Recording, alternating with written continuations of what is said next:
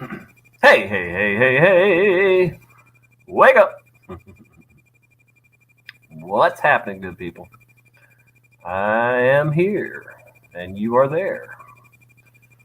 There is no me, there is no you, there's just us. And here we are. Okay, I'm going to get in trouble for playing this song, but what's new?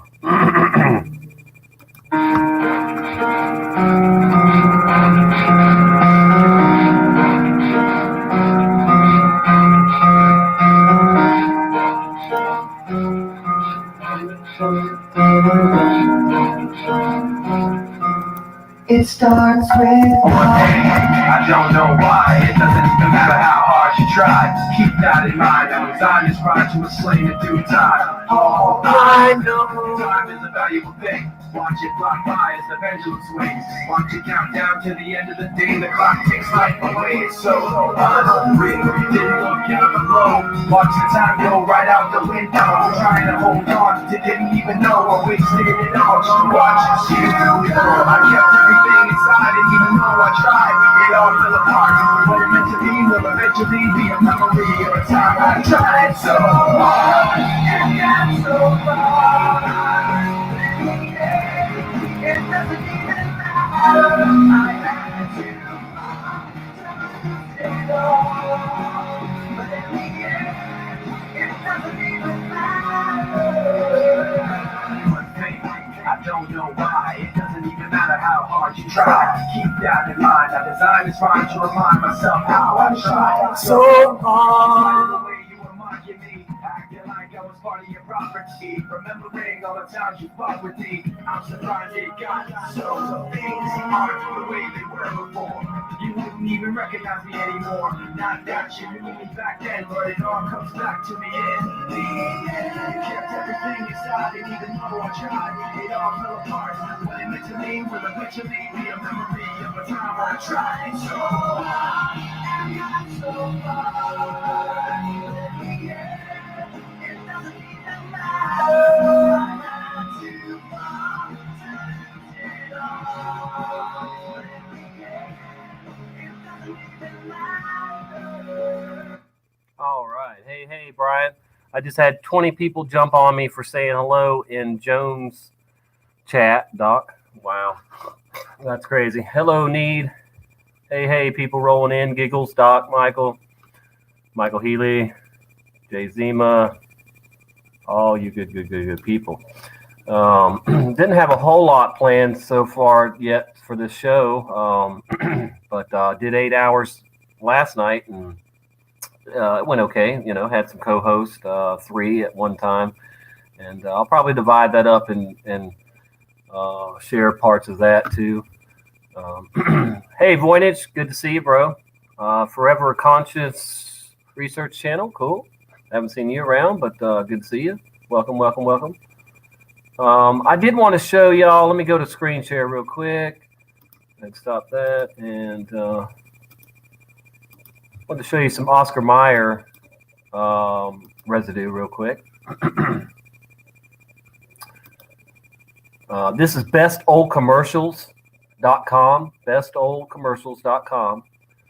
And I went here looking to find some residue, and I found I wish I were an Oscar Mayer wiener. Oscar Mayer classic jingle, spelled the way we remember it, Meyer. But the commercial is not there.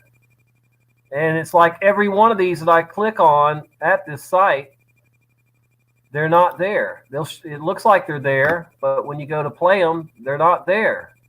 And see, like, there's the Oscar Mayer. Hang on.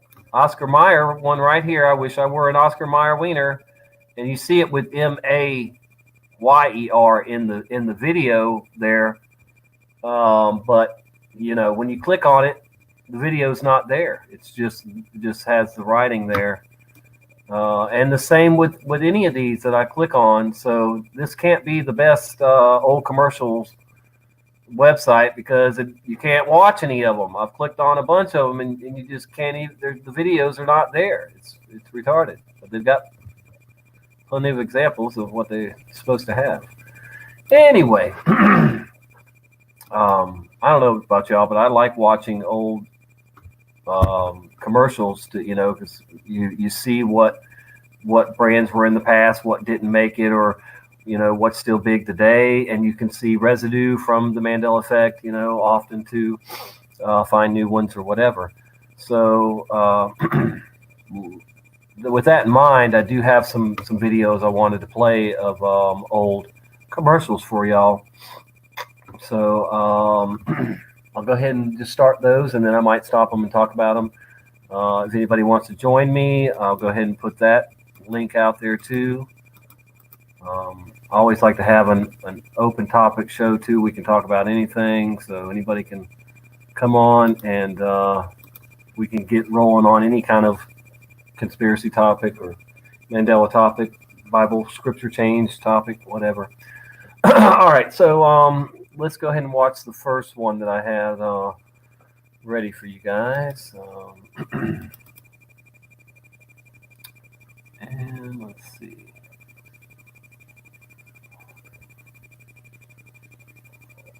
This one is 37 minutes long. This one is 55 minutes long. This is a Volkswagen one, it's just a couple minutes long. 43 minutes long. 14 minutes long. And we got 30 seconds long. How about we go with this one here? Now, this one, the person that made these thinks that these particular commercials would not be politically correct today. Sorry, I'm still waking up, still waking and baking.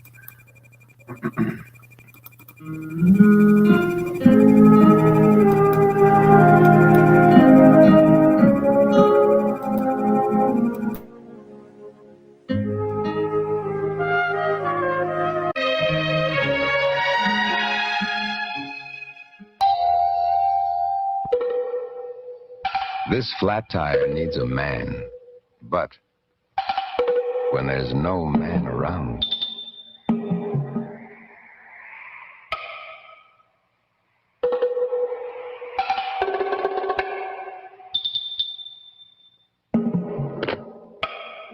when there's no man around, Goodyear should be. Why? Watch this. New Goodyear Double Eagle carries its own spare inside. Lifeguard safety spare. A tire in a tire. Keeps on going. Next time, give her a second chance.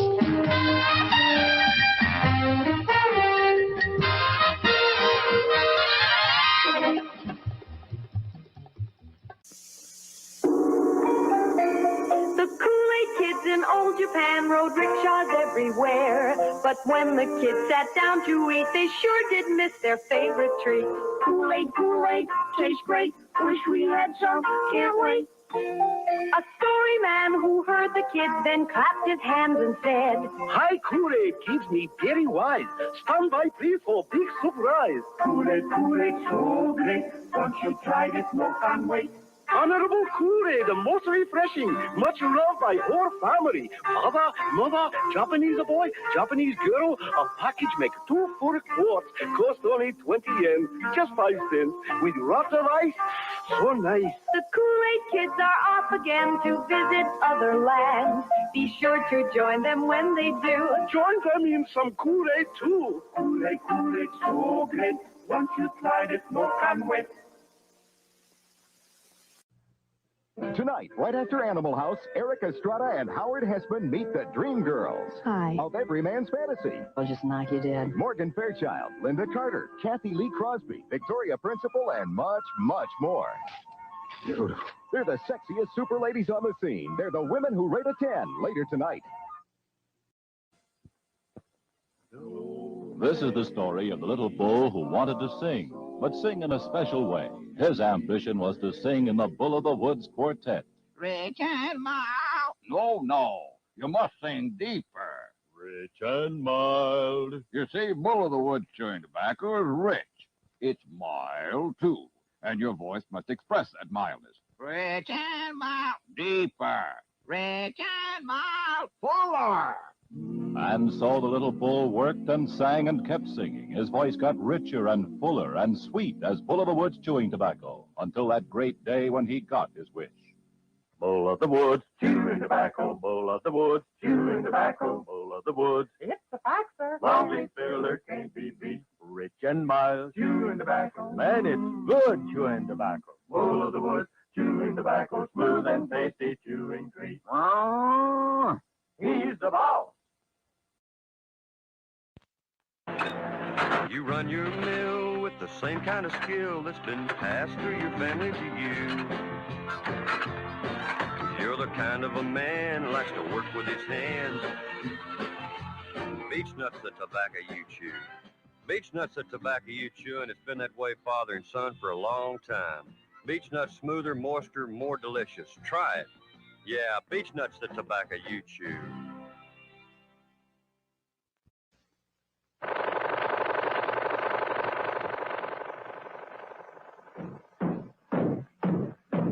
They sure work hard, don't they, Barney? Yeah? I hate to see them work so hard. Yeah, me too. Let's go around back where we can't see them. Gee, we ought to do something, Fred. Okay? How's about taking a nap? I got a better idea. Let's take a Winston break. That's it! Winston is the one filter cigarette that delivers flavor 20 times a pack. Winston's got that filter blend. Yeah, Fred. Filter blend makes the big taste difference, and only Winston has it up front where it counts. Here, ahead of the pure white filter. Winston packs rich tobaccos specially selected and specially processed for good flavor in filter smoking. Yeah, Barney, Winston tastes good, like a cigarette should. The Flintstones have been brought to you by Winston, America's best-selling, best-tasting filter cigarette. Winston tastes good like a cigarette should.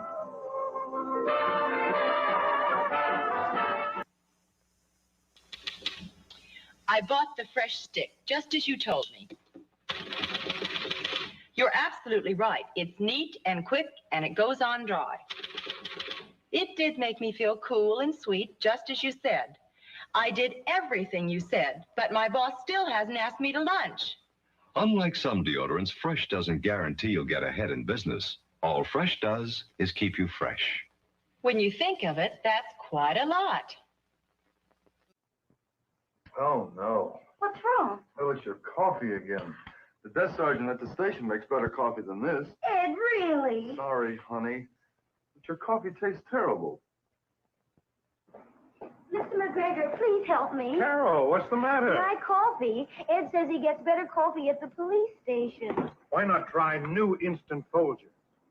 Instant Folgers? No, I said new Instant Folgers, Carol. Tastes good as fresh pert, because it's made from fresh pert coffee. Then they actually turn that fresh pert coffee into new Instant Folgers. Tastes good as fresh pert because it is. Fresh pert. Mr. McGregor, I'll try it. Hey, the Sarge never made coffee like this. It's new Instant Folgers. Tastes good as fresh pert. I like it better. Try new Instant Folgers. Tastes good as fresh perked because it is.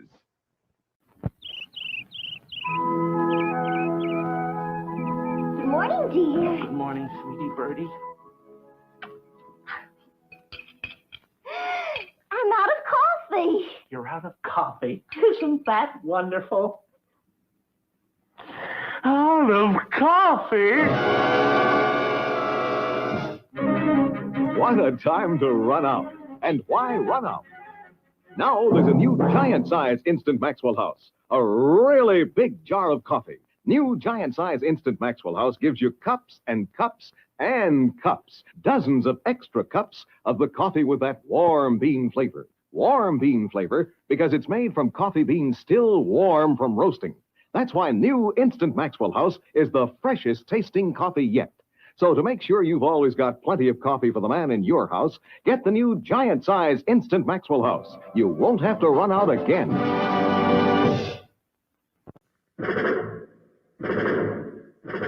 Your squad is ready for you to lead them through. With Johnny 7 OMA, you charge. Fire grenade. Bullseye for Johnny 7. Watch out, tank. Fire anti-armor shell. Fire anti-tank rocket.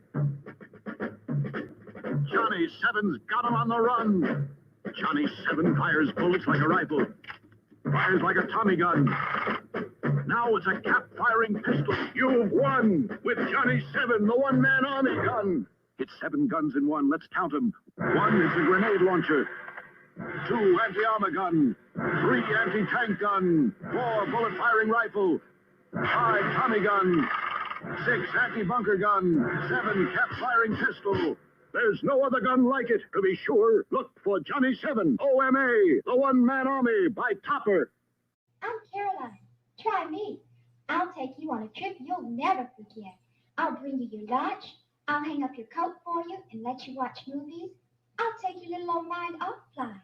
By the time I'm finished, you won't even know you've been on an airplane. 'Cause that's exactly what will have happened. 'Cause I work in Acme Car Wash as a hostess. So come on down to Acme, and while your car is being washed, let little old Caroline clean you out too. And while you're there, how about a hot wax? I heard you want to be a frito bandito like me. You do? Then you must sing the bandito song. Let's sing together. You just follow the bouncing Fritos corn chips bag. Ay, ay, ay, ay. I am the frito bandito. Hey, I like Fritos corn chips. I love them, I do. I want Fritos corn chips. I'll get them from you. Ay, ay, ay, ay. Oh, I am the frito bandito. Give me Fritos corn chips and I'll be your friend. The frito bandito, you must not offend. Now, boys and girls, you are frito banditos too. You sing the frito bandito song and you loco for crunchy Fritos corn chips. That's nice. Munch, munch, munchy bunchy Fritos corn chips. It's time for Funny Face! Howdy! Grapes, the name, Goofy Grape. But why they call me Goofy, I don't know. Yes, sir, I'm one of the new Funny Face drinks from Pillsbury. Funny Face is fun to drink. One of the new Funny Face drinks. Here's what you do. You pour me into a pitcher, add water, don't add sugar. I'm already sweet when you buy me. You can drink all you want. Mom won't mind. 'Cause look, Mom, I'm pre-sweetened without sugar. And so are my friends. Injun Orange. Oh. Rootin' Tootin' Raspberry. Yahoo! Freckle-faced Strawberry. Hi. Chinese Cherry. And Loudmouth Lime. Hello, hello, hello. Look for us at your store. Funny Face drinks from Pillsbury. Funny Face is fun to drink. We're sweet without sugar, so no sugar mess.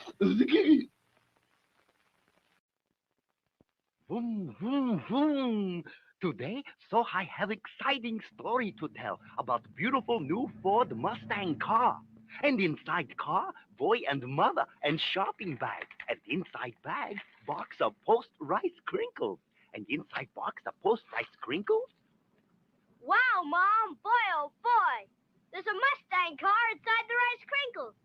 Oh, no, dear. The Rice Crinkles are inside our Mustang. But there is a Mustang inside the Rice Crinkles. Oh, there is a Mustang inside the Rice Crinkles.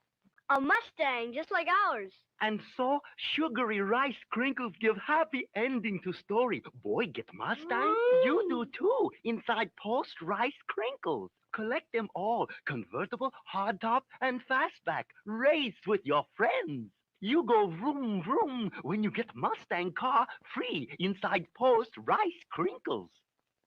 I can't type. I don't take dictation. I won't sharpen pencil. I can't file.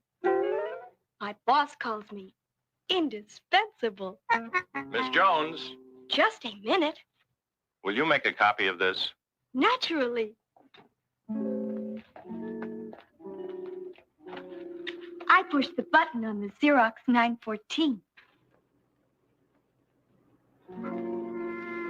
I make perfect copies of whatever my boss needs by just turning a knob and pushing a button. Anything he can see, I can copy in black and white on ordinary paper. And am I fast? I can make 7 copies a minute. By the way, I never need wet chemicals. My 914 is a dry machine, powder dry. Sometimes my boss asks me which is the original, and sometimes I don't know. Here, Mr. Smith, I'm going to lunch with Mother.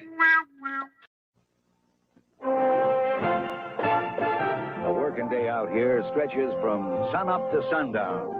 But there's always time for a Marlboro, the cigarette that gives you flavor, rich and full.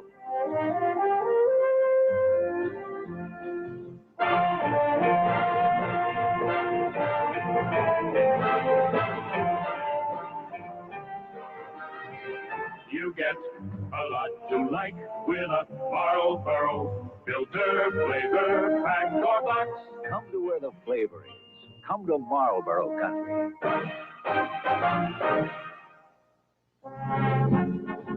And now there's something new in Marlboro Country. A fresh new cigarette. Marlboro Menthol Green. Just ask for Marlboro Green. Unless you're already smoking famous Marlboro Red.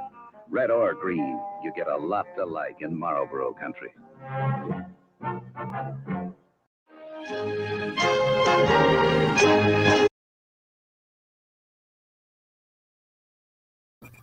So, how was that, guys? Wow. A lot of commercials I haven't seen before.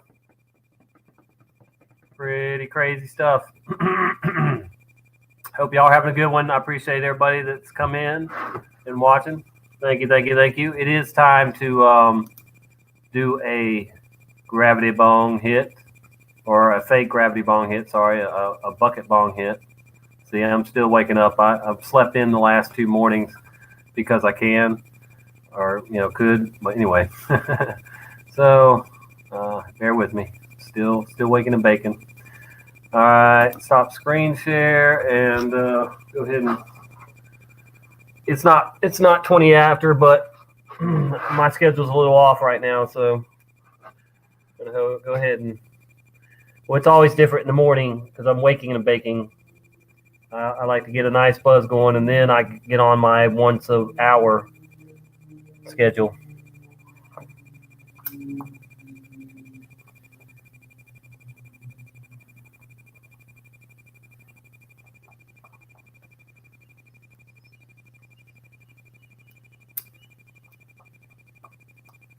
Oh yeah, man. I think I'm going to get a head rush. Who knows? Maybe.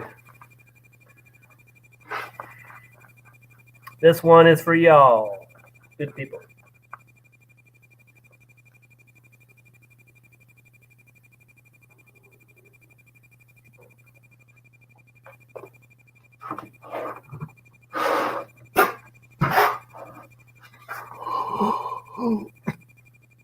Holy moly.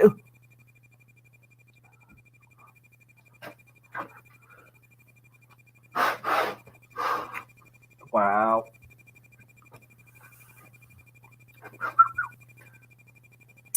Oh, thank you, brother. Yeah, it was a good hit, and I'm trying to resist coughing, but I will mute if I cough. Oh.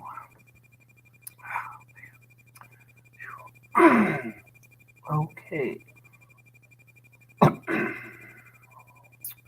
All right. Yeah, I've got a bunch more commercials that I've never seen before. Maybe y'all haven't either. Hold on. I might as well cough.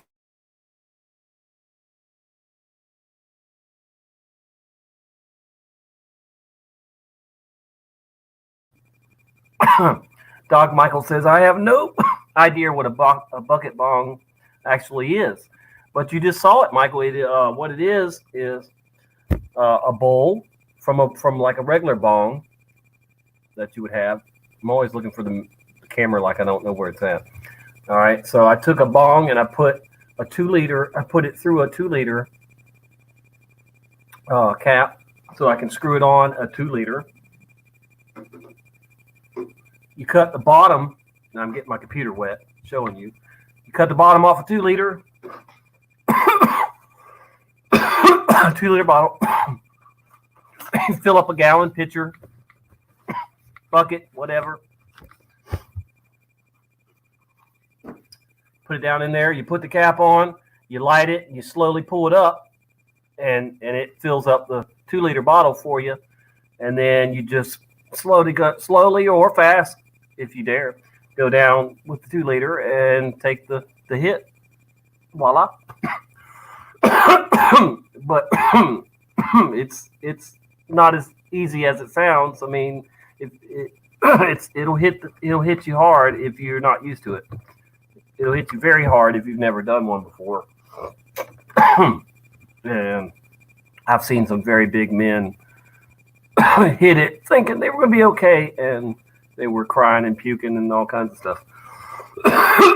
Anyway, you could put a smaller hit in it, but when I load it to, do the job, which is medicate me. Anyway, all right, we're going to get back to the commercials now. Appreciate y'all being here, really do. And I won't blame you if there's a better live stream, out there to go to. I might go to one too. Anyway.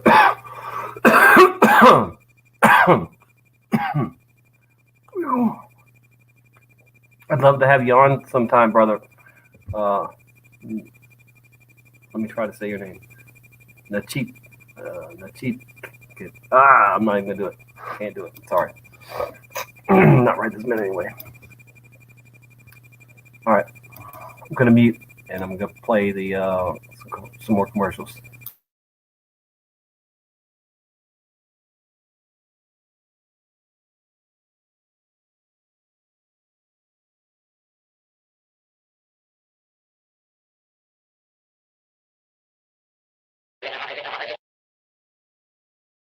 Wherever wheels are turning, no matter what the load, the name that's known is Firestone, where the rubber meets the road.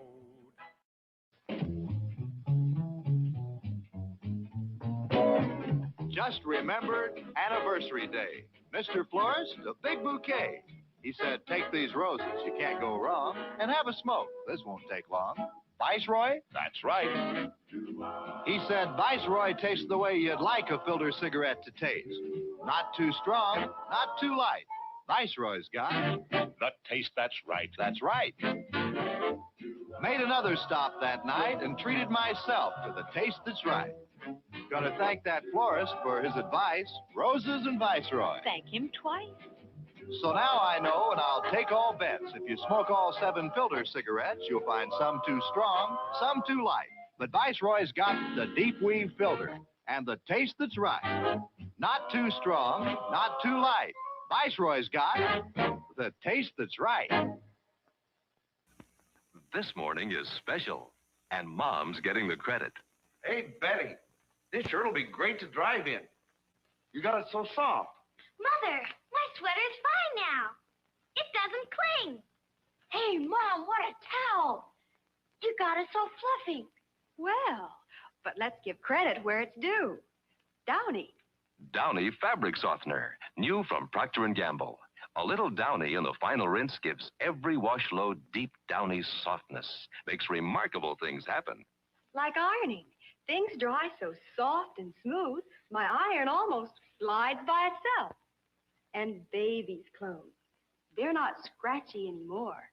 Leave it to Downy to get shirts soft, make towels fluffy, take static cling out of synthetics. While I get all the credit. New Downy Fabric Softener.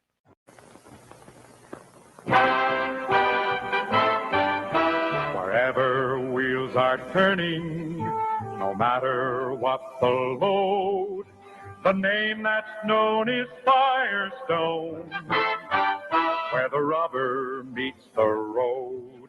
If you're carrying steel or tilling the soil, gonna visit Grandma or looking for oil, for the youngest driver and the real old pro, for a jet to land or a lawn to mow, or moving mountains or for stocking geese, following a golf ball or keeping the peace.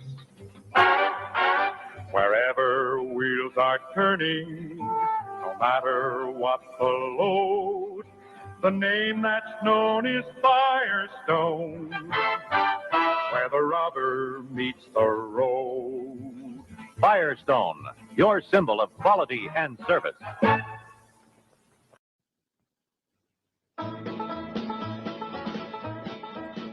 Now, here's Edie with the high-lows. Uriel cigars. Across this mighty land of ours, they're smoking cigars. From coast to coast, the smokers boast of Uriel cigars. So join the crowd that's smoking mild, the pleasant modern way. Start smoking light and smoking right with Muriel today. Uriel cigars. It makes no difference where you are with farm or city folk. The smoking crowd knows Muriel's a very special smoke. The extra mild tobaccos have a taste that is sublime. Why don't you pick one up and smoke it sometime? Try a Muriel Corona, long for luxury, light for pleasure. A premium cigar for 10 cents. Muriel cigars. The next time you go looking for a special kind of toy, look for Cecil the Sea Serpent and Lovable Beanie Boy. Here's funny Cecil, a crazy kind of guy. You'll find you really love him, and here's the reason why. He's got a silly nose, and he's got no toes. And great big eyes that go round and round. Oh, and here's a surprise. He comes in this size, and this size. Now, if you pull the magic ring, Big C's might say anything. Uncommon Beanie! And here's Lovable Beanie Boy, another wonderful Mattel-made toy. He's got a little pug nose and a great big grin. And look at his cap. You can make it spin. With Beanie Boy, you'll find there's two. And the bigger one will talk to you. Where is Cecil? There goes a good kid. Cecil and Beanie Boys are lovable and huggable. You can tell they're Mattel. They're swell. Hazel is brought to you by Ford, America's liveliest, most carefree cars. 44 wonderful new 1963 models at your Ford dealers now.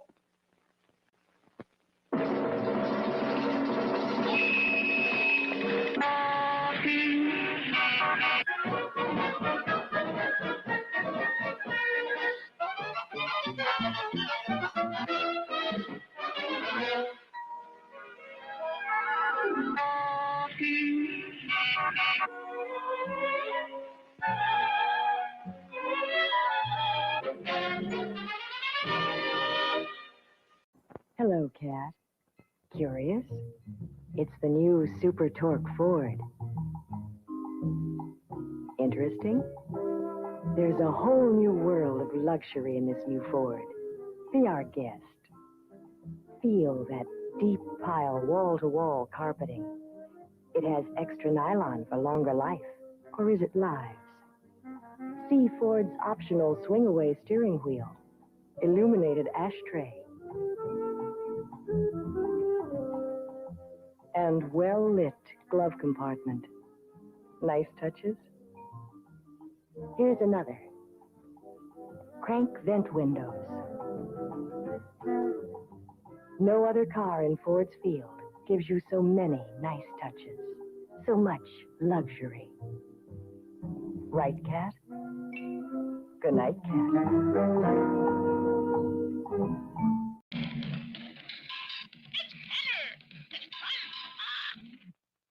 Easy bake, fast as you can.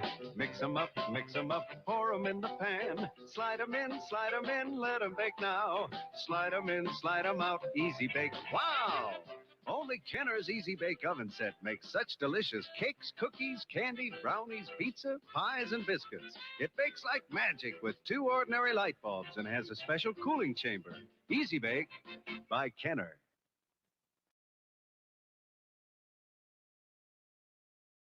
Oh, this coffee is criminal.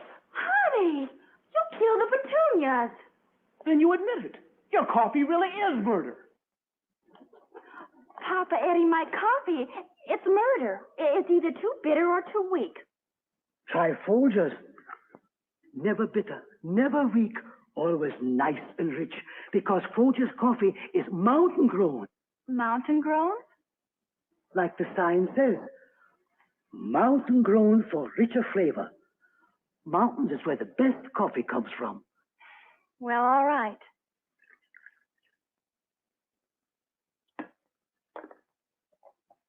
You know, it's a crime not to have delicious coffee like this all the time. We will, now that I've discovered the mountains. Ooh. Folgers Coffee, mountain grown for richer flavor.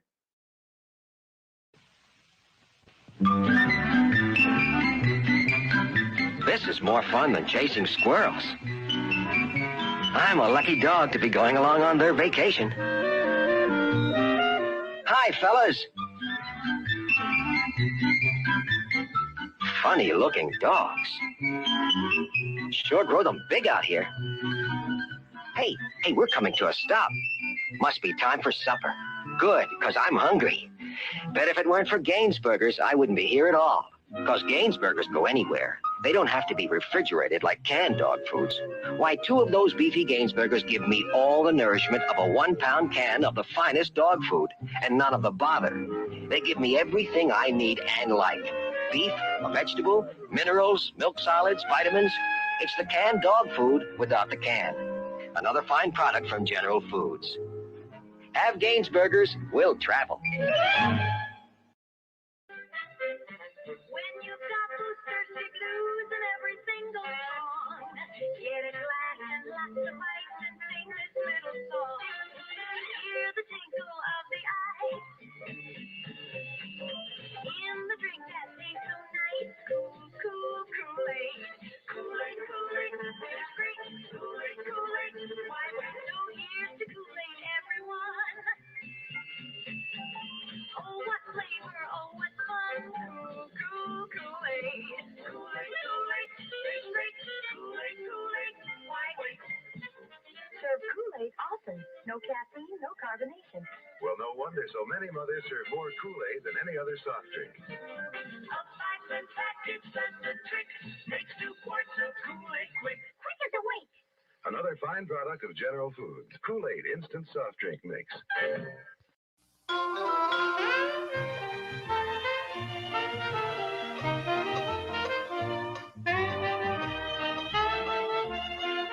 New friends. New dance.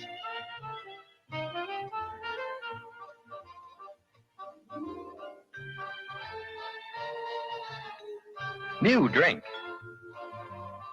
It's Canada Dry Grapefruit. With special sparkle, citrus crisp, orchard fresh. Lively with pinpoint carbonation.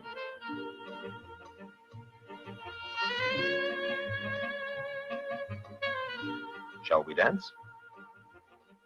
Canada Dry makes a special sparkle mixer for every taste in every convenient size, including king-size grapefruit, enough to quench a big thirst or pour 2 full glasses. Canada Dry Grapefruit in big king-size bottles. Into fun foods. Heinz ketchup.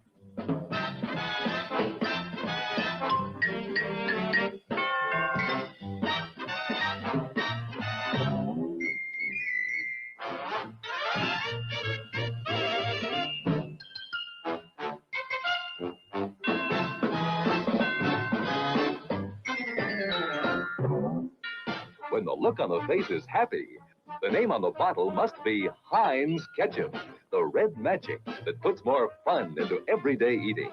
Because no other ketchup tastes like Heinz. Thicker, richer Heinz Ketchup goes further. No wonder more fun-loving young appetites go for Heinz Ketchup than any other kind.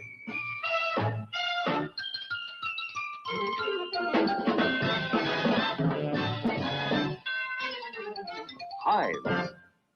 Tonight's S&H Catalog of the Air presents S&H Gifts for 2 books or less. Of course, you know that you can get everything from color television to motorboats with S&H green stamps. But now, well, just look at this. Over 400 top-quality S&H gifts you can get with 2 books or less of S&H green stamps. 2 book gifts like this electric corn popper. And here's more.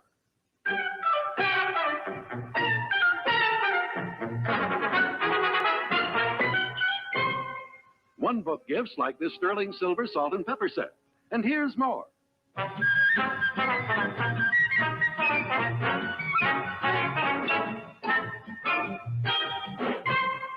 1 1/4 book gifts like this lovely china lamp. And here's more.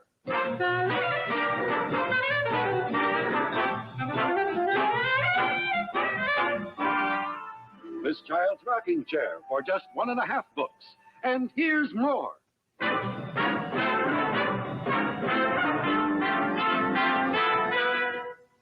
Yes, whether you redeem 2 books or 20 books of S&H Green Stamps, you get a selection of exclusive gifts, top quality name brand gifts, and more gift value because S&H Green Stamps. There are 2 Stingray models. First, the Corvette Convertible, which has been restyled from grill to tailpipes to give it a look of speed to match the blazing performance of its big 327 cubic inch V8 engine. And second, the new Corvette Sport Coupe, the most exciting hardtop model you ever laid eyes on. It'll be a pace setter for years to come. With 4 engine choices, including fuel injection and power up to 360 horsepower, America's one true sports car continues to prove itself a top performer throughout the world.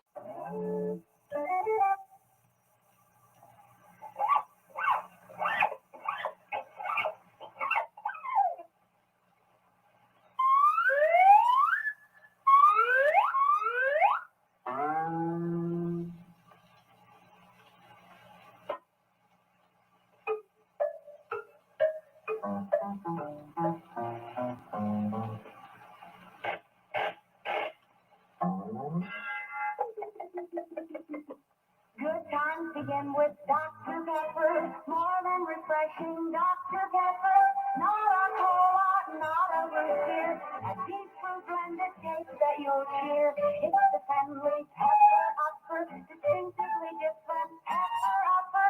Relax, refresh, the flavor's fine. It's Dr. Pepper time. The looks of Eve. Every important fashion silhouette translated into swim looks for Eve by Catalina. The swim dress, sorceress, soft as petals, because it's knitted of Alanka nylon and lycra spandex. The swim skin by Catalina, starburst, free as starlight, knit of Alanka and lycra. The swim pair, the indispensable two-piece, Eve's leaves, light as bubbles, Alanka and lycra knits. 3 looks of Eve, each a major fashion trend in marvelous high fashion colors, from Catalina's collection of swim looks for 1963. All part of the art of Eve. Catalina. Excuse me, madam, but have you ever tried Soda Burst? Oh, yes, I was the first on my block. Then you know that Soda Burst is the real ice cream soda that makes itself at home? I just loved it. And you know there's a big scoop of ice cream and lots of real soda fountain fizz? It was delicious. Soda Burst's a real hit at parties and a favorite for snacks, too. My grandson just loved it. He couldn't get enough. And it comes in your 4 favorite flavors, all chocolate, black and white, strawberry, and pineapple. Oh, yes, I remember. It was so hard to decide. How often do you buy Soda Burst, madam? Well, not too often. It's kind of expensive. Well, madam, here's good news. They've just lowered the prices of Soda Burst. Oh, bless you. My grandson will be so happy. He's been brooding a lot. Soda Burst, now at new lower prices. Soda Burst by Birdseye.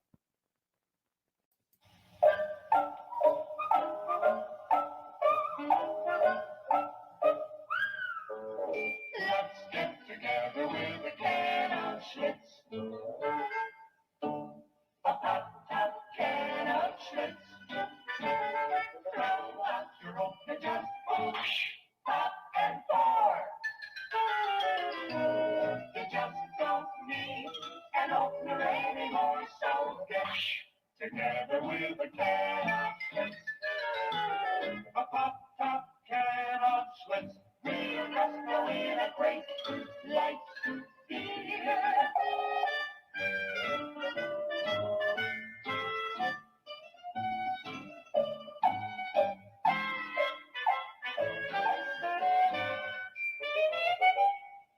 Schlitz, real gusto, now in pop-top cans.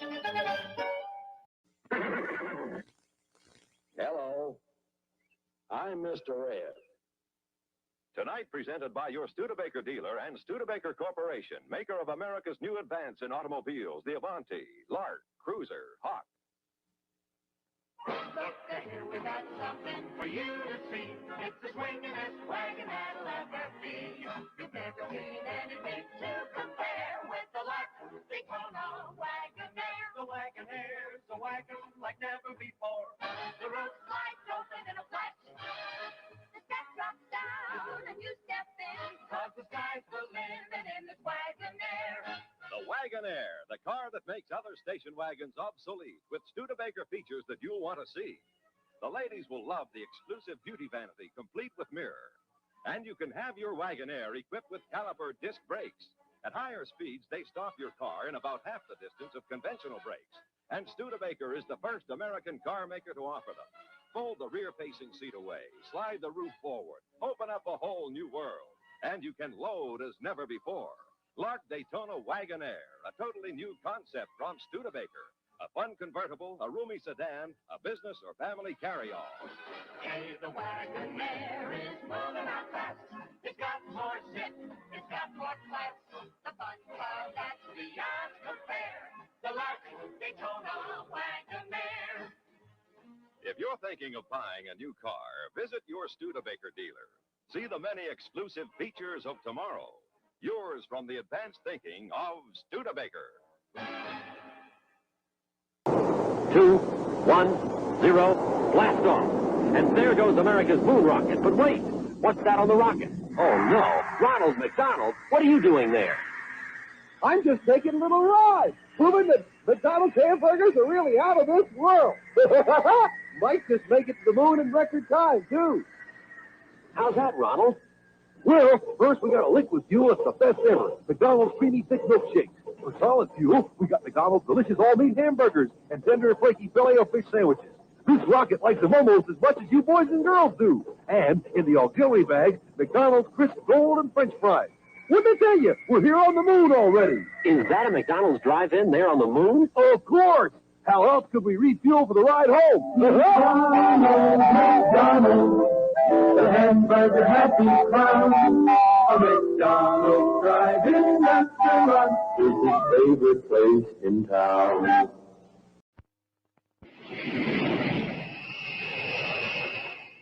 Now, for the rugged men of America comes the exciting new Bulova Jet Clipper. Lowest price self-winding watch in Bulova history, from as little as $39.95. The new Jet Clipper is handsomely styled, like the finest dress watch. Yet it's rugged as all outdoors. It's shock-resistant, winds itself with the slightest motion, and it's certified waterproof. The fine Bulova 17-jewel movement assures lasting accuracy. So why not own or give the finest? You have your choice of many handsome styles in the new Bulova Jet Clipper series, including this calendar dial model that tells both the time and date. Remember, Bulova is the watch you can give with pride, wear with pride, because it's made with pride. Bulova, the gift quality watch. And now for Cheerios, a Bullwinkle's Corner about Old Mother Hubbard. Up in the land of the midnight sun where the cold wind always blows, Old Mother Hubbard went to the cupboard to get some Cheerios. They're gone. I've been robbed. Help! You called? Dudley Do-Right at your service. What kept you? Will you please describe the stolen property? I thought you'd never ask. Cheerios are tasty toasty-O's of golden oats.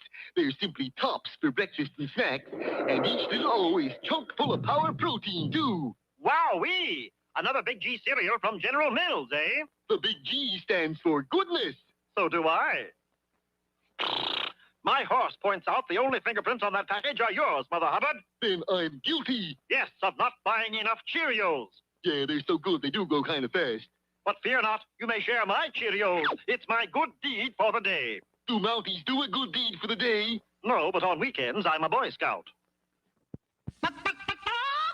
New country cornflakes, new country cornflakes. Oh, they won't will when you pour on milk. Oh, they won't bunch when they are crunched. They're double toasted, double crisp and good. corn just the way they should. You country cornflakes, you country cornflakes. Some fields of corn, so majestically waving that they won't wilt when you pour on milk. Double toasted cornflakes made with rice. So buy our cornflakes, you country cornflakes, you country cornflakes. Please buy our cornflakes, you country cornflakes, you country cornflakes, you country cornflakes. They're made from corn.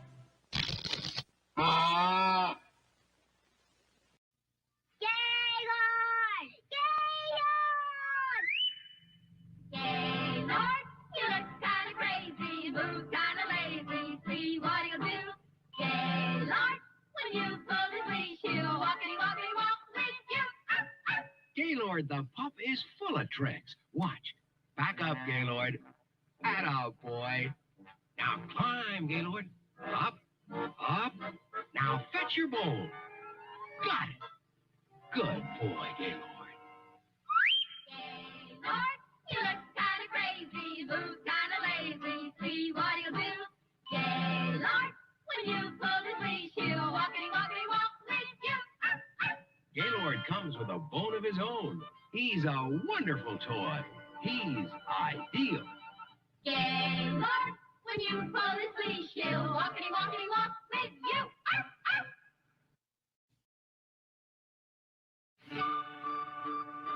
Christmas 1963. And Goodyear presents 11 great artists of our time. Robert Goulet, Mitch Miller, Andre Previn, Julie Andrews, Leonard Bernstein and the New York Philharmonic, Isaac Stern, Mormon Tabernacle Choir, Percy Faith, Christy Minstrels, Norman Luboff Choir, Eugene Ormandy and the Philadelphia Orchestra. All in album 3 of the great songs of Christmas. 20 selections in a long-playing album, a collector's item, a $3.98 value, yours for only $1 at your Goodyear service store. Nothing else to buy, but hurry, it's a limited edition. Mother and daughter. Hard to believe Mrs. Cast is 21 years older. She's so slim and trim. The reason? Exercise and the right kind of foods, like this, a post-Grape Nuts breakfast, the light kind of breakfast that fills you up, but not out. And only Grape Nuts have these crunchy nuggets bursting with nut sweet flavor. So try a post-Grape Nuts breakfast. It fills you up, but not out. And for that famous Grape Nuts flavor in a whole wheat flake, get Post Grape Nuts Flakes, the sweetest tasting wheat flakes ever. All right, now, how does a train go? Now, an ocean liner? Now then, how does your tricycle sound? I see. But how would you like your tricycle to sound? Well, you can make it roar with Mattel's terrific new Baroom hot rudder engine. Put it on a trike like this, or like this. You get your own special key. Start it like Dad's key starts his car. The remote control is up here where it belongs. Sounds like a real engine. Put it on a bike or almost anything that moves. Mattel's new Baroom hot rudder engine. You can tell it's Mattel. It's swell. Now, a cigarette that's low in tar and nicotine, high in menthol flavor. New Montclair. Just enough in every puff makes every puff a pleasure. How much is just enough? Just enough menthol to please your taste. Montclair's new charcoal menthol filter does it. Charcoal granules that are both activated and mentholated release just enough menthol to freshen every puff. So every puff tastes as good as the first puff. What's so modern about Montclair? The answer is in Montclair's modern menthol flavor. Yet Montclair is surprisingly low in tar and nicotine. But the flavor's still there when you smoke Montclair. Just enough in every puff makes every puff a pleasure. Smoke Montclair. New from the American Tobacco Company. Take a bath with Mr. Bubble, the new fun way to get clean. Just pour Mr. Bubble in, splash on the water, and you never saw so many big, long-lasting bubbles. You don't have to rub or scrub. Mr. Bubble bubbles you clean and softens your skin with lanolin, but never leaves a bathtub ring. Take a bubbly bath in a bubbly tub. You'll never want to stop. My name is Mr. Bubble, and you can watch me pop. Take a bath with Mr. Bubble. He'll get you so clean your mother won't know you. And Mr. Bubble leaves no bathtub ring. Adventures of Ozzie and Harriet is brought to you by the dairy farmer members of the American Dairy Association. You never outgrow your need for milk's vitality. So drink a glass at every meal. I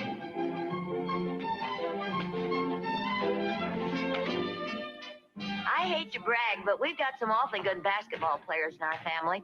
They never miss. That is, almost never. Well, of course, everybody misses once in a while. Oh, well, if at first you don't succeed. Let's see, looks like everything's here, including milk. And when the athletes come in to get something to eat, you can bet they'll want plenty of milk. Seems like only yesterday they were just two little guys. Even then, they were full of vitality. Whoop!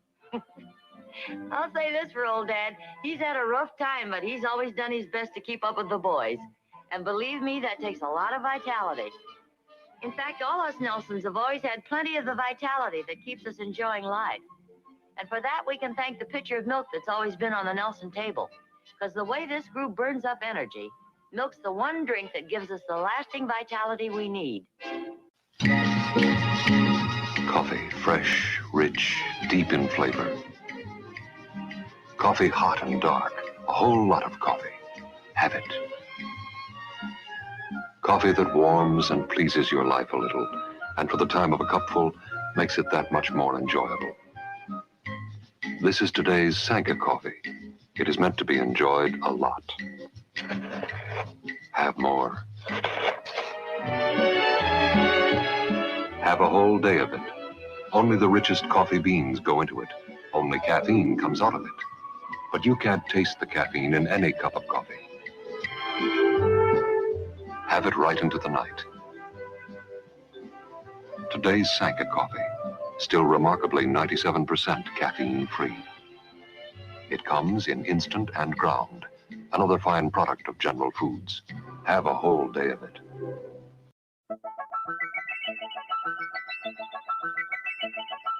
What makes a melon ball bounce? A melon ball bounce. A melon ball bounce. What makes a melon ball bounce? The ice tart taste of Sprite.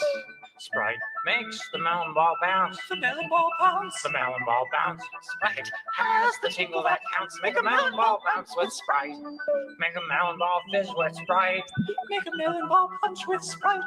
Make a melon ball float with Sprite. Make a melon ball boat with Sprite. Imagine what you can do with Sprite. Create something new with Sprite. With a melon and a scoop and a bottle of Sprite, you can make the prettiest drinks in sight.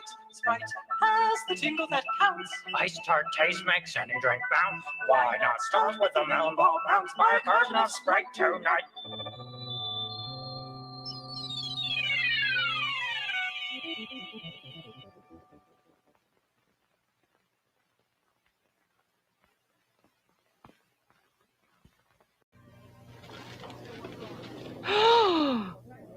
How would you like to buy a new pair of hands? Hands that are soft, hands that are smooth, hands that are lovely. Well, you can have a new pair of hands in 14 days just by switching to mild, new Thrill. The first day I washed dishes with Thrill, I knew it was pretty special. The way it made the dishwater feel silky. Then, in a few days, my hands began to feel better, less rough and dry. In 14 days, I was delighted. My hands really were smoother, almost like new. Now, even handling my sheerest nylons isn't such a worry. Washing dishes with Thrill leaves hands smoother, smoother than any known dishwashing liquid. How much smoother? It's like getting a new pair of hands in 14 days when you switch to Procter & Gamble's mild, new Thrill. Now, at the touch of your fingertip, you can help protect your home from household germs and destructive mildew. New Lysol Spray Disinfectant, the pleasant way to eliminate germs, mildew, and the odors they cause, even in spotless homes. In the shower, for example, new Lysol effectively fights fungus that causes athlete's foot. Spray Lysol wherever germs and odors persist. Bathroom floor, empty laundry hamper. Lysol Spray is safe as your detergent, helps protect against germs in baby's crib, freshens empty diaper pails. Spray Lysol in the garbage can to control odor. Pet areas. Spray Lysol in closets. Basements, wherever there's destructive mold and mildew. In laboratory tests, Lysol action lasted 7 days. Lysol Spray refreshes the air with a new, clean scent. Get Lysol Spray, the fast, easy, effective way to destroy household germs, mildew, fungus, odors instantly. Once a year, the quiet of this fabled land is shattered by the world-famous Grand Prix of Monte Carlo. Recently, these same streets were used by a veteran Grand Prix driver wearing the safety gear specified by race officials to test an exciting new American car, a 63.5 Super Torque Ford, the sports hardtop. Its rakish new roofline with optional vinyl covering gives this new hardtop the racy look of a convertible. And now, this Grand Prix driver settles himself into his bucket seat, and it's go. The streets have been blocked off so the driver can give this new Super Torque Ford a far more grueling test than it would ever receive in normal driving. Under the hood, Command Performance, V8 Velvet that ranges up to 425 horsepower. Yours to command with the smooth precision of a 4-speed stick shift. This special run, sanctioned by the Automobile Club of Monte Carlo, is proof this new Ford Sports Hardtop can deliver the total performance you need for top safety, the guts and durability you want for more trouble-free driving. It's one of the new Command Performance cars from Ford, the liveliest of the lively ones, at your Ford dealers now. Two great cars are coming from Dodge. Two great cars are coming from Dodge. The Dependable into new sizes. There's a new idea in compacts. The compact in the large economy size. The 1963 Dodge Dart coming October 2nd. Two great cars are coming from Dodge. There's a smart idea in standard size cars. The 1963 Dodge, a beautiful way to move up in the low price field. Coming October 2nd. Two great cars are coming from Dodge. The Dependables in two sizes. If you like them tough, quick, smart, see your Dodge dealer. Two great cars are coming from Dodge. See them October 2nd. The Dependables in two new sizes.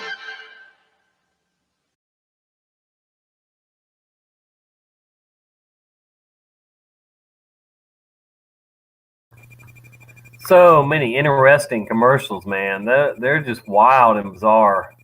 Unbelievable. Times were so much different. People seemed a lot more happy-go-lucky and easygoing, too. And now it's like, what? How dared you look at me? I'm going to smack you. Or how dare you not put on turn signal? I'm going to run you over. Yeah. Anyway, good to see you, good people. Dependable Dodge ever built. there has been a okay. Yeah, let's see. Yeah, I'll tell you flat. I have smoked a lot of different brands of cigarettes because my mom used to work for a cigarette vending company, and I would go around and help her fill up the machines. And she had her own route that she had, had a bunch of machines in restaurants and different places. And so whenever a cigarette was being discontinued or just whatever reason, she would give me cigarettes, like by the bag load sometimes, or cartons full, and there would be all different kinds of brands. It would never be Marlboro or Cool. It would just be all these weird name brand cigarettes, off brand.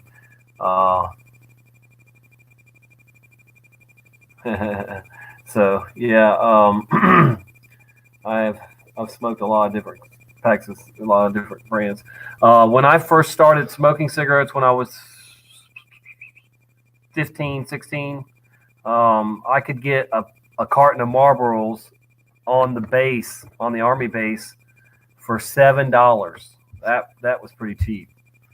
Otherwise, on the street, it would have been like, I think back then about $12, $15 or something like that for a carton when I first started. And now it's outrageous, and I don't smoke. I never smoked for more than like a year at a time, a couple times or whatever.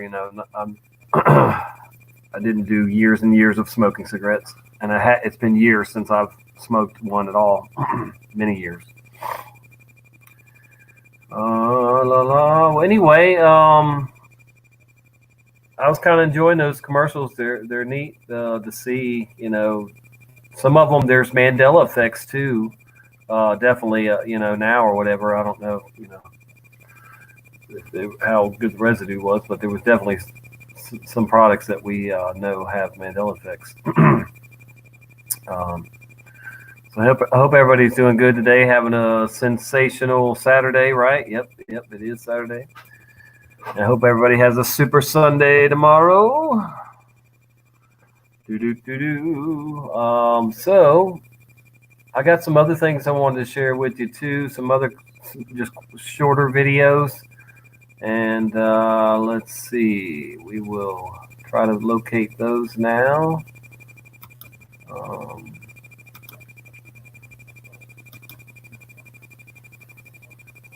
Bear with me.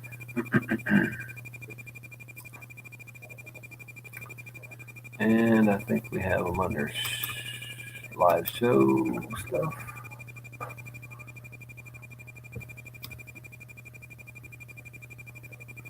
All right, how about a Mr. T commercial?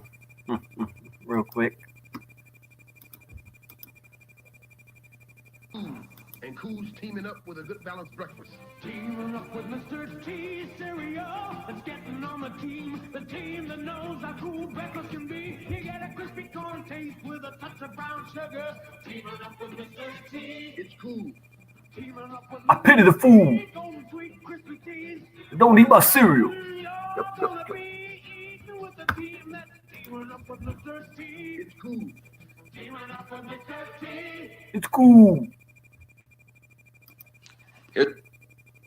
So, oh yeah, we could have let that one play, but how about this is supposed to be the very first Captain Crunch cereal in 1965, but I'm telling you right now, I remember it saying Captain spelled out,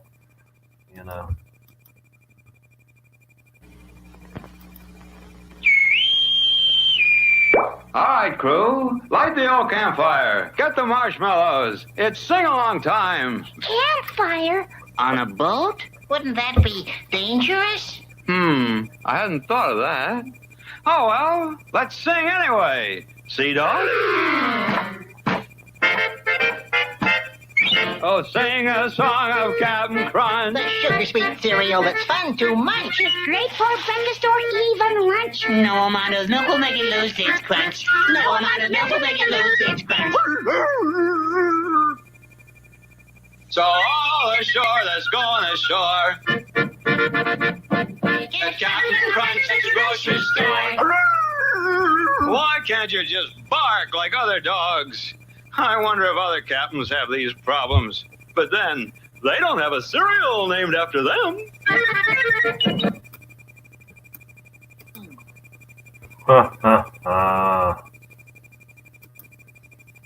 Imagine that. I pity the fool. I pity the fool. I pity the fool, voyage. All right. So how about we do the Oscar Mayer one that other site didn't have, but even when I look at the tell me if you agree, when you look at the Oscar Mayer sign in this commercial, doesn't it look like it's been altered? Class attention. Forward march. Oh, I'd love to be an Oscar Mayer wiener. That is what I truly like to be. 'Cause if I were an Oscar Mayer wiener, everyone would be in love with me. A big parade is so inspiring. Oh, I'm glad I'm not an Oscar Mayer wiener. That is what I never want to be. 'Cause if I were an Oscar Mayer wiener, there would soon be nothing left to me. Oh, I love to be an Oscar Mayer wieners are all meat, all good meat. Rich and complete meat protein, mildly seasoned to bring out all the good meat flavor. Everyone would be in love with me. Next week, you handle just the refreshments, Freddie.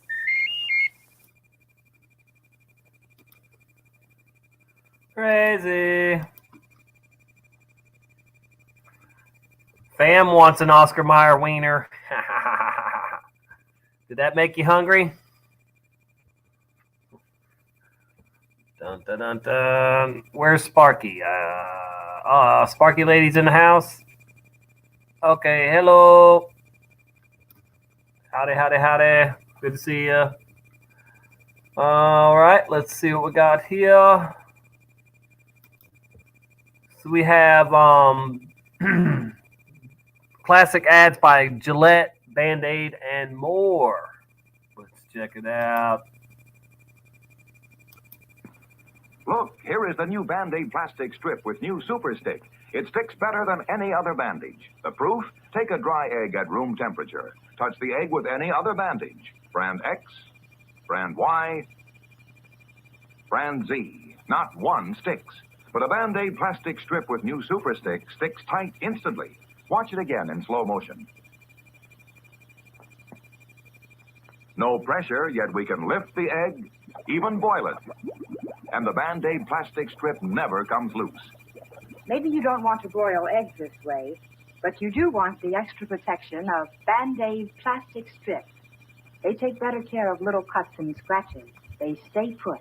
Yes, even in hot, soapy dishwater. Neat, fresh-colored, almost invisible. Band-Aid plastic strips with new Super Stick stick better than any other bandage. Made only by Johnson & Johnson, the most trusted name in surgical dressings. Be sure you get Band-Aid plastic strips.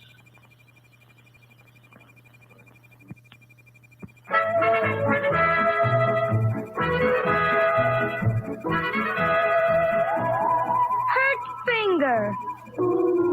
Band-Aid plastic bandage and collar.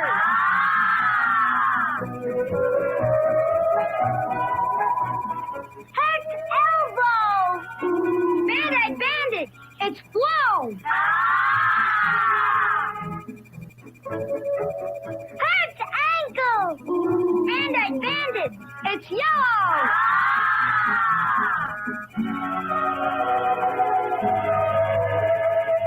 Hurt knee.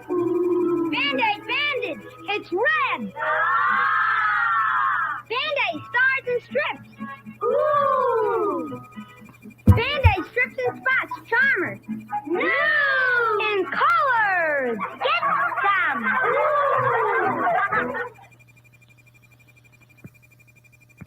Look sharp, feel sharp, be sharp and listen, mister. How are you fixed for blades? Do you have blades? How are you fixed for blades? You better check. Please make sure you have enough. Cause a worn out blade makes you shaving mighty tough. How are you fixed for blades? Better look. Gillette Blue Blades, honey.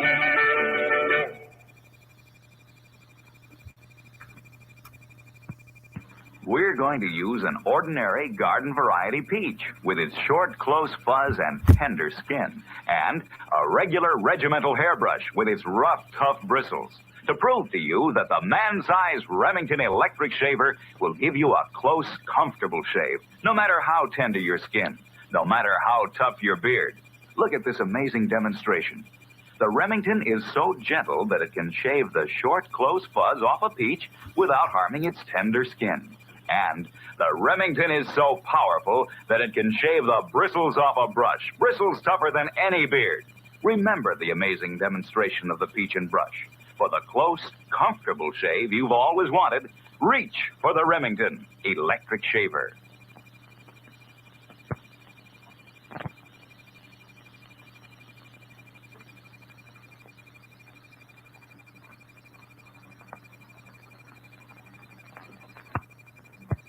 Pee-wee Reese has a way with Dodger rookies or Sandlot youngsters.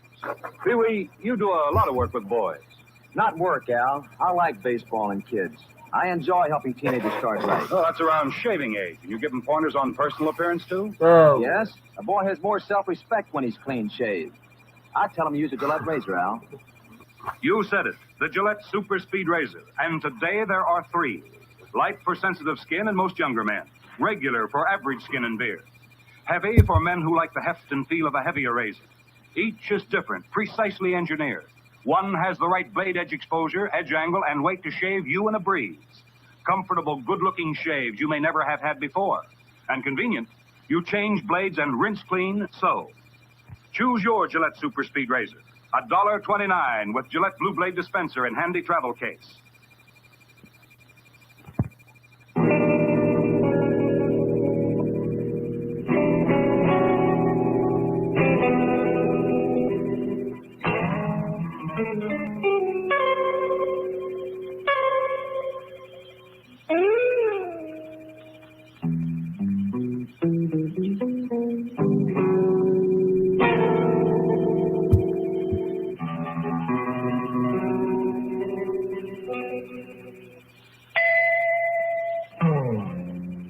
I delivered the message. Now what? Now let's check the second message. Ready? Mom, the doctor's deodorant discovery now contains M3. Got that? M3 to stop odor 24 hours a day. Remember now. I know. For security reasons, Mum's the word. New Mum cream deodorant now with M3. Got the message?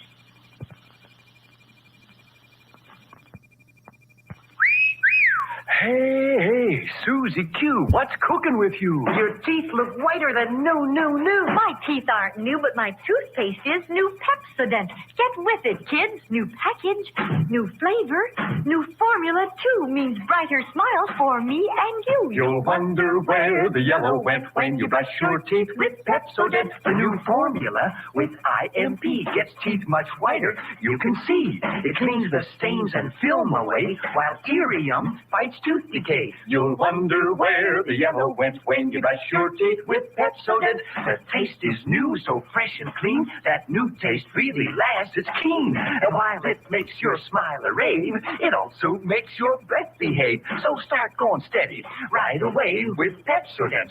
Get some today. You'll wonder where the yellow went when you brush your teeth with Pepsodent. Pepsodent. Pepsodent.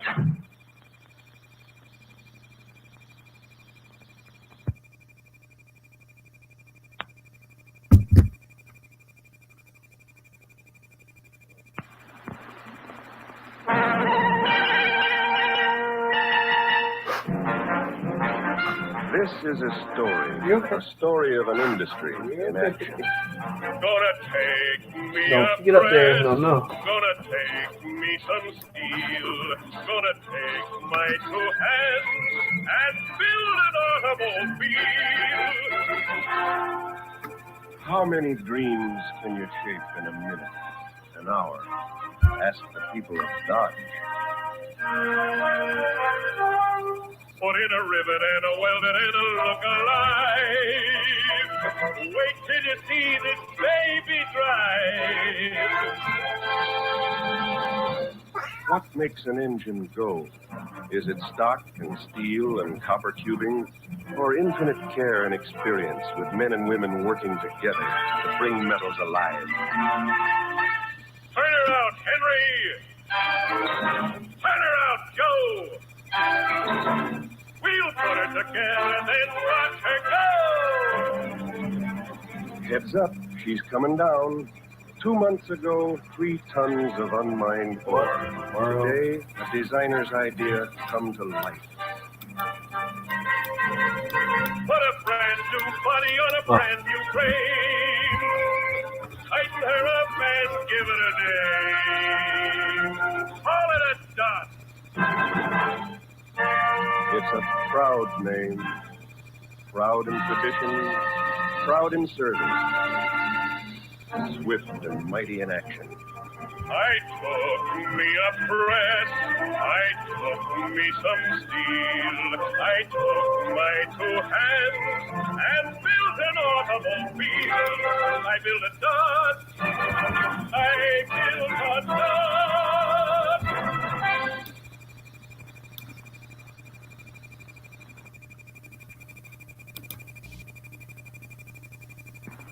Look, here is the new Band-Aid plastic strip with new Super Stick. It sticks better than any other Woo! So what's happening, good folks? Is it 20 after yet? I'm about ready to do a bucket bong. Trying to wait to get back on schedule. So I'm waiting till 20 after, but yeah, I could use one. Let's see what else I had for y'all. There is some more to watch. Here is a quick. Es un Volkswagen y esto es lo que se siente al manejarlo. Al estacionarse se hace angostito, al llenar el tanque es chiquitito, al acomodarse en él es bien.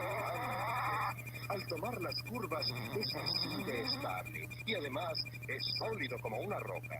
Los golpes de la vida no lo molestan. Ahora que conoce todas estas virtudes, sabe por qué el Volkswagen es la mejor compra. Did you see that? Look at that. Tell me that ain't wicked right there. So there's no gap right there as they're making this. See there? There's your VW. And then I let it go, and then there's a gap. Hell no. Look at that. Look at that. Okay, you ready? There we go. No gap.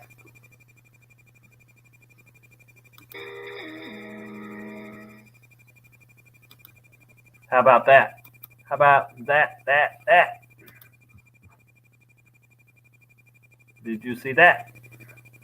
VW logo. Yo. All right, so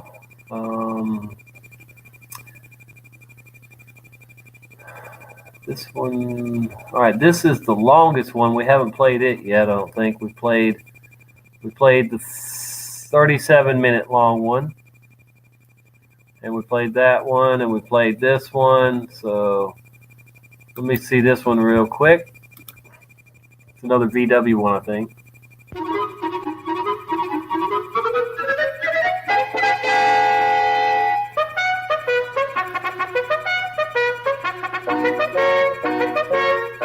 Translator, please.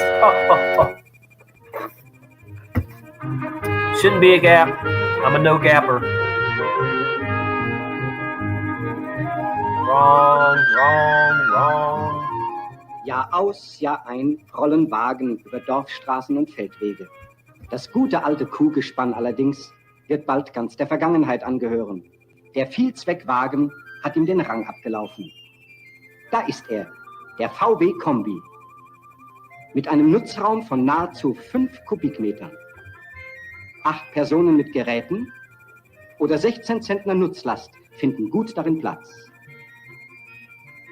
Die zweiflügelige Seitentür und die rückwärtige Klappe ermöglichen rasches und müheloses Ein- und Ausladen. Der umsichtige Landwirt nutzt seinen Wagen richtig aus. Oft lassen sich mehrere Fuhren miteinander verbinden. Dem VW ist es gleich, was er befördert. Junge Menschen oder kleine Ferkel. Er ist unermüdlich und immer einsatzbereit. Mit dem Kombi ist der Weg zur Stadt kürzer Look geworden. like no gap there. Jetzt kann der Bauer den für ihn günstigen Markt beliefern. Auch die Bäuerin erledigt ihre Besorgungen in der Stadt rasch mit dem Wagen. Wer schnell liefert, gewinnt neue Kunden. Großküchen, Krankenhäuser und Hotels. In der Feldarbeit, vor allem bei Arbeitsspitzen, macht sich der VW-Transporter besonders bezahlt. Entfernungen zwischen weit auseinandergelegenen Schlägen werden ohne Zeitverlust überwunden. Frisch und ausgeruht treffen die Leute auf dem Acker ein. Immer gibt es etwas zu transportieren. Material muss zum Feld oder zur Weide gebracht. Anderes zum Hof zurückgeholt werden. Der Kombi schafft das spielend. Natürlich ist er nicht nur für die Arbeit da. Schnell ist er auch Yeah, it's not good to spray water in your vehicle. Familie und Belegschaft nehmen teil an Theater, Kino, Ausstellungen und Sportveranstaltungen. Fröhlich geht's dem Wochenende entgegen. Wirtschaftlich, robust, immer einsatzbereit. Ein echter VW.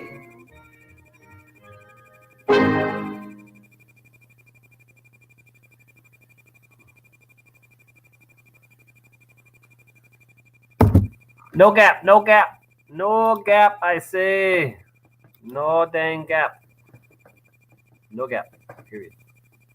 All right, so we've got this one, I Love 70s, and this one here. All right, well, I guess we're going to play this one.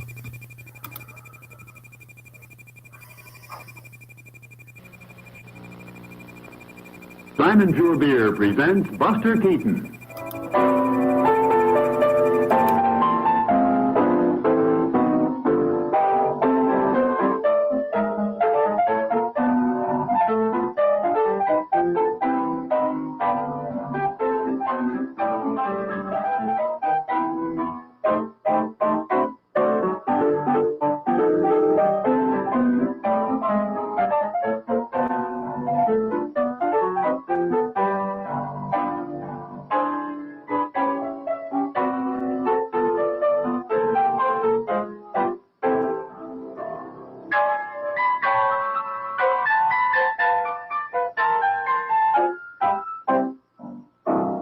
When you order a beer, ask the man to draw Simon Pure.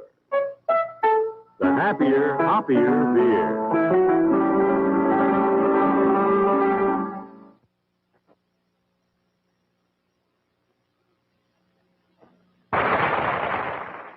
Friend, go in and see a DeSoto Plymouth dealer tomorrow. And when you do, tell him Groucho sent you.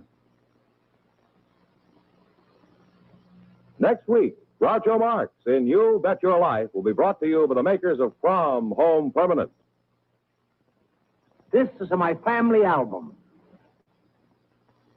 And this to my brother Harpo. He's always chasing the girls. But for no more, now he's a telling the girls about creamy prom. Because Prom Home Permanent is awaiting clean. Leaves your hair soft and like a silk. Look at the way the wave is. She's a bounce back every time. Hey, lady, wouldn't you like your wave behavior like this? You'll get a creamy prom. Right, Harpo?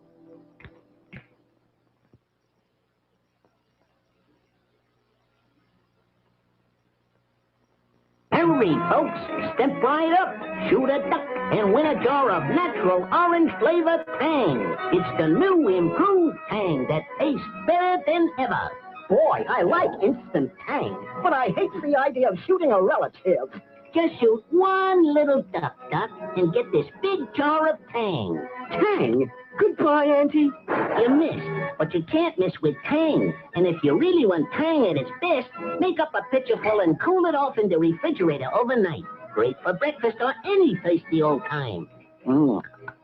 Just gotta throw in some of that tang. Okay, Aunt Duck, hold still. Why, you miserable tankster. Now wait, I was just kidding. March. Step right up, folks.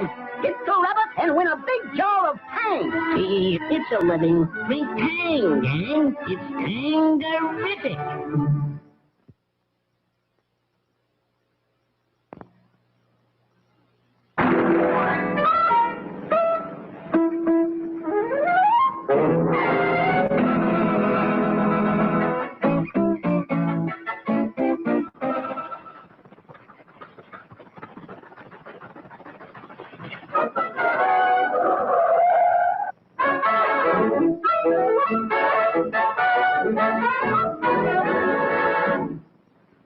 Lucy, Yes, dear. give me a cigarette, will you, hon? Don't say cigarettes, say Philip Morris. Oh? Is there any other kind? Not for you, there isn't. Nothing but the best for Mr. Ricardo.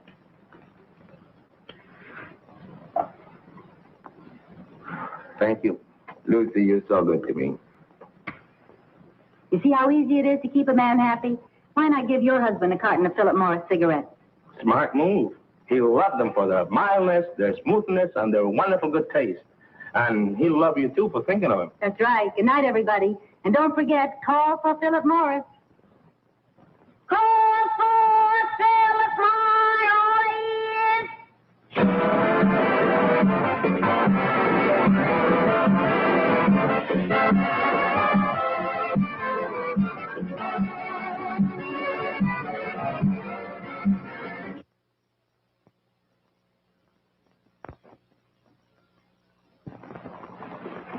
Grape Nuts breakfast time. Good. Crunchy little nuggets bursting with nut sweet flavor. Well, first we got to exercise them. Do we have to? Now, that's our agreement. We got to keep slim and trim. It helps to eat the right kind of foods, like a post-Grape Nuts breakfast. I do, honest. And we got to exercise. How all? You want your post-Grape Nuts? Barn. Come on.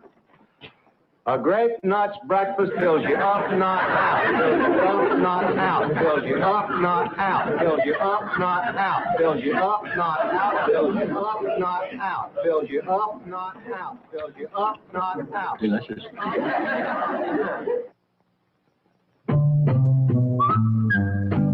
The Andy Griffith Show was brought to you by Post Cereal. Another fine product of General Foods.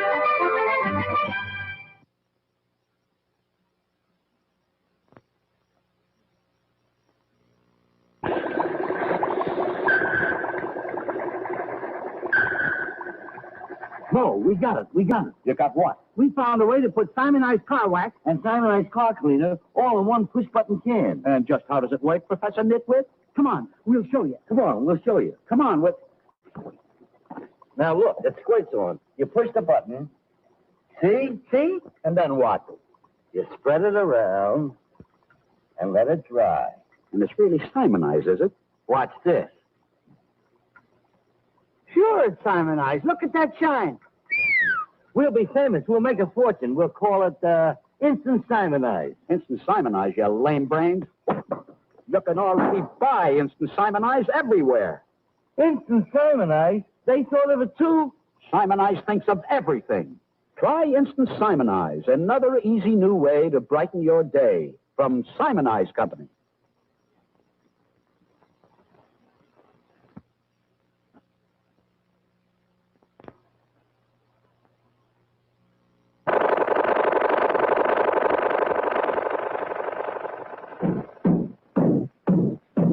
They sure work hard, don't they, Barney? Yeah? I hate to see them work so hard. Yeah, me too. Let's go around back where we can't see them.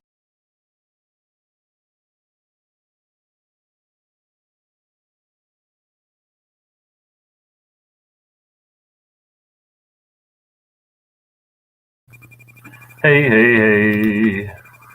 It's 1:19. You got a minute? Because I'm about to do a bucket bone. About said fake gravity bone. Yep, or gravity. Okay.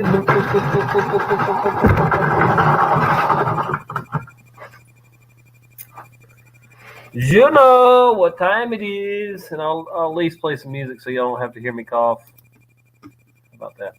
I'm a nice guy. So funny, aren't I? Okay,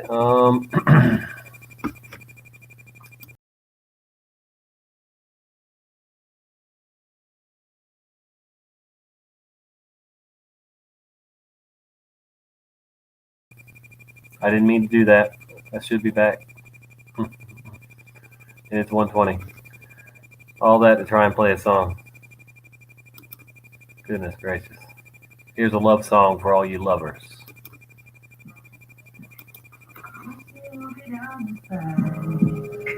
The smell of your perfume is floating down the stairs, fixing up your hair like you do.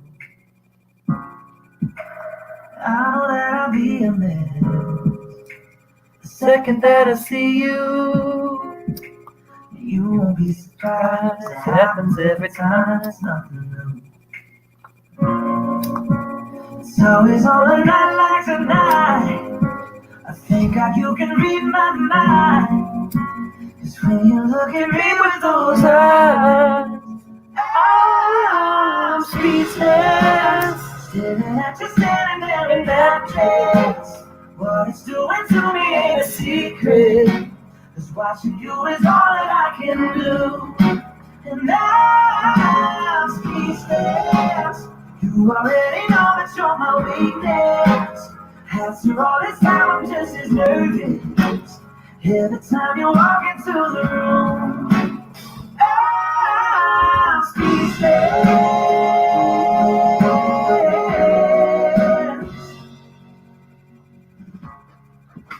I started when you said hello. Just did something to me. And I've been in it, baby, ever since the day that we met.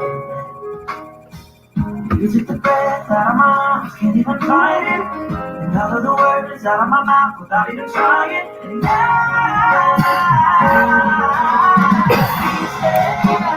staring at you standing there in that face. What it's doing to me ain't a secret. 'Cause watching you is all that I can do. And I'm speechless. Okay, I say we're back. I'm wondering if that's just a double, or did we already play this song?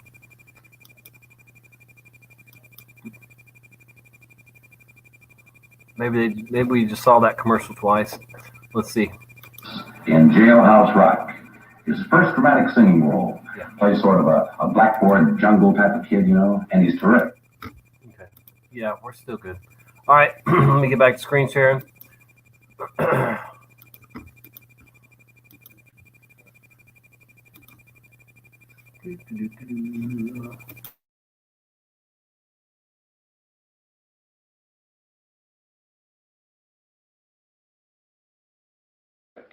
Elvis sings, Elvis fights, Elvis dances, and Elvis falls in love. This picture, Jailhouse Rock's a terrific picture for teenagers, and is wonderful, too. I've seen it, and I enjoyed every minute. Don't miss Elvis Presley, Judy Tyler, and Mickey Shaughnessy in MGM's Jailhouse Rock in CinemaScope.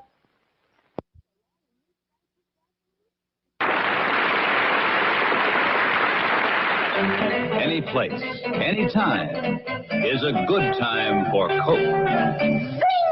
Only Coca-Cola gives you that refreshing new feeling. Refreshing new feeling. Refreshing new feeling.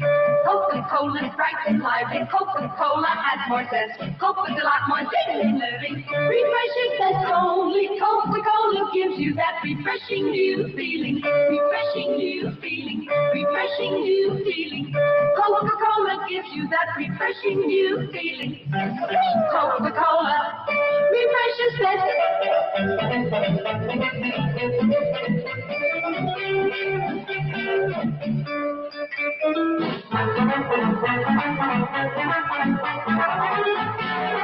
Only Coca-Cola gives you that refreshing new feeling. Coca-Cola refreshes zest. Daddy said if you're a good girl.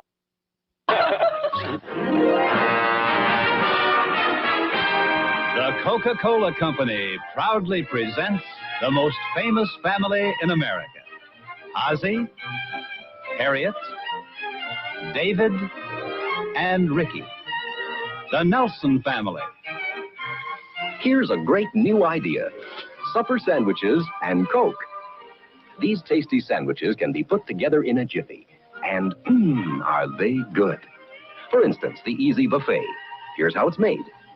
Arrange layers of sliced chicken in a baking dish. Then, mix diced pimentos with a can of mushroom soup. Pour over the chicken in a smooth layer, top with grated cheese, and bake in an oven until brown. Then simply pour over toast and serve up the tastiest dish ever put together in the wink of a chef's eye. And for that crowning touch, king-size Coca-Cola. Only Coca-Cola gives you that refreshing new feeling, that special zing that brightens every bite. And king-size Coke will last the whole meal through. Right now, your grocer is featuring ingredients for these great supper sandwiches. Pick up your recipes and cartons of king-size Coca-Cola. The Coca-Cola Company invites you to enjoy... Here's an exciting new dessert. Hot, spicy mincemeat folded into golden brown Aunt Jemima pancake turnovers. Topped with your favorite orange sauce. It's a real treat. Here's why. The matchless flavor blend of Aunt Jemima pancake mix. Wheat for lightness. Corn For tenderness. Rye For richness. rice. For browning quality. A 4-flour blend. You can't duplicate in a homemade batter or get in any other mix the perfect golden blend of tenderness, lightness, and flavor of Aunt Jemima pancakes. Aunt Jemima pancakes. My, they're good. How about having Aunt Jemima pancakes tomorrow? It's easy, easy, easy. It's so easy to make light, crisp, tempting Aunt Jemima waffles. Why fuss and bother with all this when all you need for delicious golden waffles is just this? And Aunt Jemima pancake mix. Yes, pancake mix, blended for waffles, too. It's a 4-flour blend. Wheat, corn, rye, rice. A flavor blend. Aunt Jemima waffles for special hurry-up treats. Creamed chicken or turkey between 2 Aunt Jemima waffles and topped with cranberry or strawberry sauce. A delicious hurry-up treat for any occasion. Buy the large box of Aunt Jemima pancake mix. Have plenty on hand for Aunt Jemima pancakes and waffles. My, they're good.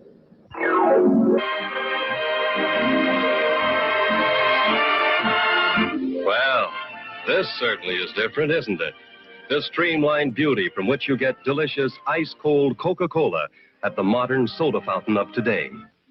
Just as today, all over America, millions of shoppers like this young lady are carrying Coke home in handy 6-bottle cartons to serve to their families and friends.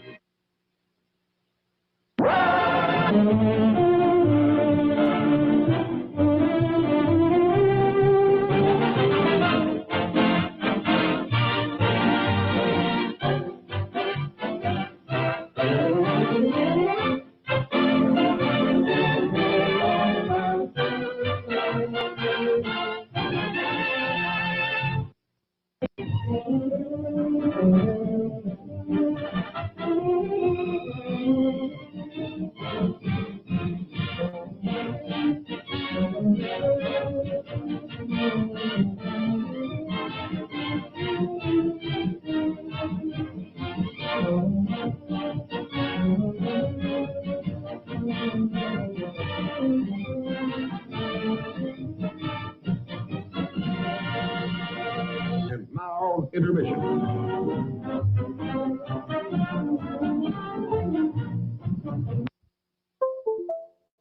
Company. Tonight's Adventures of Ozzie and Harriet is brought to you by your gas company, with pipeline companies and gas appliance and equipment manufacturers who help you and your family live modern for less with gas. That's what we do at our house. What's going on? Ozzie's planning a trip to the New York World's Fair. You know, one of the most eye-opening things about the fair is the way it dramatizes what modern gas can do. Gas air conditions nearly 80% of the fair and heats over 90% of it. The General Motors Futurama, the Ford Pavilion, Bell Telephone, these are just a few of the spectacular pavilions heated and cooled by gas. We Nelsons chose gas heating and cooling for the same reasons. Gas is more dependable and more economical. All the fine restaurants at the fair use gas. They like gas for its speed and control. So do I. And it's so clean. Yeah, I can see us there now.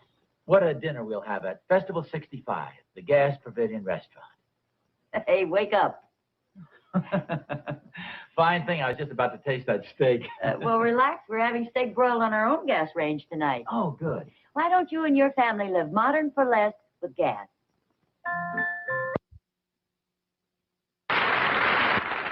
Stomach upset, stomach upset, stomach upset. It's time for Pepto-Bismol, time for hospital-tested Pepto-Bismol. Yes, and actual hospital tests prove that Pepto-Bismol works where soda and alkalizers fail. First, in the stomach, where overdoses of soda or alkalizers may actually retard digestion, thereby prolonging the upset. And second, in the lower digestive tract, where soda and alkalizers have no effect whatsoever. You see, Pepto-Bismol's special medicinal formula soothes irritated walls of both the stomach and the lower digestive tract with a gentle coating action. Now, let me show you how that coating action works. Into this wet flask, I'll pour some Pepto-Bismol. There. Now, you'll notice how the Pepto-Bismol clings to the slippery wet sides of the flask. Well, that's how Pepto-Bismol's coating action works in your stomach. You get gentle, thorough, long-lasting relief. The kind of relief that no soda or alkalizer can give you. So remember this demonstration, won't you?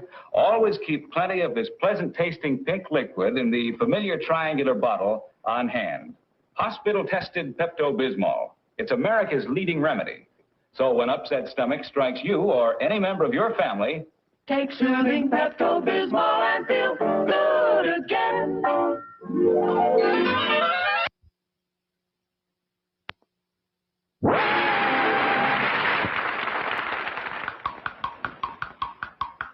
Meet George, the hard worker.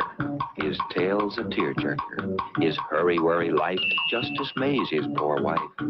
All the hustle and bustle, the workaday tussle. He's a miserable sight when he comes home each night. His nerves all a-jangle, all ready to wrangle. His stomach upset. But she's ready, you bet. It's time for Pepto-Bismol, time for hospital-tested Pepto-Bismol. for upset stomach, Pepto-Bismol is America's leading remedy. Here's why. No soda, no alkalizer works like Pepto-Bismol. You see, when upset stomach strikes, tender walls of both the stomach and the lower digestive tract become irritated, and you have that well-known stomach ache. But Pepto-Bismol's... Harriet, David, and Ricky. They enjoy good times. Like a good many other American husbands, Ozzie is a valiant do-it-yourselfer. And with Grandma Nelson's old cuckoo clock that hasn't run in 30 years, he's got a king-size problem.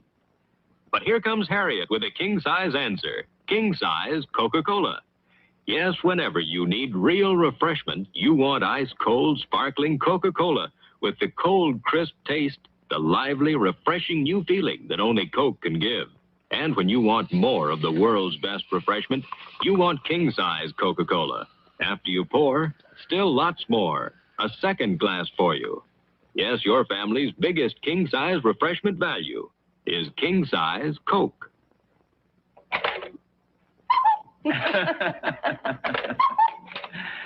Yeah, when you want to be really refreshed, have an ice cold Coca-Cola. Make it king size.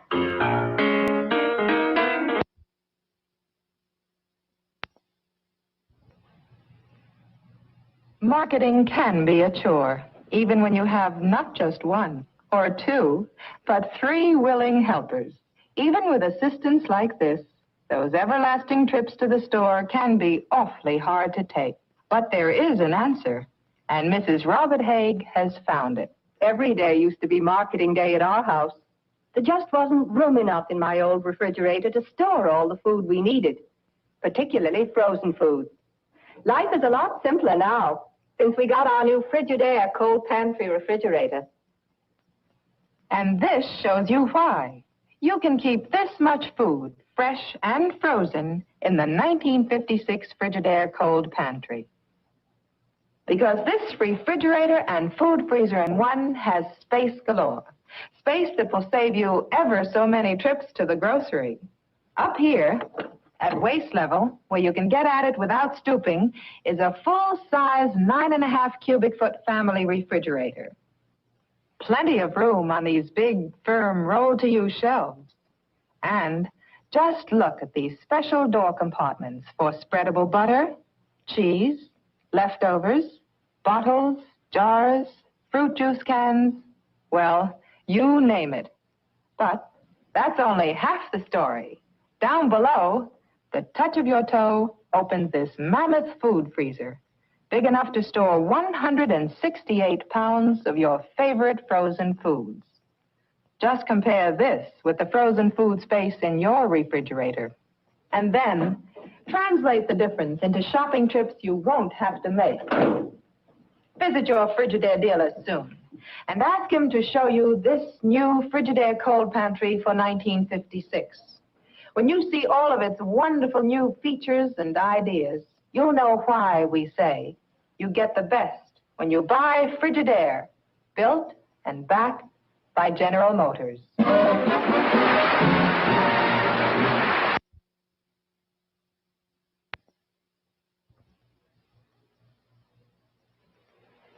Ever feel your old range is ready to fall apart? If so, it couldn't happen at a better time than right now. And here's why. Big news from Frigidaire. This 56 Frigidaire Special Imperial range is now available. What's so special about it? The price. Never before has this type range been offered at such a low, low price. It's got the features you want. French doors, a huge quick clean oven, everything. Your Frigidaire dealer wants to show it to you, and at a price you can't resist. See him.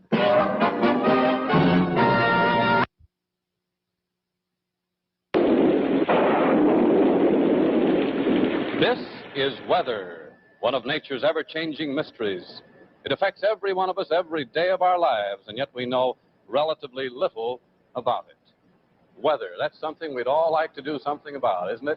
And so tonight we've brought you down here to Remington Rand's New York Computing Center in order that we might show you that something actually is being done about it. The hero of our story tonight is the giant electronic brain developed by Remington Rand, UNIVAC. Now, recent experiments show that future use of UNIVAC may give us faster and more accurate weather predictions than were ever possible before. You see, UNIVAC can take the past histories of thousands and thousands of storms, analyze them, compare them with developing conditions, and make predictions, all in a matter of minutes. Calculations that would ordinarily take hundreds of man-hours to complete. Data from guided weather rockets, radar observation stations, weather stations, all of this can be fed into the computer through these magnetic tapes at a rate of 12,000 numbers or letters per second. The memory tanks make immediately available 12,000 additional units of information. And all of this complex weather data is analyzed in the heart of the UNIVAC, the electronic central computer, capable of making over 2,000 mathematical calculations per second. Now, here is where we get the answers. You might call it the voice of UNIVAC. Actually, it's a high-speed printer that prints results at the rate of 600 lines a minute. So you can see that UNIVAC is both fast and versatile. But most important is the assurance that UNIVAC will give you the right answer. And that's made possible by UNIVAC's unique ability to check itself on possible errors. Let's watch right now as Univac puts itself through one of these self-examinations. Here it is checking on some of its own units. It's really an amazing system, isn't it? Amazing and yet so wonderfully practical. Remington Rand makes 4 basic Univac models. The general purpose Univac, which you've seen tonight, Univac Scientific, Univac File Computer, Univac Punch Card Computer. Each of them capable of literally hundreds of applications from weather forecasting to complete business control. Today, Univac is saving time and increasing efficiency for science, business, industry, and government. And of course, that is the business of Remington Rand.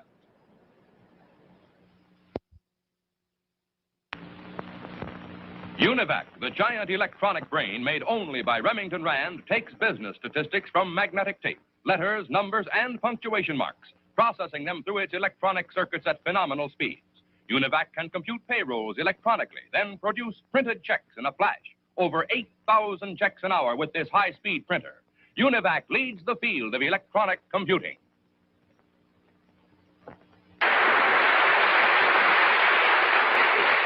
Well, now I would like to read you a letter that I got the other day, and this came from a lady in Raritan, New Jersey, and this kind of tickled me. She says, "Dear Gary, I watch television, but I do it differently than most people. I watch the commercials and go out to the kitchen during the rest of the show. I like your Winston commercials, but I think they should have more action. For instance, Buster Crabbe swims across a pool, then comes out to tell everybody about his wonderful waterproof wristwatch. Duke Snyder hits a home run and then goes into the clubhouse and starts shaving. Why can't you do something like that?" Well, I'll tell you, I have taken this lady's letter to heart, and tonight we are going to do an athletic-style commercial, if you will forgive me.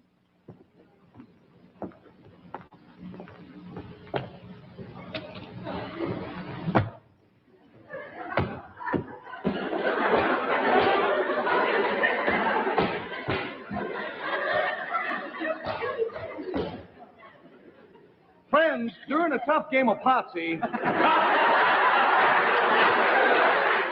I always stop and light a Winston cigarette. I find it improves my aim and keeps me from stepping on the crack. Yes, friends, Winstons make me hop good, like a Potsy player should.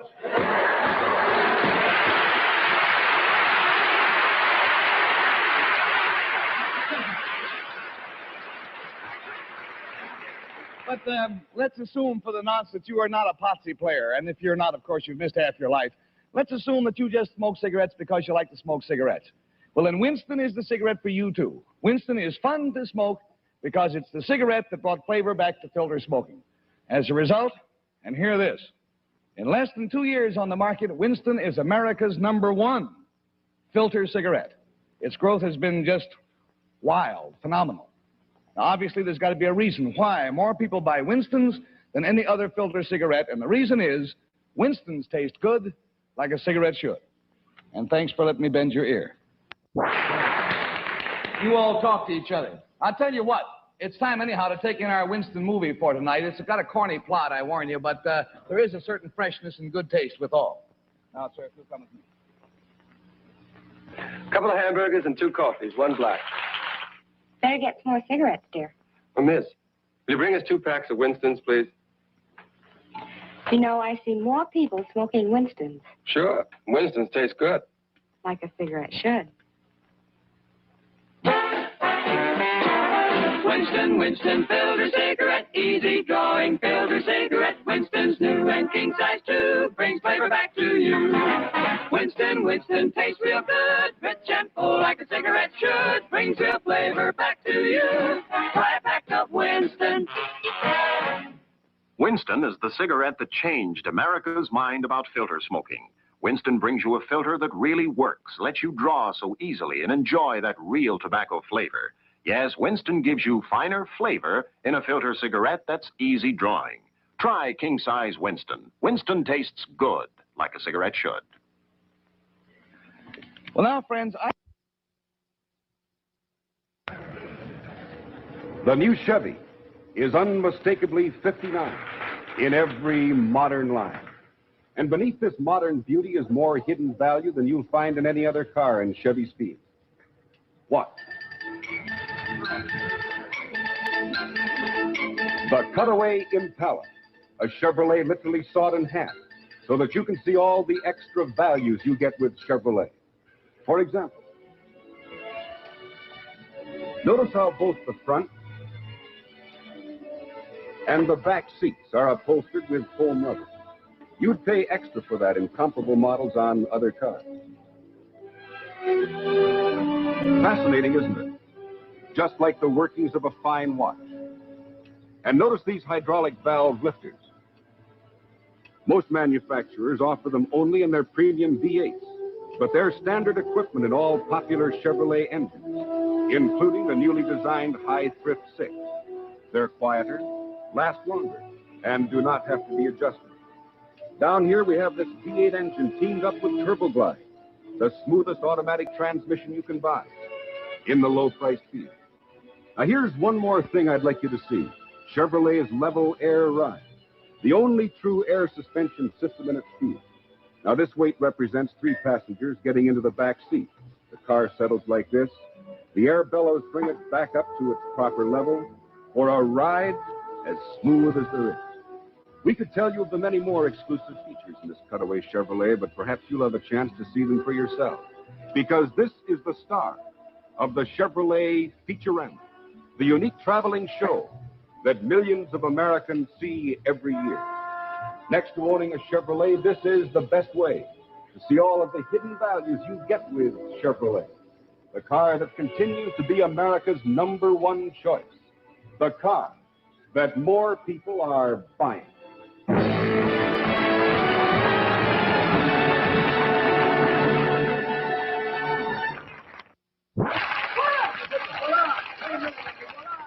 There may be some question in your mind as to which 59 car is the most popular. Well, I'd like to repeat some facts that I mentioned last week, facts I think that you would like to know. Chevrolet is #1. There are nearly 3 million more Chevrolets on the road today than any other car. You bought more Chevrolets last year than any other car. How about now? Well, as many of you know, there was an unavoidable delay in Chevrolet production last fall. But even despite this great handicap, the spectacular demand for Chevrolet continued without let-up. So when full production was finally resumed, Chevrolet immediately became the day-by-day first choice of new car buyers everywhere. December, January, February, and right now, more people have been buying Chevrolets than any other car. But the biggest thing is the most apparent thing, the completely new styling of Chevrolet. Sure, styling is a matter of opinion, but no matter what your opinion is, I think you'll have to agree with this. From any angle, the new Chevy is unmistakably 59 in every modern line. It's the only completely all-new modern-looking car in its field. And this completely fresh styling gives you a greater satisfaction right now when you drive your Chevrolet. And of course, it's easy to understand why there'll be greater resale value in the future. Because a car like the all-new Chevy is just plain worth more than a car with old-fashioned, warmed-over look. Slimline design is the motoring fashion of the year. And evidently, when people buy a new car, they want a car that looks like new. So you see your Chevrolet dealer soon, and you'll find out why the 59 Chevrolet continues to be America's first choice.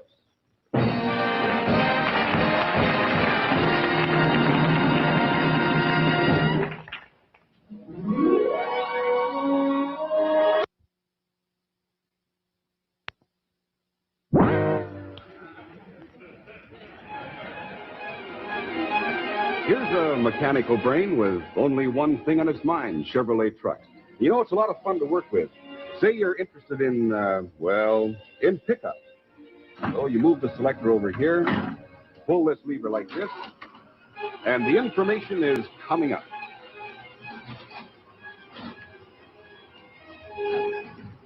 Now, here are pictures of 3 of the dozen Chevrolet pickups, the most popular pickups you can buy, including the handsome new Fleetside pickups.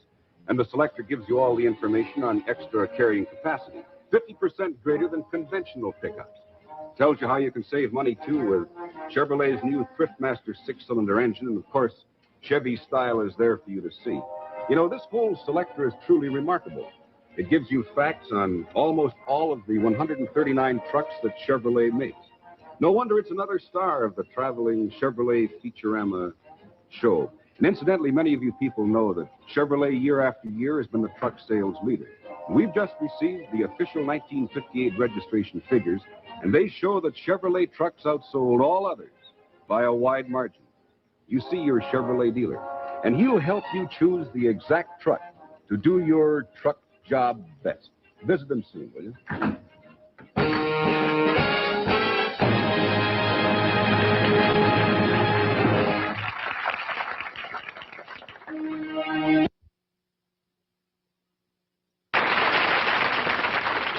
And now we'd like to show you how the Ford Motor Company has opened the gateway to a whole new world, a new vista of motoring pleasure with the 58 Edsel. Won't you come in? Heavy.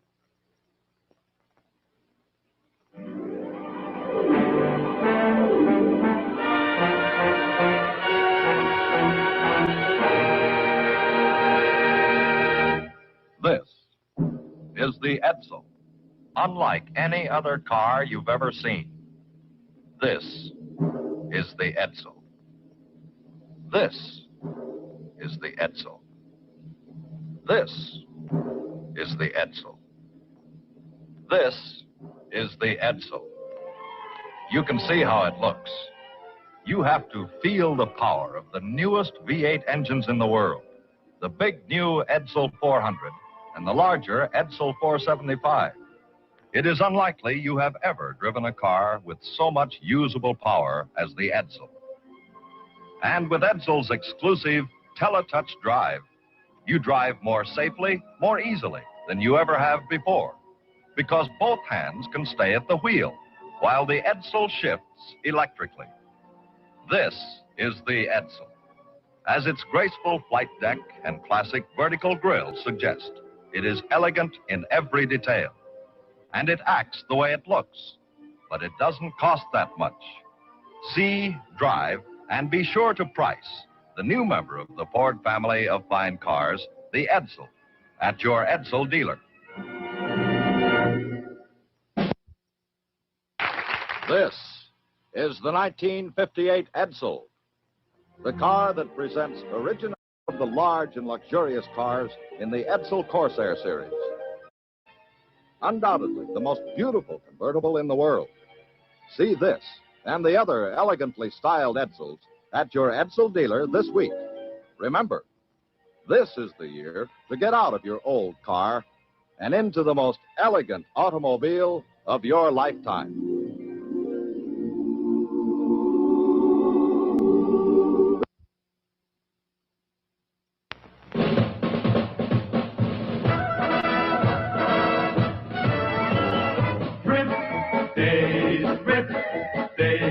Good old-fashioned Thrift Days.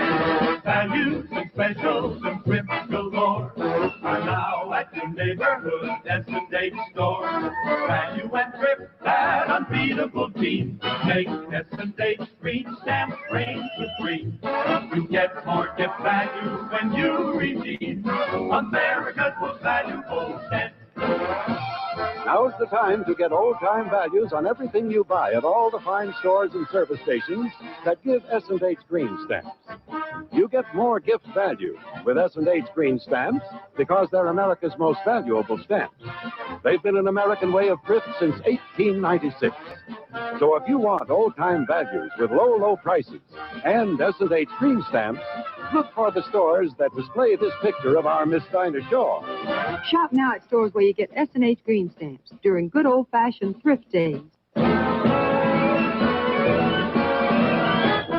Value and thrift, that unbeatable team. Make S&H green stamp range of green. You get more gift value when you redeem America's most valuable stamp.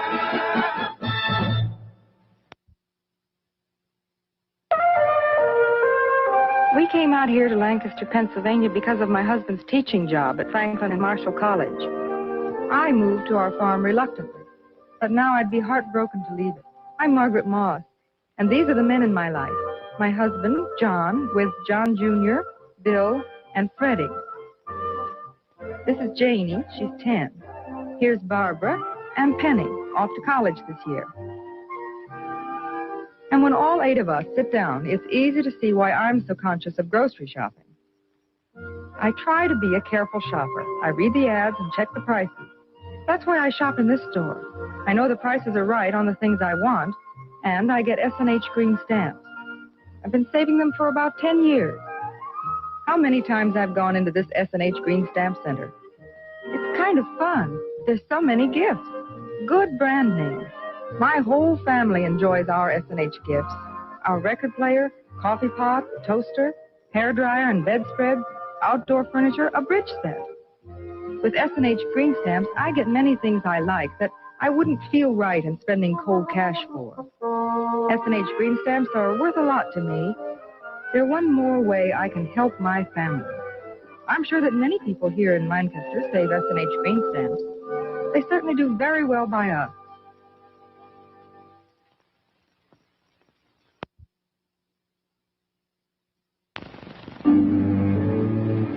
I put in a long day, to midnight every night, but I don't mind. My name is Ben Sheriff of Atlanta, Georgia, and I waited 6 years to get this station of my own. When a customer drives in for gas, they never ask for service. They just get it. In my station, it's almost automatic. I found that one satisfied customer brings in another. You have to keep up on things in this business. It takes a long time to learn, as an apprentice at gasoline company and automotive school.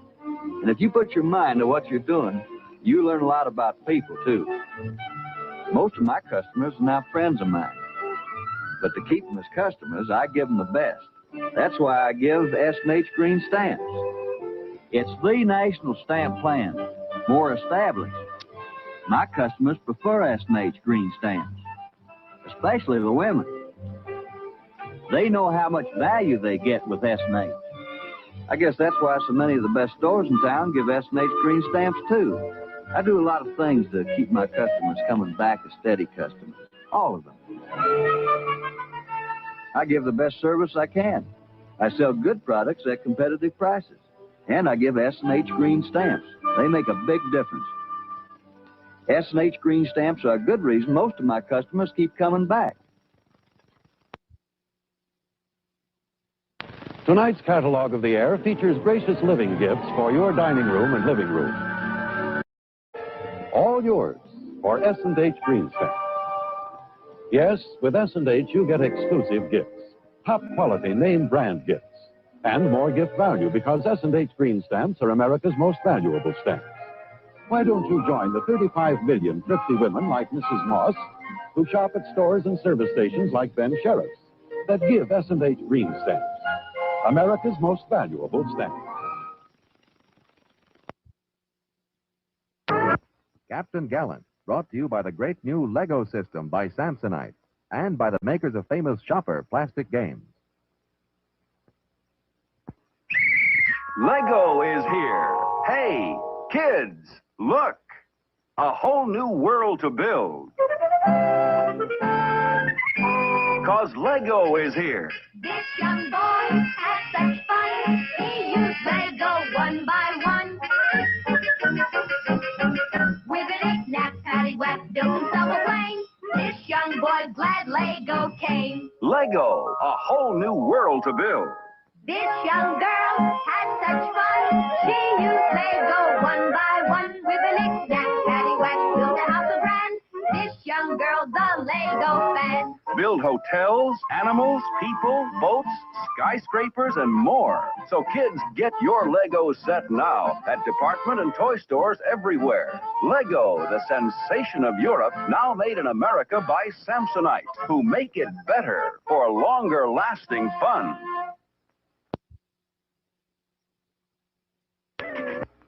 When it comes to all-American games, here's one the whole family can enjoy. Stadium Checkers. You take these red marbles, and I'll take these yellow ones. We'll start a game of stadium checkers just to show you how much fun it can be. The object of the game is for you to get your marbles through this exit in the stadium before I get mine out here. First, I'll move this ring, which lets one of my marbles a notch closer to the exit. Then it's your turn. But say, you allowed one of my men to move too. Remember, as the rings rotate, they form a new combination of plays for everyone. 2, 3, or 4 can play stadium checkers. Children, teenagers, mom and dad, the entire family likes the all-American game of stadium checkers.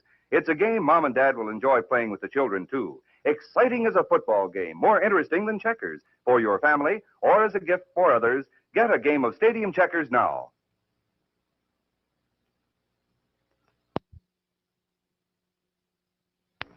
This portion of Captain Gallant is brought to you by Cheerios, the toasted oat Big G goodness cereal. The feature presentation, the Cheerios Kid versus Sir Neville the Nasty. The night salute there, lady. They're off! Wait, kid! You forgot your Cheerios. Quick, wrestle up some muscle with the Cheerios breakfast. Little O's of oats toasted, crisp all around, crisp all through. Cheerios and milk are packed with muscle-making protein. Wow, he's got Cheerios muscle. And go power!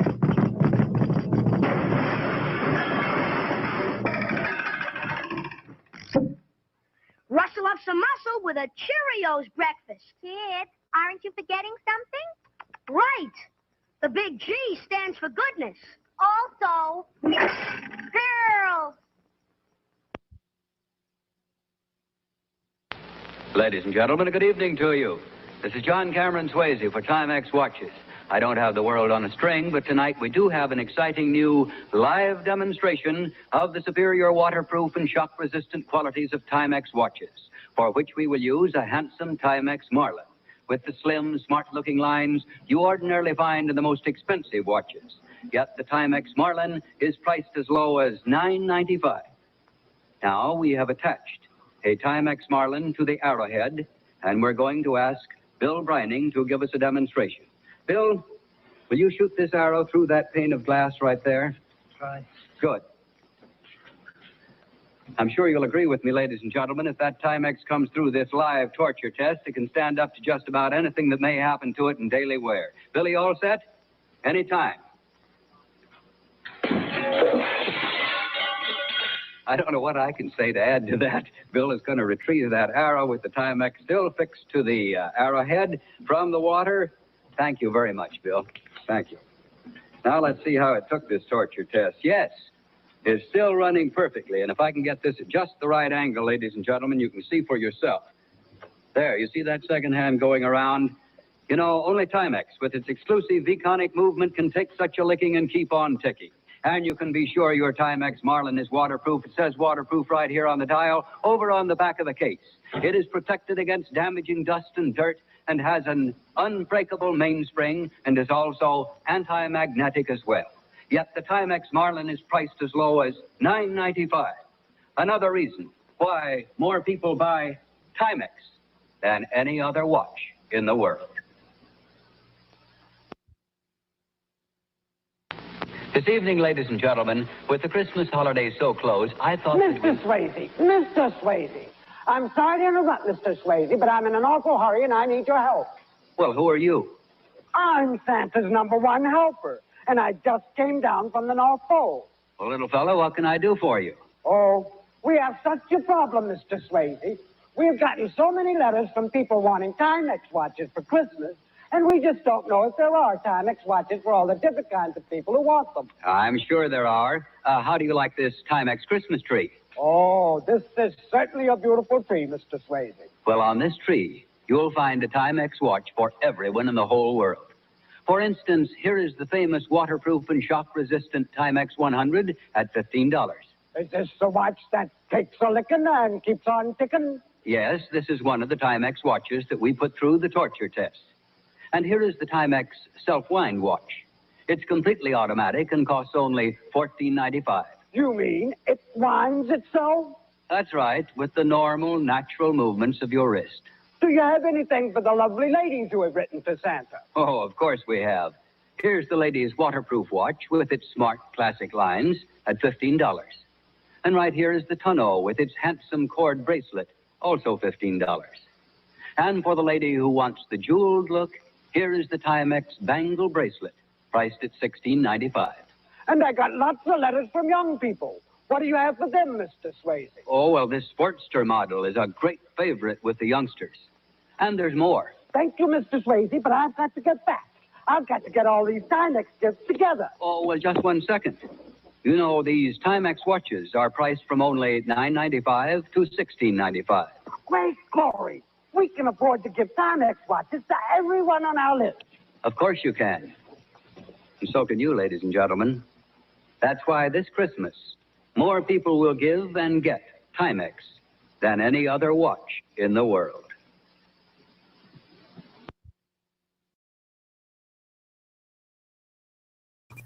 It takes a beating and keeps on creeping. Oh, anyway.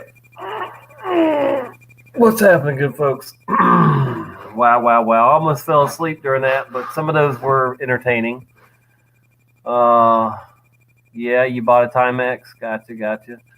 I have a watch that my, somewhere around here, I have a gold watch that is a, what do you call it? I don't even remember, but it's a better brand than Timex. But my baby mama gave it to me, the one that's in prison for life now. Yeah, that one. Anyway, I'll think of the brand later. So, let's see. Tidy Bowl. Who knows now? Tidy Cat.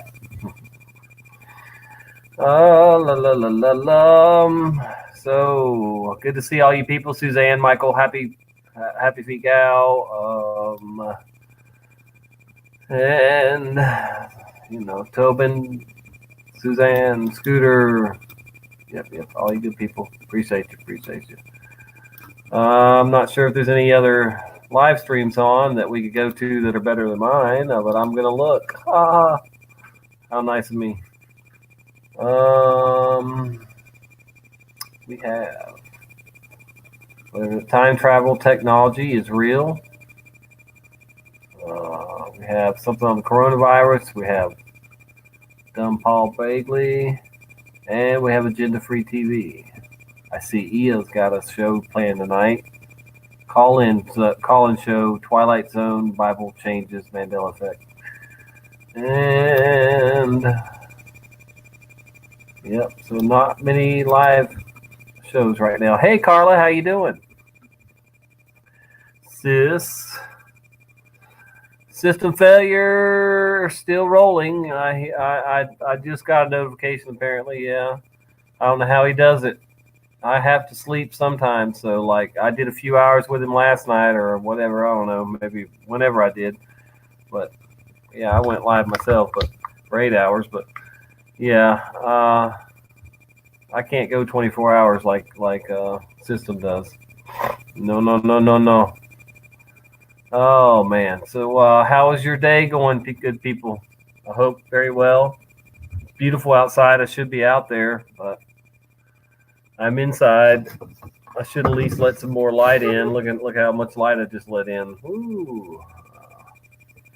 Bright light. Dun. Look over here real quick. See if there's anything I wanted to show y'all. I keep forgetting to look how long we've been on. 2 hours and 23 minutes. Okay. 2 hours.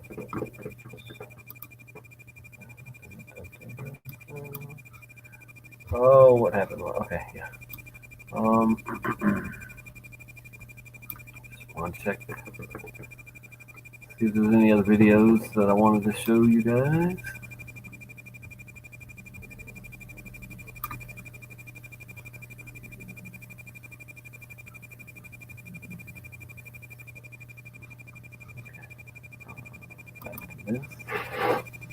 Playlist. I showed you that. Let's look at this Twilight Zone bumpers commercial vintage real quick here.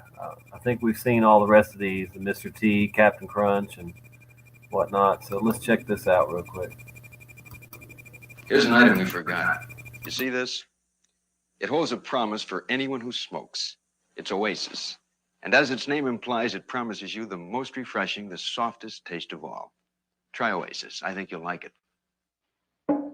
Twilight Zone has been brought to you by Milk Wave Lilt, the new home permanent you mix with milk for curls that start soft and stay lively.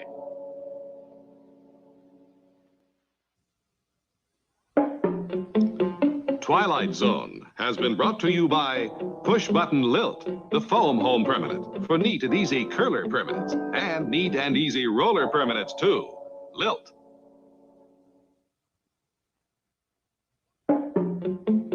Twilight Zone, brought to you by Pall Mall Famous Cigarettes. Over, under, around, and through, Pall Mall travels pleasure to you.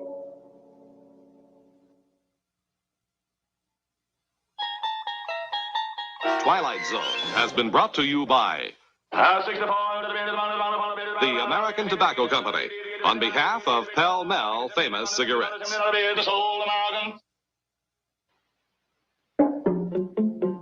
Twilight Zone has been brought to you effective against cavities in year after year of clinical tests. Tests among thousands of families in homes like yours. Twilight Zone, brought to you by Prel Concentrate. Concentrated. So just this much gives you lots of lather. Prel Concentrate.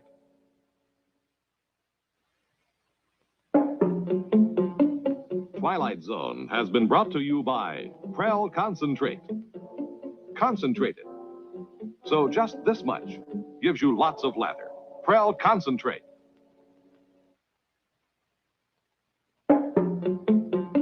Twilight Zone, brought to you by Dual Filter Tareyton Cigarettes. The famous dual filter with activated charcoal brings through the great taste of Tareyton's fine tobacco. Twilight Zone is being brought to you tonight by Kimberly Clark, whose handy Kleenex paper products help you every day in so many ways.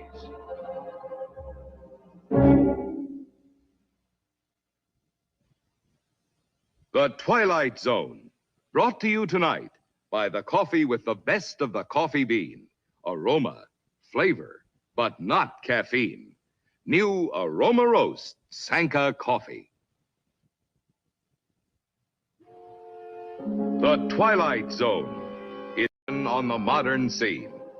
New Twilight Zone is being brought to you tonight by Kimberly Clark, whose handy Kleenex paper. Twilight Zone is brought to you tonight by the perfect coffee on the modern scene.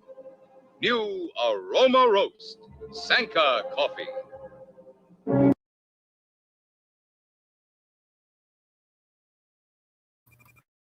Wow, that was strange. They were trying to program us. Twilight Zone, Twilight Zone, Twilight Zone, Twilight Zone, Sanka, Sanka, Sanka.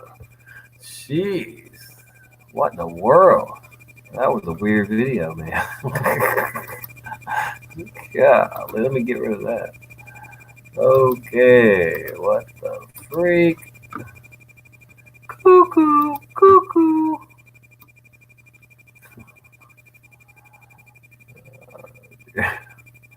Oh, we haven't seen this one yet. All right, maybe we got something here. Checks the classic taste. Checks for you. Check the classic crunch. The classic taste that can't be beat. The real taste of corn, rice, and wheat. Checks the classic crunch. This classic crunchy shape of Chex lets the milk burst through and the timeless taste stay in. Checks the classic crunch.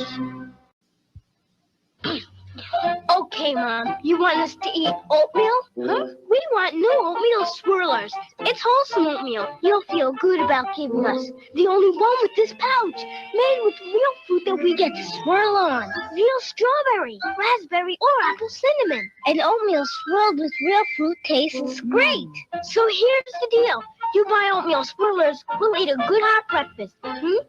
New oatmeal swirlers, the oatmeal you both want.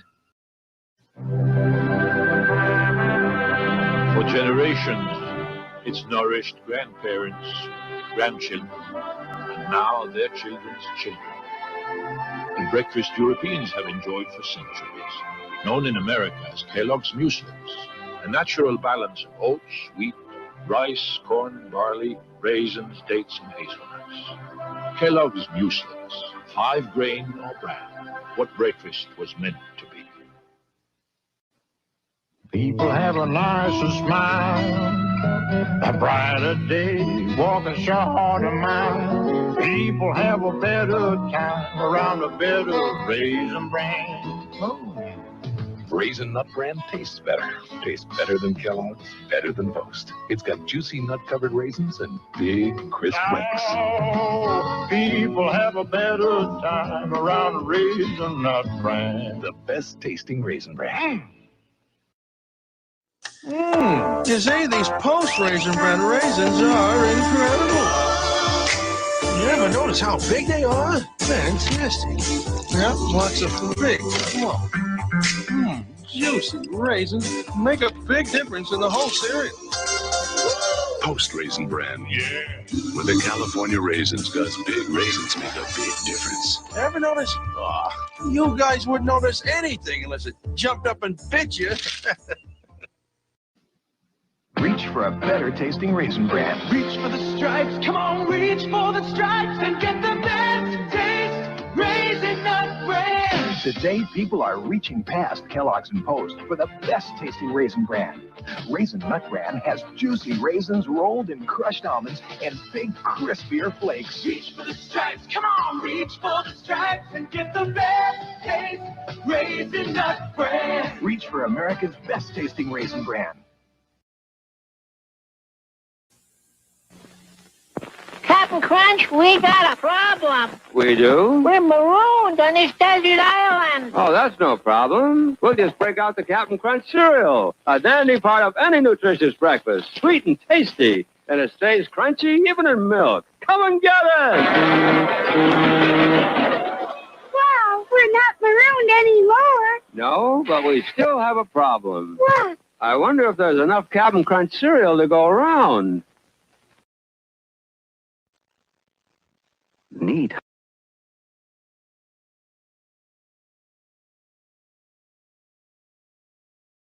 It is almost bucket bong time. It's almost 2:20. Hey. So anyway, yeah, those commercials are crazy. So many of them I don't remember. So many products I don't remember. So many Mandela effect commercials too, or so many products that we know have been Mandela affected. So yeah. So everyone's going live now, you say, Michael? Now let's see. You say everybody. I will look. How do I make a bucket bowl? All right, hold on, I gotta sneeze.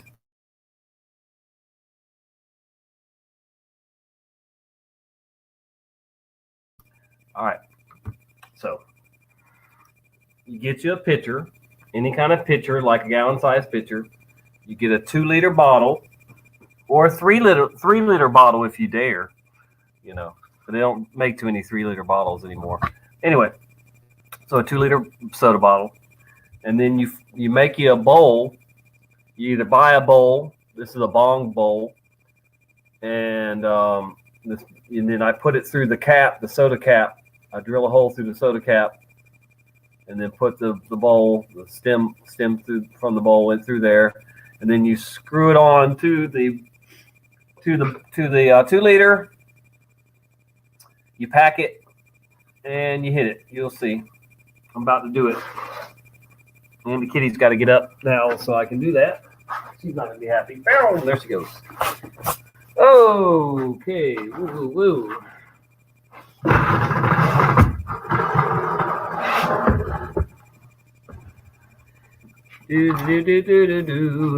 I want to see Carla do one of these bucket bongs. Carla, do a bucket bong, Carla. I challenge everyone to do a bucket bong. Make one and do one.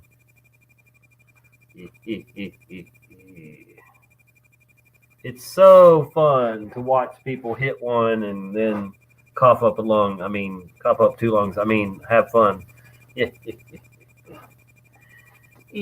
just loaded the crap out of this, so I'm going to be hurting after this one. Holy moly. Oh, yeah. I guess I should stop screen share so you can see what I'm doing here. Okay, so see, screw that onto the 2-liter that's in the water. And then you light it. And slowly pull up so that you give it enough time to burn all the good stuff in there. Slowly, slowly, slowly. Slowly but surely. Might have to light it a couple times. Poke it around a little bit. Remember, folks, do not consent to NASA. They want to probe your anus. Yep. All right. Here we go. Wish me luck. Oh, dear.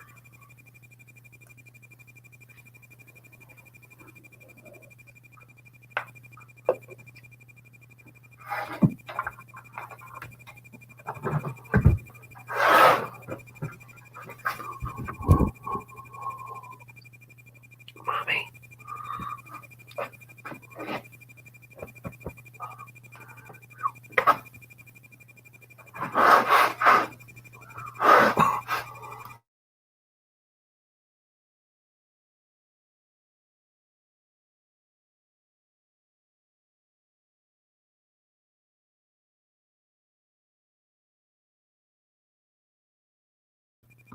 Oh, it's 222 here. Woo, goodness.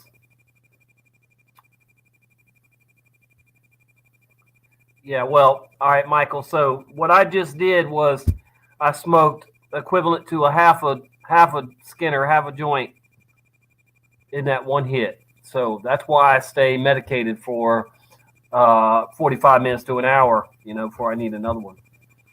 Pretty nice. Excuse me.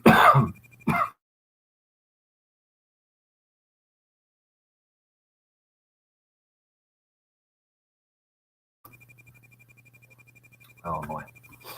Wow. All right, so I'm gonna play a few more videos and then I'm gonna wrap this up probably. Unless somebody wants to join me, y'all can decide. Might stay on longer, but and I got a hair that's bugging me on my beard there. Anyway. Oh dear. Yeah. Wow. All right, here we go. I'm gonna go back to screen sharing real quick and hold on. Let me get it lined up here first. Man, oh man, oh man.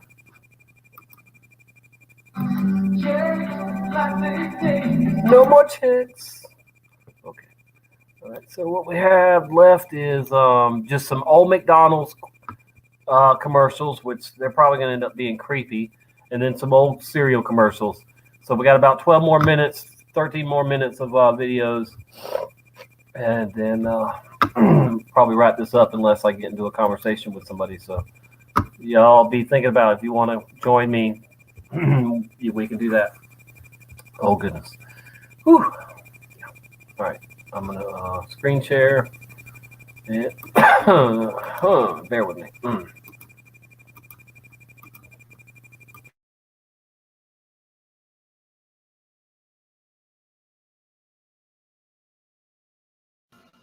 Ronald McDonald in. On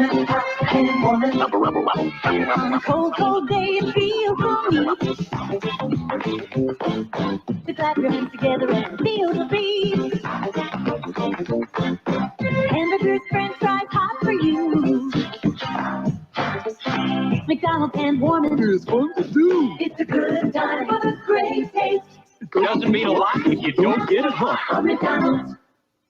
The Fry Step, starring Ronald McDonald and Friends. If you hop all around like the Fry Kids do, you're doing the Fry Step. It's fun for you. Fry girls, Fry guys. You'll hop all around like the Fry Kids do, and you go where your nose will lead you to. French fries, McDonald's French fries. It's a good time for the great taste of McDonald's. The night Birdie the early bird came to McDonald Land. Ronald, open that box, please, please, I beg. Why, inside's a wonderful egg. So they made it a nest, kept it warm through the night. That egg cracked a smile. What a beautiful sight. Now, Ronald knew if he brought on the day, that early bird would come out. Tell McDonald Land's where I'll stay. It's a good time for the great taste of McDonald's. Ronald McDonald in Good Morning. Good morning to you. Good morning to you. The sun's shining brightly. The day is brand new. Good morning. Good morning. Good morning. Good morning to you. The sky's never been so incredibly blue. Your best friends and breakfast are waiting there for you. McDonald's, Ronald and you. Good morning. It's a signal, it's a sign you gotta get through when your stomach wants to eat. You can do the arches. Do the arches. The arches. Yeah. Do the arches. The arches. Do the arches. The arches. Do it breakfast, do it lunch, do it dinner. You can do the arches. It's a good time for the great taste of McDonald's. The arches. Yeah. Let's do lunch. Presenting Ronald McDonald and Wacky World Racers. A race one time around the world and back, and the winner gets a delicious McDonald's cheeseburger, don't you know? Ooh. Ready, go! And they're off. Ronald McDonald going to the lead. Gotta win that McDonald's cheeseburger. In England, the Goblins are gaining ground. They're losing ground. No, they're gaining ground again. And it's Grimace spinning out of the turn in France. He sure must want that McDonald's cheeseburger. Better hop to it, Hamburglar. Back to France. I hope I'm winning. And back to Ronald McDonald. Meanwhile, in Spain. And breaking into the lead is absolutely no one. There's no telling who's going to win that McDonald's cheeseburger. And down the stretch they come. Uh-oh, watch out, Ronald. Papa McHamburgers. And the winner is Ronald McDonald by a neck. Well, let's see that finish again. It's still Ronald McDonald by a neck. There's so much fun for you today. Thanks, everyone. I always flip for a McDonald's cheeseburger. McDonald's. I don't see any Fry Kids up here to steal my McDonald's French fries. Ronald McDonald in Fry Kids. You'll never learn. That's what you think. We got your French fries. Silly Fry Kids. Good time, great taste. Driver, get us out of here. Where to? Of McDonald's. Let's learn the McDonald Land song with Ronald McDonald and Friends. It's a good time for getting together. To pass around a smile or two. It's a good time for music and magic. With Ronald McDonald and you. Times you want to spend with McDonald and Friends. When you win a car, that fun never ends. It's a good time for the great taste of McDonald's.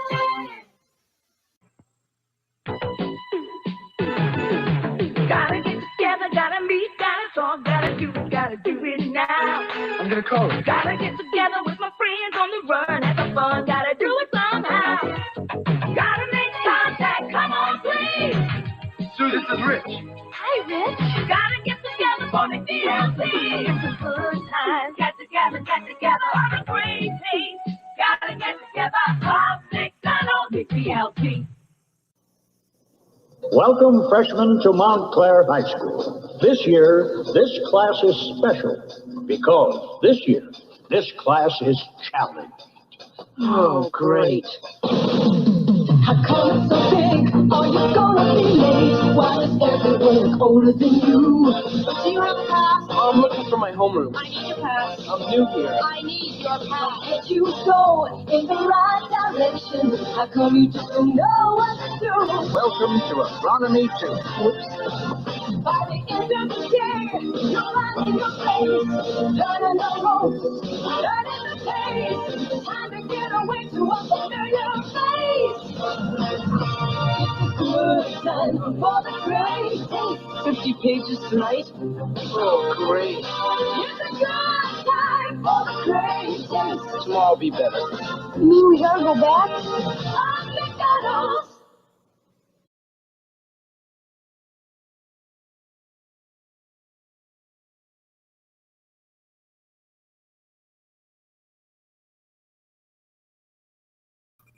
Wow, that dude, that actor there in that last McDonald's commercial, I can't remember what he played in, but I definitely recognized him. Oh, so much horrible programming to eat nasty McDonald's. Just think there's somebody out there that still has a McDonald's cheeseburger in them from way back then during those times of those commercials, because they never rot or deteriorate. Oh god, yeah. I haven't eaten McDonald's in years, and I don't ever plan on eating McDonald's. But I tell you what, I have met some healthy, wealthy people who used to swear by McDonald's, and like they would tell me it's the only fast food place that they trust and go to. I'm like, and I would tell them it's the worst one that you can go to, and they would be like, no. Oh my goodness, man. So the programming works on some, for sure.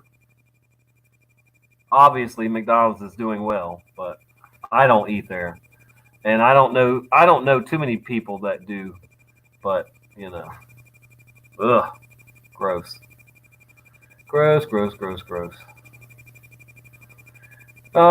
So what are you good people doing? I will go ahead and put the link out there, so don't be scared. You know, if you've been on my show or any other show, even if you've called in just a few times, whatever, you know, we can go ahead and talk. We can chat. We had 4 people at one time yesterday during my 8-hour live stream. Now, I'm not going 8 hours today. I might do another 30 minutes or an hour or something. But if anybody wants to get in and come in and chat, there's the StreamYard chat. The StreamYard link, sorry. But so yeah, we got one more videos to go here, and we'll check that out now. Let's see, am I still screen sharing? Yes, I am.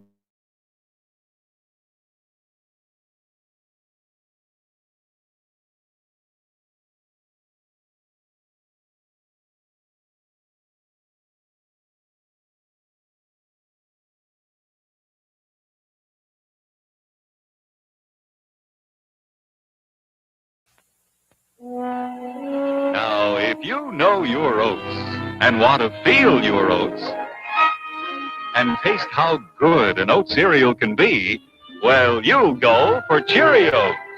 Great way to start the day with really great eating.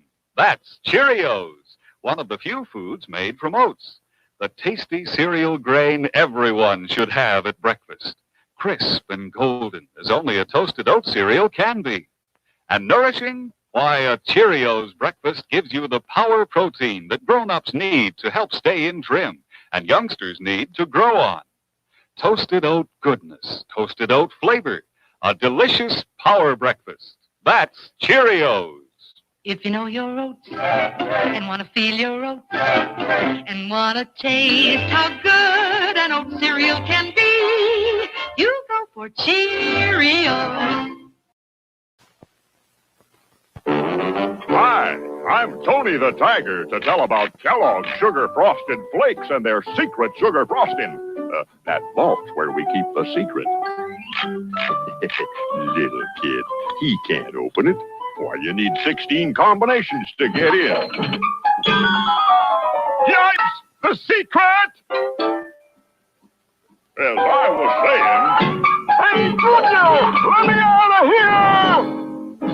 It won't open, Pop. Better let the man do the talking, son. Kellogg's Sugar Frosted Flakes. They're big frosted flakes of corn that say the best to you each morning from Kellogg's. Hey, Pop, maybe this'll work. All I gotta say is, try some Kellogg's Sugar Frosted Flakes. They're great!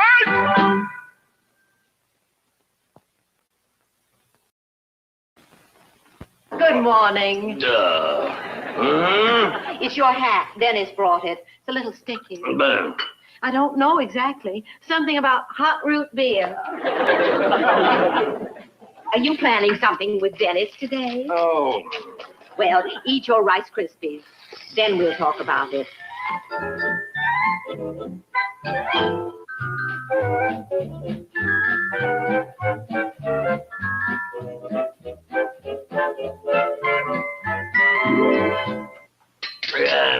I think I better get dressed. What about... I think I can face anything today, Martha. Even Dennis. Kellogg's, good morning. The best to you each morning. K-E-double-L-O, double good. Kellogg's, best to you. Oh, mother. Here it is, Kellogg's Variety Pack. 10 individual portions of your favorite Kellogg's cereals. Why not let breakfast at your house be on a choose-it-yourself basis, 10 personal portions, each fresh as can be. Delicious, nutritious, convenient. Get it soon, Kellogg's Variety Pack, the world's leading cereal assortment. Well, this is certainly a great day for the animals on Super Circus, isn't it, boys and girls? First of all, we had a rattlesnake, and we have Keita the leopard, and in just a little while, the elephants will take over on ring number 1. And wasn't that Keita a beautiful, beautiful leopard? Really unusual. It's another enjoyable menagerie trip with Bernie Hoffman. Now, here's something very special for boys and girls and grown-ups, too. See, kids, we're having a ball down in Clown Alley. Nikki's teaching Mary how to waltz. Come on.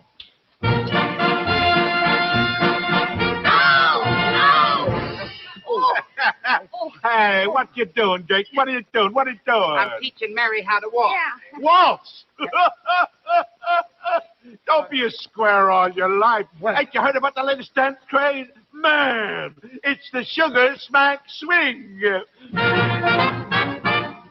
Oh, big breakfast. Good snack. Swing the Kellogg's Sugar Smack. Everybody swing for a big breakfast. A good snack. Swing to Kellogg's Sugar Smack. Gee, Cliffy, that Sugar Smack Swing is a lot of fun.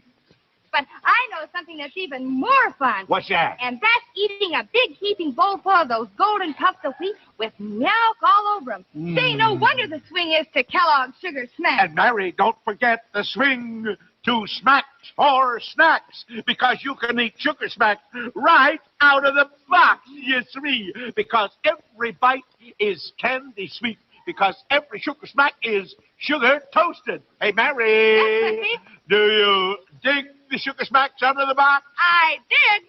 Okay, then let's swing. For a big breakfast, a good snack, swing to Kellogg's Sugar Smack. Hey, get with it, kids. Pick up one of those red and white packages with Mary and Cliffy on the front. And join the swing to smackin' good Kellogg's Sugar Smacks.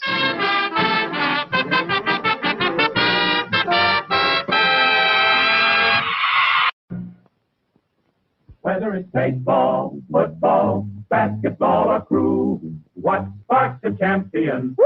Sparks you and champions. Choose Wheaties. Breakfast of Champions.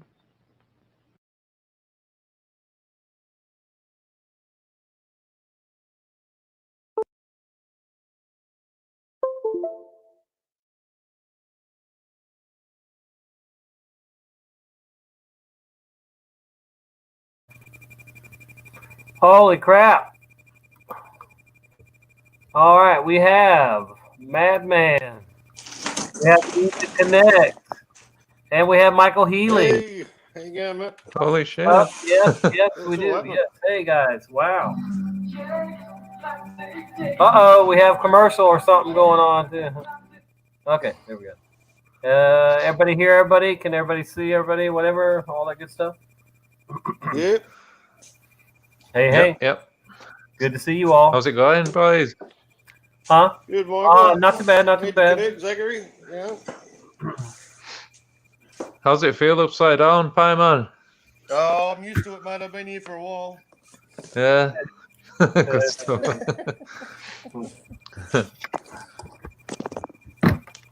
What time is it over there, man? Yeah, breakfast time, mate. 20 to 8. Is it? Oh, you're up early. Tommy, I'm going to buy a freaking Timex watch. I'm going to eat McDonald's. Oh my God, what have you done to my brain, man? And you're gonna make a bucket bone? Yeah. What time is it? 20? Oh no. 20 to 8. Yeah. Wow. So So what's you up? thought- What? Sorry, What I was is just going asking Zach how his stomach was. Yeah, how you Can you hear feeling, me, Zachary? Zach, can you hear us, Zach? No. It's buffering. He's on a delay, I think. Unless he's shape shifting. Yeah, I don't know. We have more breakfast of champions, a coffee and a joint. There you go. Except the coffee part. I've never had a cup of coffee in my life. Have you still not had one? You're missing out. No. And I haven't had caffeine in like 11 years now. I gave up caffeine. No coffee, no caffeine. Crazy. I just drink tea, to be honest. Tea and beer. Beer's bad. Oh, I used to drink a lot of tea and I could have decaffeinated tea, but I don't know. I just forget about it, I guess. But then they don't have a lot of decaffeinated tea options in the store here, neither. So you have to make it yourself. Scarab was saying the decaffeination process was a bit dodgy. Do you know anything about the decaffeination? Oh yeah, well, I just know that it isn't 100%. So there's gonna be some, in there.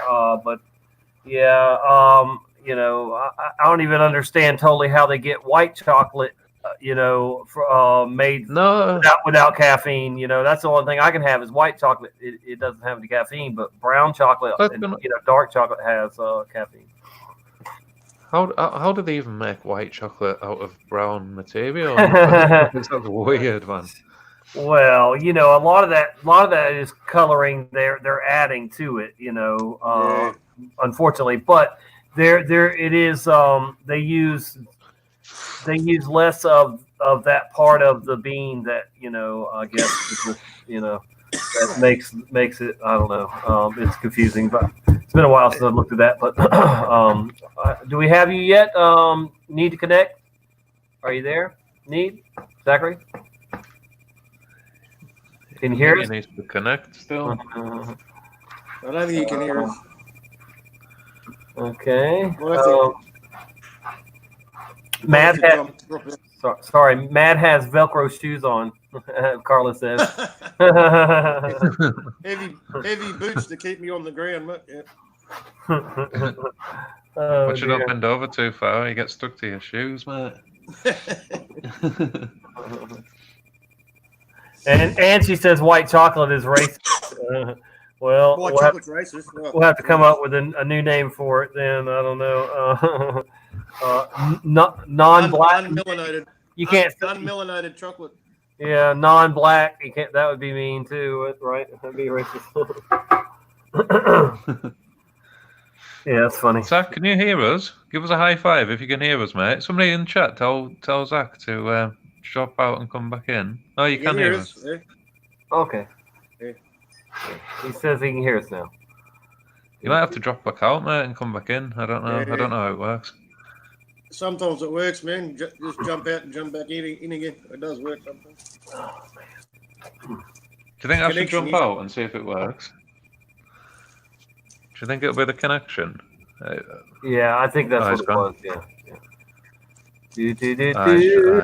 But we had 4 working if it doesn't yesterday. work, I'll jump out and let him on.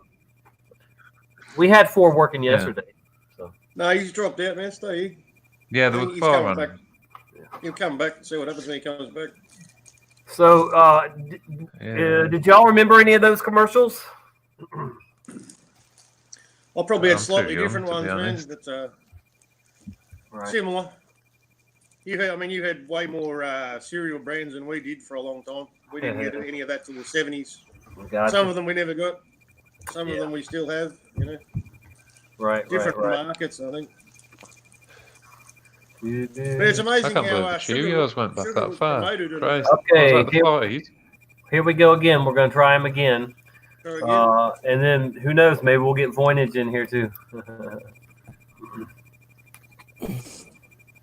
Let's play in. Need to connect. We got you? We connect. Oh, we connected now? can Need you guys to hear me? connect. Yes, we hear you now. Oh, yeah. Yeah, we got you. Oh yeah. 'Cause there hasn't been any problems on my end. Like I can see and hear everybody just fine, but I was in the chat and I guess it didn't seem like there were some problems on.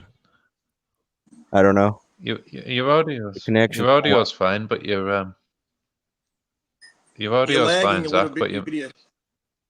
yeah. Oh yeah. Well, it cool. might be because there's a huge hailstorm. Maybe I'll just try to figure out how to That's all right. remove. That's all right. That looked quite Your lips cool. don't have to match your Looked like he voices. was doing a robot dance.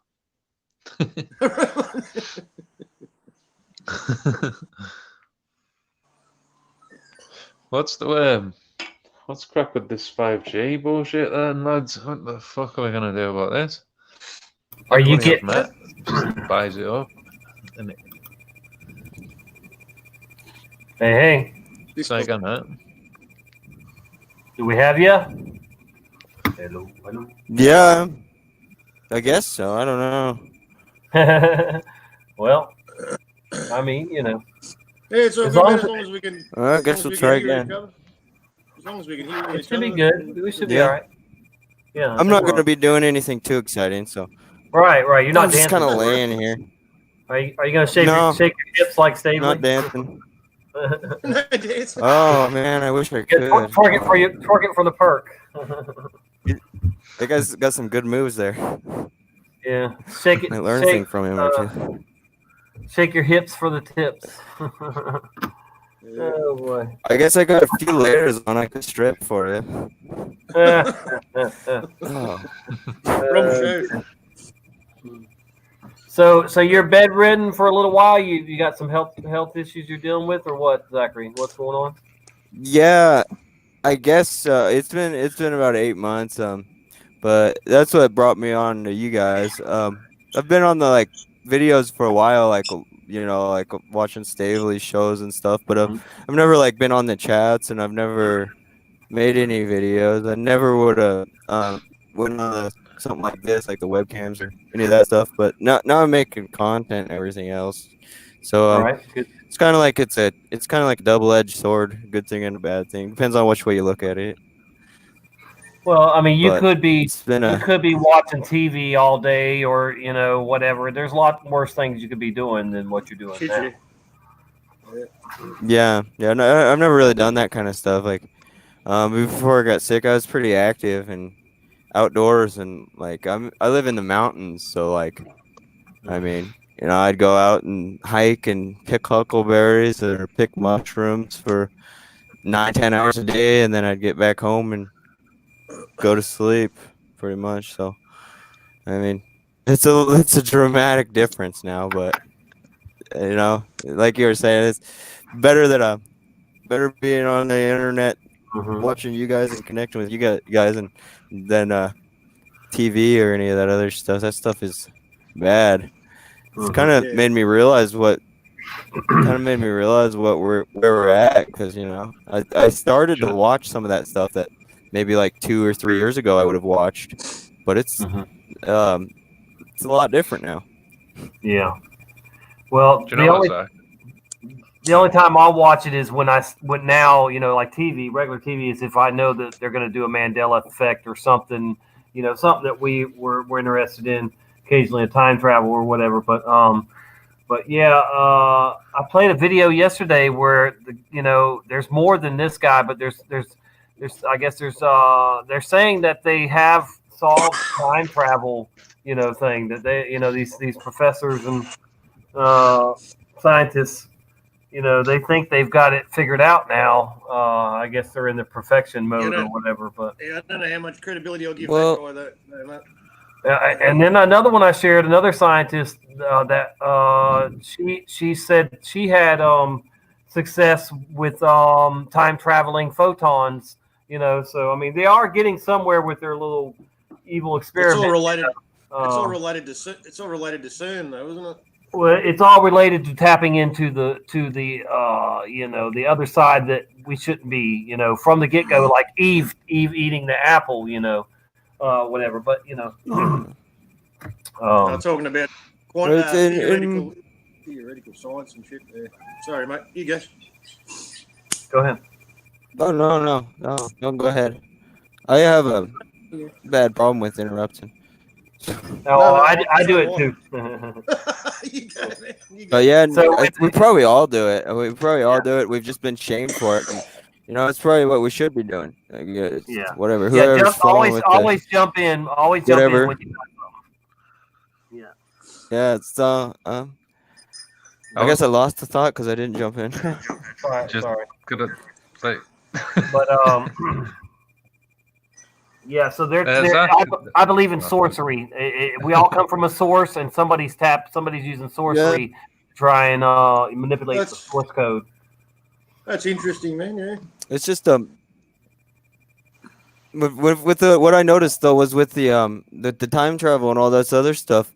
It seems like it's very similar with the space travel because they started writing about it and they wrote about it and they described it in detail, and then it's like, oh, 30, 40, 50, 60 years later, we're doing that same exact stuff that these guys were writing about in fantasy novels. And these guys that were writing about it, we said that like 50, 60 years ago, they made that stuff up. That was fantasy. That wasn't real.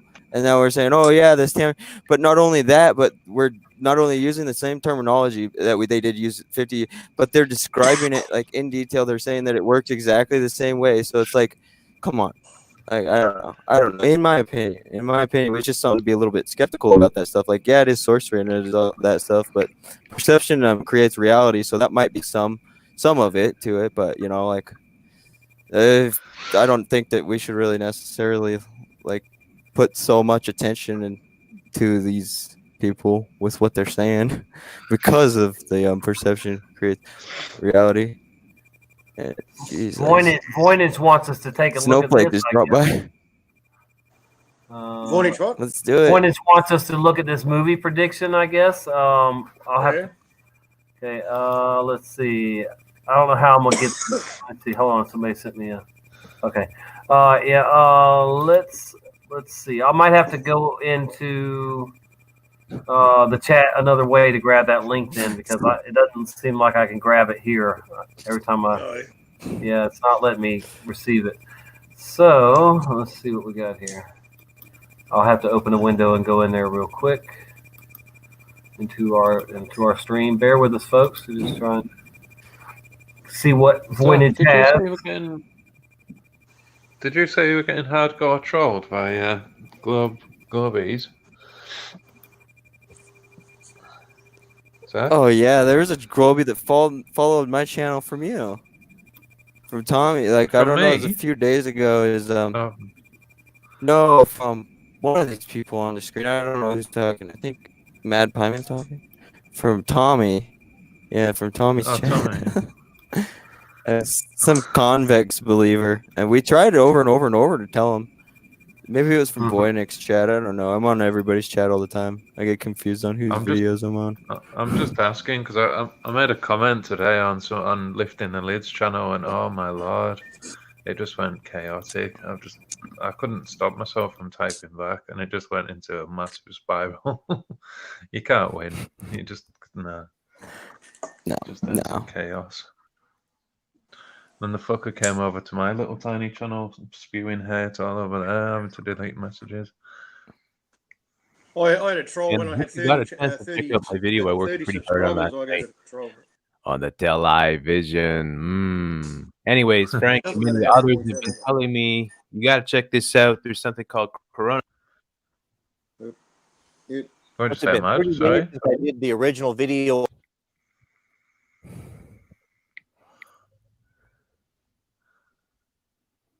No audio. You all know what I'm talking about, right? Original video on, I can't even say it. YouTube won't allow me to say it without penalizing me and burying the content. I'm going to call it the Chinesium flu. All right. We all know what we're talking about, right? Almost 30 days to the day, I did a video on, hey guys, this could be a problem. You might want to get your affairs in order. And the howls of indignation and the conspiracy, I mean, the lunacy that came at me from this, and how I was fear mongering, how I was profiting off of it, it's still pouring in, right? Well, what else is pouring in now is a lot of people that said, hey, didn't you mention this like a month ago? I did. I'm not a fear mongering guy, and I don't live in fear. And I think people that made some of these comments didn't really watch the video because it's not about fear. Here's the fact. I don't know what it is. I don't know where it came from, but I'm not a dumb person. I'm a reasonably intelligent guy. And when I hear the narrative that this came from someone making bat soup, you know, it makes you wonder, right? But none of that is important because I have zero control over it. I don't know where it came from. I don't know what the motivation was. I can speculate. Was it to crash the economy to make the president look bad? I don't know. Was it a depopulation move? I don't know. Was it something that just happened accidentally? Who knows? But what I do know is that it's scaring people, and that could affect us and our families.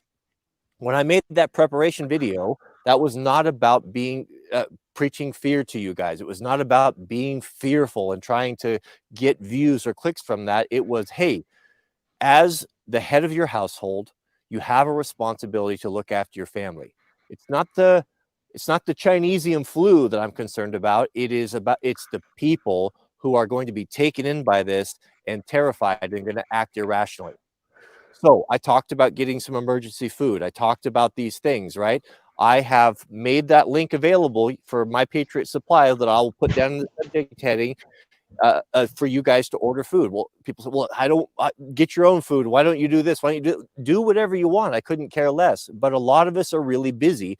It's not our expertise. We're not experts in canning, in dehydrating. We have other things that we do. We need to go out and make money. It makes more sense for us sometimes to go out and do what we do best, make some money, pay someone else that has a business that's doing something. So that's why I recommend it to you. I didn't get the food for free. I paid for it just like you guys do it. When I made the decision to do it, I decided I wanted a year's supply of food from my family. As a man, as a head of my household, and same for you, you have a responsibility to look after your family. Are you prepared for empty shelves? Because it's happening. Mrs. W and I saw it coming a month ago. It was last Thursday or Friday. We went to Costco for just some final things, just to really top things off. Toilet paper, some medical items, some alcohol, different things that we could use, you know, that if the stores are bare, if we have to hunker down and sit up here for 3 months, 6 months, or a year because of what's some craziness going off in the city, that we're not going to be without. And even then, I told Mrs. W, it was Friday, they were at Costco in Portland. Some of the things there were starting to be shortages. The toilet paper was running out. Now you've all isn't it all running out because everybody's running to get it? I mean, you know, it's running out all over the world, mate. You know, it doesn't. But they're creating the scarcity of it. You know, I mean, there's yeah. I mean, it's all scare tactics. Warehouses full of food everywhere, mate. Every country in the world's got warehouses full of groceries, mate. We've got our own toilet paper manufacturing facilities in every state in Australia. Right. There's warehouses full of toilet paper. It's just not getting refilled. That's all it is. It's kind of bullshit. But he's right. We should have some level of preparing. Yeah. I'm just going to write it out, mate. I know for a fact things will go back to normal in about a week. So yeah, don't stress. Just find other alternatives. I mean, they could drag it out another month or two. You know, Yeah, I think they're going to try and drag it out as long as they can. Anyway. But yeah, the panic buying is what's making it appear that there's not enough for everybody or whatever. And temporary shortages. No, they're creating the panic by not refilling the shelves. No, that's what's going on there. Yeah. And the media. Yep. The toilet paper thing doesn't really make sense to me because the first thing that when you think that there's a toilet paper shortage or whatever, the first thing that would come to my mind is, okay, then let's buy a bidet. Like you're not comfortable with wiping your hand, using your hand, or you don't want to waste a bunch of cloth. Buy a bidet. Wouldn't bidets be going short first? Like, I don't know, not the toilet paper. Unless they're telling everybody to buy toilet paper. They should have told everybody to buy a bidet, and then we should have seen the bidet shortage. I think bidets cost more than toilet paper. Wow. But everybody can afford a cup. Everybody can afford a cup and a bucket of water, can't they? Right. Does the same thing. Poison ivy and poison oak work real good. Just kidding. It's a test. They're testing the general population to see how much they'll panic and see how far they'll go, how far they can push everybody. That's what's going on. It's a test. Yeah, and the people that act like they're addicted to the news and can't live without it, they're the ones being programmed into going and buying more than they need, and for scaring people into thinking it's coming for them, next. And yeah, it's crazy.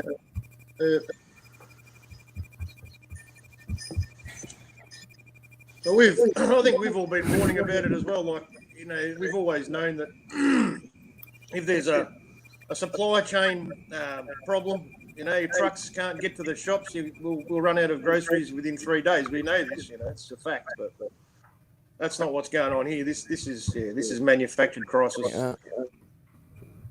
Yeah. No, with the food and everything, I'm a gardener, and I've always been really passionate about gardening. I could grow for a household of 10 people easily off of probably about 1.5 acres of land. So like the first thing to think when I think of a food, if I were to think of a food shortage or any of that stuff, I mean, instead of buying the actual food and all the boxed goods and all that stuff, I would want to save money, and I would just think about gardening. And I'd say, hey, let's just buy some seeds. They can produce like themselves. We'll just buy a year's supply worth of seeds to like feed a household of 10 people, and then you don't use the seeds, whatever. But then if you do need to use the seeds, the next year you use the next year you just let some of the seeds go to seed again. Your crop go to seed, and then you just keep going over and over and over, because you can always grow some and go to some of them for seed and some of them for harvest. But I mean, I guess if you're in the city, you can't do that. I'm in the country, so we could do that down here. Everybody can grow vegetables, man. There's no reason why you can't. You can grow them in a planter box, even on a, You really could. You could on a balcony. You could just shut off the house, half of your household, half of your living room or something. You could just put up some plastic all the way around and turn that whole half into just microgreen, aquaponic, whatever the heck, kind of indoor garden. They don't want us to be self-sufficient, mate. That's the last thing they want. They didn't tell us how to do that. Hey, most people have got no idea, and they're totally relying on the system. Mm-hmm. That's exactly how they want it. We're more easily controlled and brainwashed and scared, set into panic. Yeah. Trust the government. I just noticed them. We're from the government and we're here to help. You know that one? Yeah. Oh, yeah. I had nightmares about that, Back when I was like 6 and 7 years old and I was having dreams about getting abducted by aliens, I was also having nightmares about, we're from the government, we need to help. We're here to help. They're dressed up like people. I'm not joking either. I really had dreams about the alien abductions. Well, people that we're here to help and all that other shit. Yeah, a lot of people that have been abducted say that they saw government or military people with the aliens. So it was like a combination. Yeah, I don't know. I always had always had a big like sense that like like the people know about that stuff that's going on. It's not a physical thing.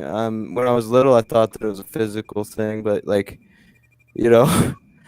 I felt like there was no way that I could go to my mother. There was no way I could go to my teacher. There was no way I could go to that because like they were part of like this overall like hive mind kind of thing that worked all in like unison, and that's exactly what it is. I mean, you know it better when you're younger, but you don't have the terminology to describe what you see, and then you get older and you forget what you see, and then you have just the terminology and you don't have the vision anymore. I don't know. We're born with imagination and free will and free spirit, and it's drummed out of us as we get older, mate, and by the education system. Yeah. I don't like that. Oh yeah. Have you ever seen that picture of the teacher that's walking around? The kids have their heads like down on the desk like pencils. And the teacher's walking around. They've all got thought bubbles, and she's coming and she's cutting them, squaring them off. Squaring off all the thought bubbles, turning them into squares. Like it's pretty funny. But that's exactly it. Like, You see Scooter's you see Scooter's comment here. Tommy, stuff does not grow anymore like it used to, and the GMO pollen won't let your organic seeds reproduce. What do y'all think about that? I mean, there's some truth to it. It was a couple seconds behind you, so I have to go back and Oh, you read did. it. Okay, right there. There you go. Stuff does not grow.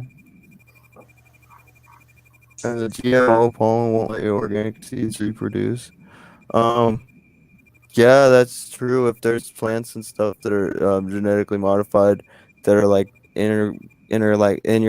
too close to your crop or anything, that is stuff that could technically happen because it's that pollen is like stickier and heavier, and the bees don't like going over to it. To that kind of, they don't like the genetic pollen as much. So unless it's their little robo bees that they came out with, or their genetically modified bees or whatever they want to call them, those things are, yeah. So that is the thing. If you're in the city, especially, I bet that would be like a lot harder. Here it does not as much of a concern. There's more heirloom plants here, but like one of the things you could do is you just like clear the whole entire area of like your garden, and you'd have to like maybe like a 200-foot area around it. Need a buffer plants zone, a buffer zone around your garden. Yeah, get like like you said, buffer zone. The other thing that like if you're worried about the seed, like not the seeds, but if you're worried about like the rosin from the plant, they're genetically modified living in the soil, you can take a black plastic tarp or something. And I know we don't really like plastic, but it could be anything like dark colored. But you take something like a vapor barrier. If you wanted a natural vapor barrier, you'd have to use like leaves or something, a bunch of leaves and straw and hay and stuff, and then maybe try to put some soil on top of that, just to make it a dark surface. But anyway, you just do that for about 6 months or something before you plant, and that'll sterilize the soil. It won't kill. It'll sterilize the soil and provide it like a nice clean environment for it to start over from organic heirloom qualifications. Paradoxon says, did you have dreams of floating a lot as a child? I had a reoccurring dream for years of I was either going up or down, but I remember, flying or dropping one, and that's all it was just, I'm either going up or going down one, and I always took it as going down, but whatever, I was always, just flying, and I had to pray about it, and really push it away for it to stop. So I don't know what the meaning of that was, but definitely for at least a few years, maybe longer, I had a reoccurring dream often of just, being in the air, flying up or down. And we have just some guy in here named Mr. Healy. Is back. Welcome back. Welcome back. Good to have you back. Yeah. Can't stay long. I've got the Right. one, but I thought I'd just jump on. I also what's coming on. Yeah, you gave one in Oh, the it's Michael. What's going on? Hey. Yep. Welcome back. Good to see you, Susan. Yeah, Suzanne. I also had dreams Go ahead. Yeah. about floating though. I had dreams about floating. I wasn't necessarily like flying through the air or anything, but like I had dreams as a kid like where it was just like it was orgasmic. I'm gonna use that word. Whatever. You know, it was like a full body orgasm. And it wasn't sexual either. It wasn't. I'm not a sexual guy, so maybe I'm using the wrong word. But it was just like a really like euphoric feeling Nirvana. where it was just like my whole body was just like surrounded in like a warm fluid, like water. But like let's say like the water and the air, they're both fluids. So like I don't know. At the time, like I would feel like it was water, but like you could still breathe, so that wouldn't be water because if you were in water, you couldn't breathe.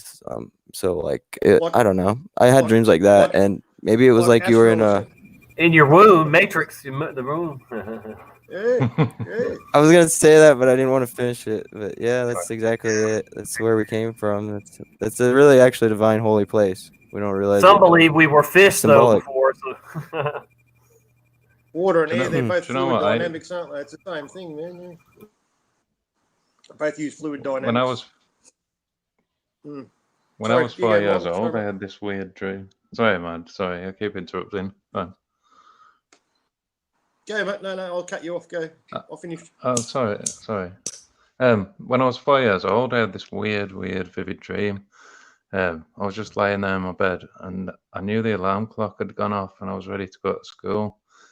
In my dream self was riding around on a BMX in my old estate because we'd recently moved from a really rough estate down to where mother and father bought this nice, like, well, not nice, but just they bought the first house basically. We were renting, and I couldn't wake up, so I biked down the hill.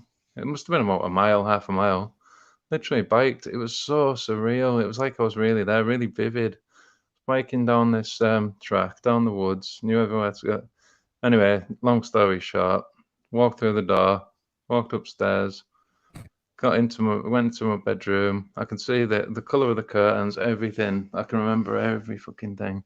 Got into bed, and as soon as I pulled the covers up, man, I woke up. That is the weirdest thing. Like, oh man. Like I've told people this, and they're just like, yeah, weird. But like, there must be something to that. Like, You said Weird. you were 5 years old. Four. There's got to be something trying- to it, especially if you remember it. I was trying to say you Mm. might have had an out of That's body crazy. experience, mate. That's what I was thinking. Yeah.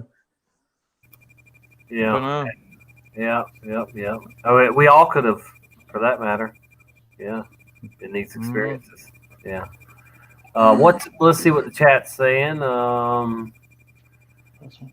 Betty and Barney Hill, the first abductees on record that went through hypnotic regression therapy, claimed they floated horizontally into almond-eyed grays. Into almond-eyed grays. So, there's that. Lots of things happen in our dreams as children, Susan says. Whoa. Yeah, and then we're told to forget about it. Like in school, I was always told to stop daydreaming, and I always remember getting so mad about it. And I was like, "You don't have a right to tell me to stop daydreaming. It's not even nighttime. I'm not even dreaming. This is real. This is more realistic than what you're trying to teach me." I remember thinking that so vividly every time they told me that. Right.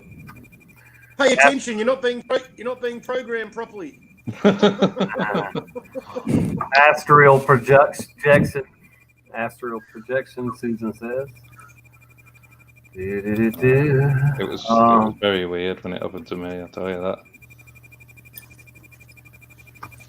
That's what school's designed to do. It teaches us. It removes our ability to use imagination and be creative. That's what it does. It just trains that out of you.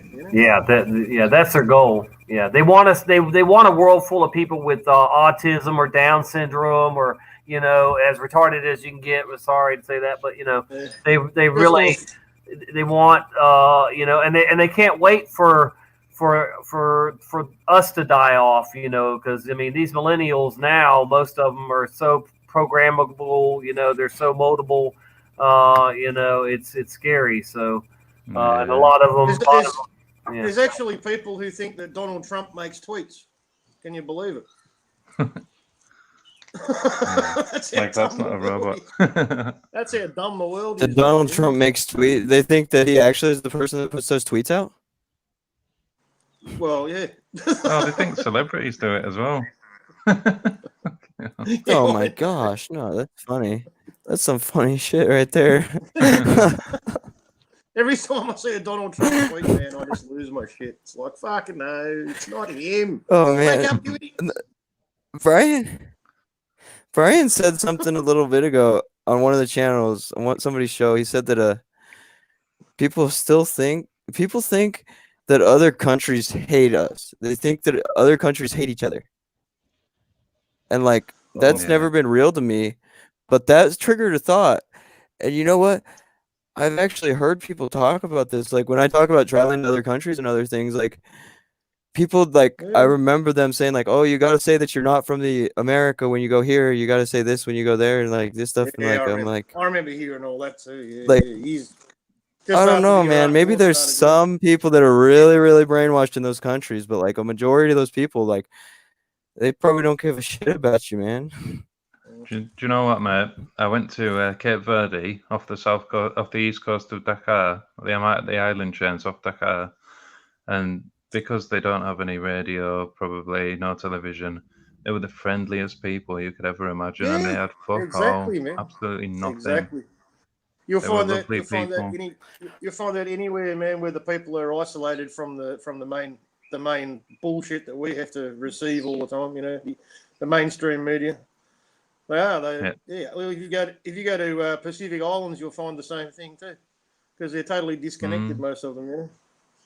Yeah. And they are. They're in nature. They're natural people, man. Yeah. Nice toy. Beautiful, man. Gee, if you're going through that was full yesterday. Yeah. Well, it's there's still some nugs in there, you know. I mean, it's half full. Yeah. I did do an 8-hour live stream. You know. Yeah, true. You needed some fuel to get through that. Yeah, but what I was going to say was, just listening to the world and whatever, I thought when I moved to the hills in Tennessee that everybody was going to be, you know, just taking themselves and racist even too, you know, or whatever. And I got there and there was black people living right in the hills in my neighborhood, and everybody got along, and you know, it's like there was no hate and stuff, you know. But you get these big cities, and it's like, man, everybody's full of rage and just, you know, ready to fight, and you know, over the littlest thing, and you know, yeah. So they're trying to destroy what we have in the country, you know, what people have in the country, and that sense of community and everything. They, you know, they want everybody fighting each other for the next, you know, next meal or whatever, you know, and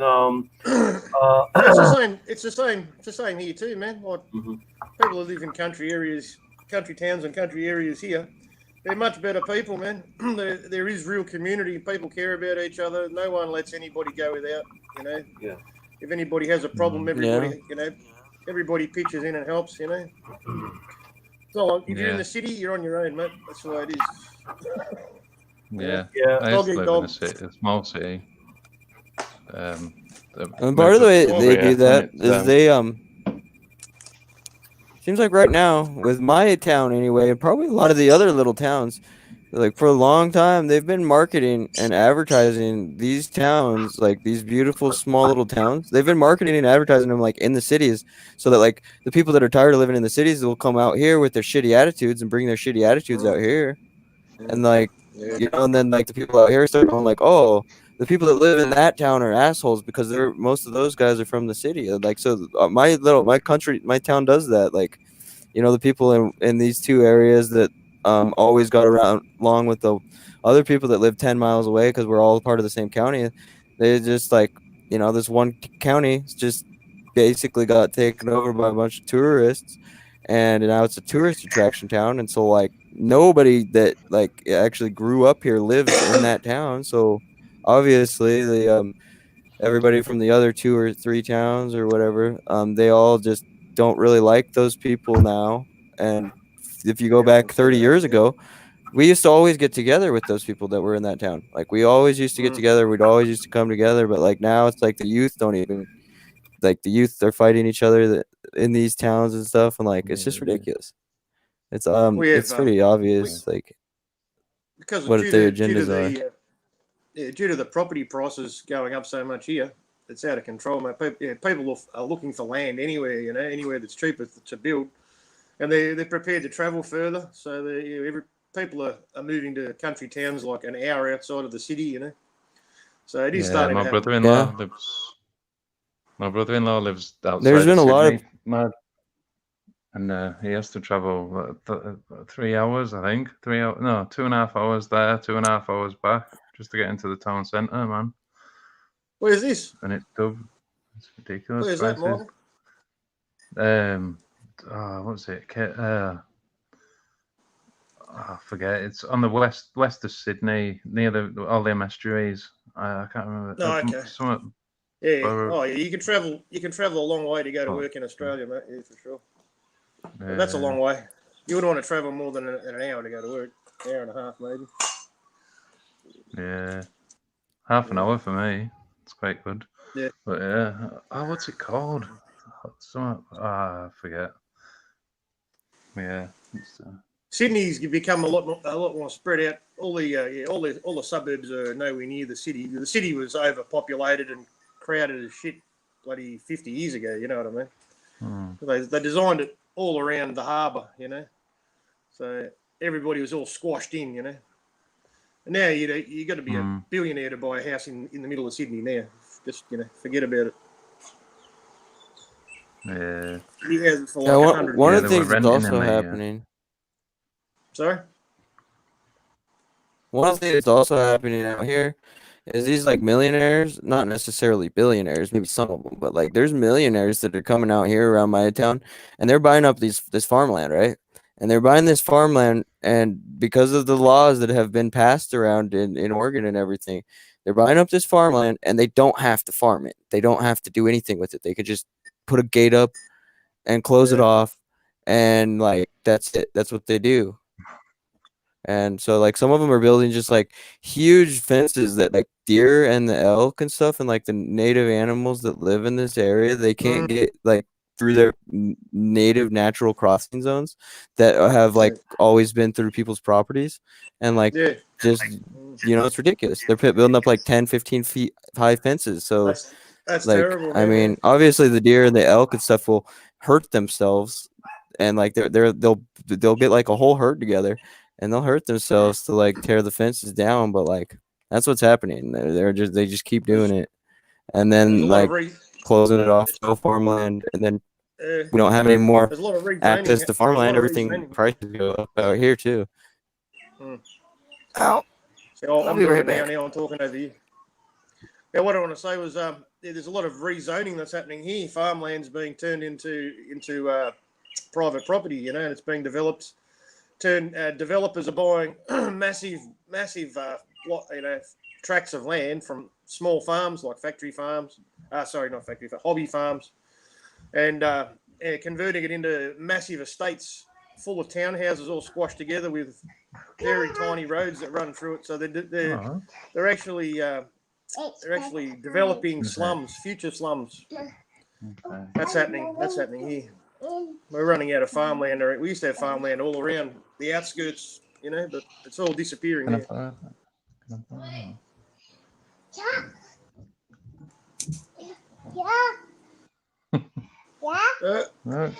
Dad, where he's got the Australian flag.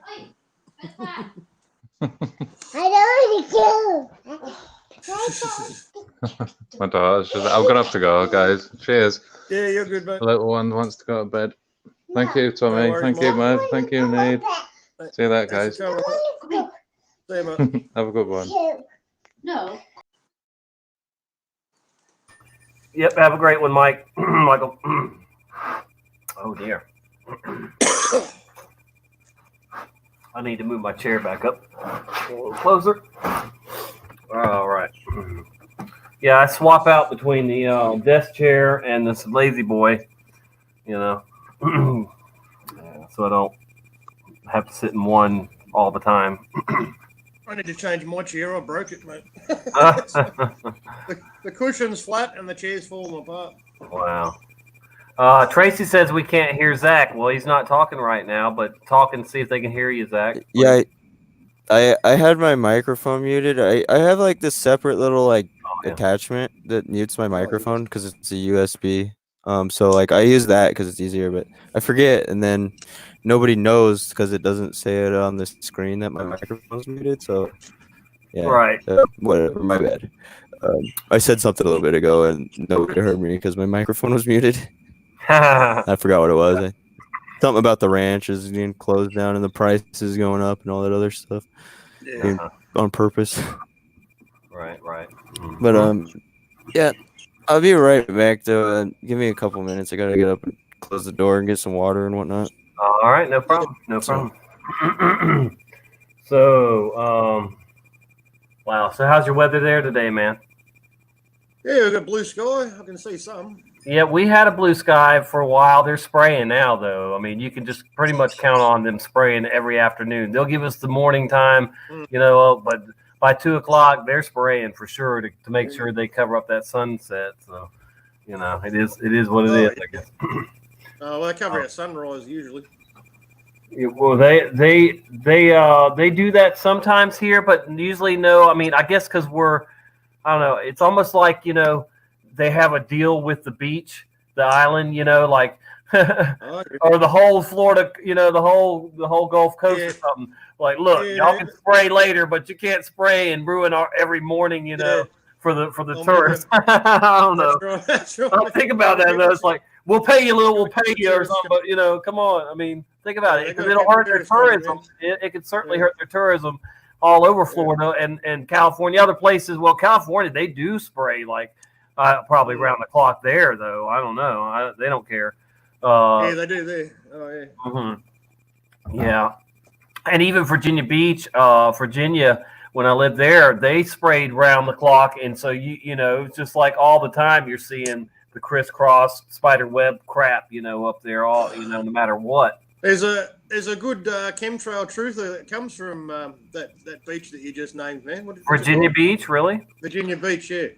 Her name's Madison Star Moon. Have you heard of her? No, I don't think I have. There's an old lady named Rose something. Rose, crap. I follow her. She does mainly earthquake alerts now, but she used to go out and show people the chemtrails in Virginia Beach, in that. But yeah, I'll have to look her up though. Definitely. You'll have to, man. Yeah, she's a full-time activist. She's always ringing like the Weather Bureau, the EPA. Politicians. All right, give me the name again. I'll look her up right now. Madison. Yeah. Madison, yeah, like the what is it? The town Madison, yeah, Madison, and then Star. They're all three separate words. Star, STAR, and then Moon. Three separate words. Madison, Star, Moon. Oh, Moon, not Noon. Yeah, Moon. Okay. Moon. Yeah. Yeah, I got you. All right, let's see what we got then. Oh, I forgot the I in there. Hold on. Bear with us, folks. Just trying to check out. Okay, I see Amanda Star Moon, Amanda Bays. That's it. Okay. 1.5 thousand. She got 1,500 survivors, I guess. Is that her? You sure? Let's see. Oh yeah, that's her. Okay, I'm gonna subscribe to her right now. All right, yeah. We'll go ahead and we'll check out. She's got a 5G video. Let's check that out real quick. So I'm gonna go to that. I'm gonna mute. She's good, man. She's really active, mate. Never stops. And the government hate her, mate. They fucking hate her.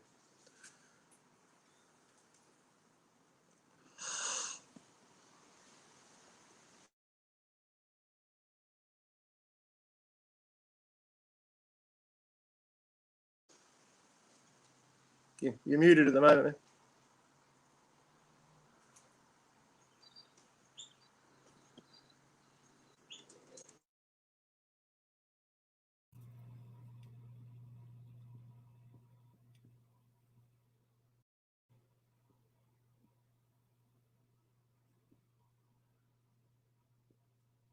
my God.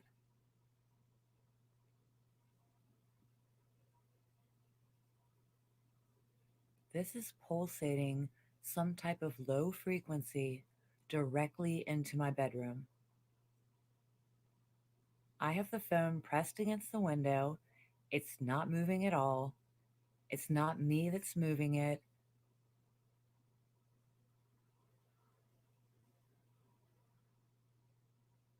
I've never seen anything like this. And I'm going to.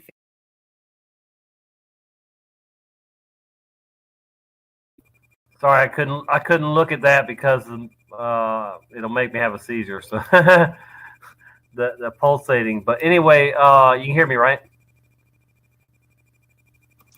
Go to one of your chemtrail videos, man. Yeah. Yeah, that's what I'll look at. Yeah, I couldn't sit there and look at that pulse. Hold on. Yeah, I'm with you. But this is interesting too. She's got Madison Star Moon. It's got frequency weapons exposed. So we could look at that possibly here in a minute. But yeah, I do want to see one of her chemtrail videos too. Okay. Let's see what this one is.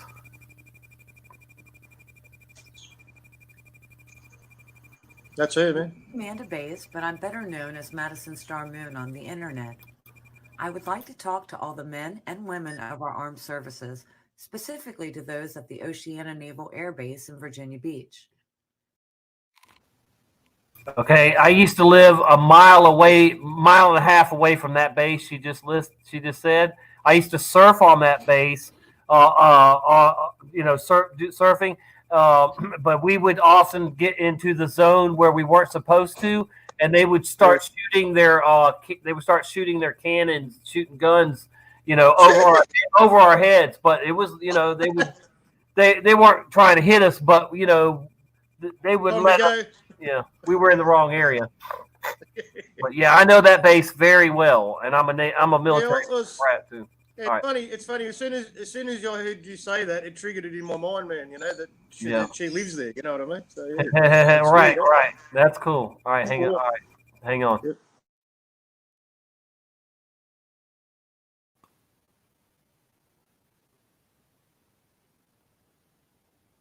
If you are not a member of our armed services or a member of the Oceana Naval Air Base and you are hearing this, please send this around far and wide so as to ensure that any and all personnel at Oceana Naval Air Base, including the 10,500 active Navy personnel at Virginia Beach, get this message.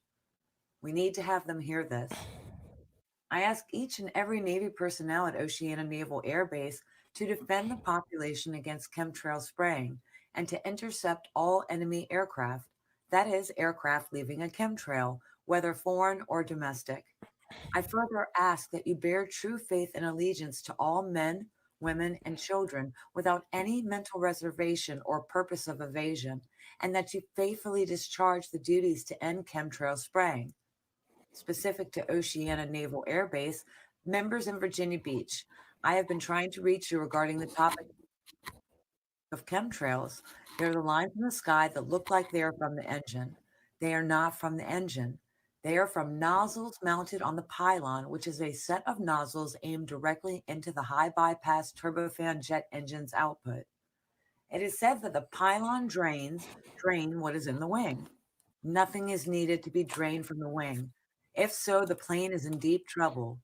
It is the nozzles that are releasing chemicals that cause the lines in the sky. I am asking for you to act to stop the spraying.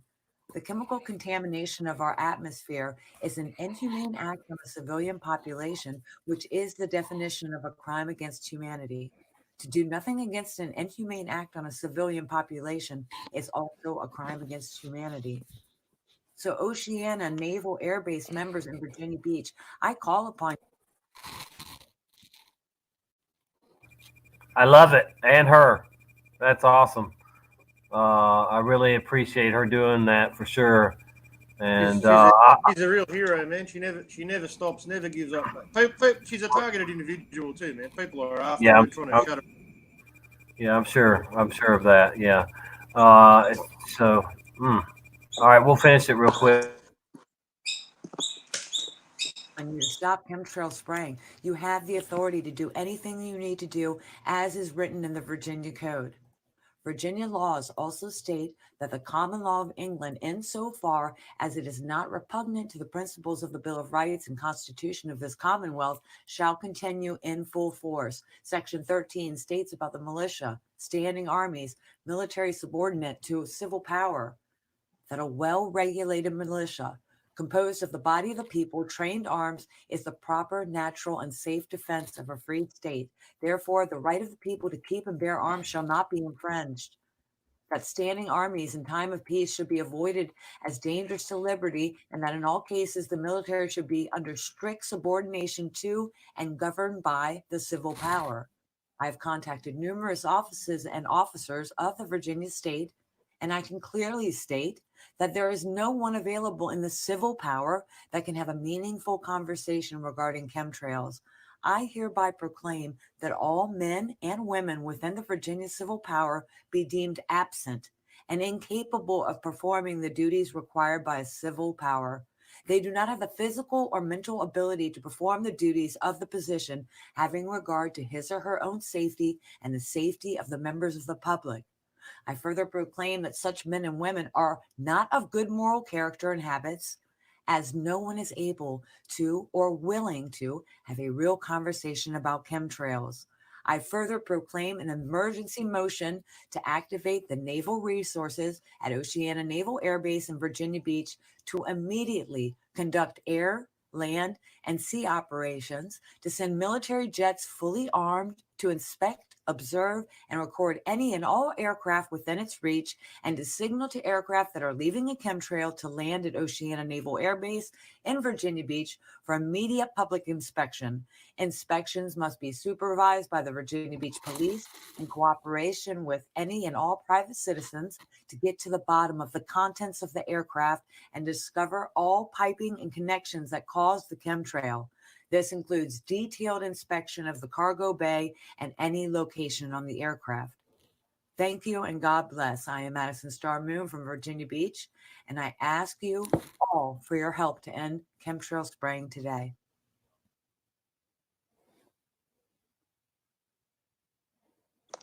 Bravo, encore. That's awesome.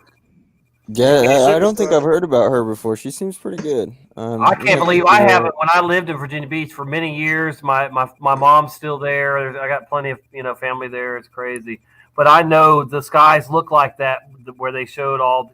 It's exactly how I described before they even showed you it. Was all the crisscross, all the spider web looking craziness. Yeah, it's like that every day there, and I have thousands of pictures of it too.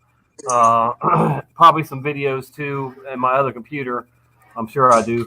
I know I do. But yeah, insane. It's insane. Yep. We do not consent. Like Richie from Boston would say, we do not consent. It's always morning the next day, isn't it? When you wake up, it's the morning. Yeah. So you got a little one you're dealing with too, huh? Yeah, they just woke up. Yeah. MT Callie says, I have an uncle that lives in Virginia Beach. Nice. I have five aunts that live in Virginia Beach. Wow. Yeah. So he got an uncle. I got 5 aunts. But let's see. Yeah.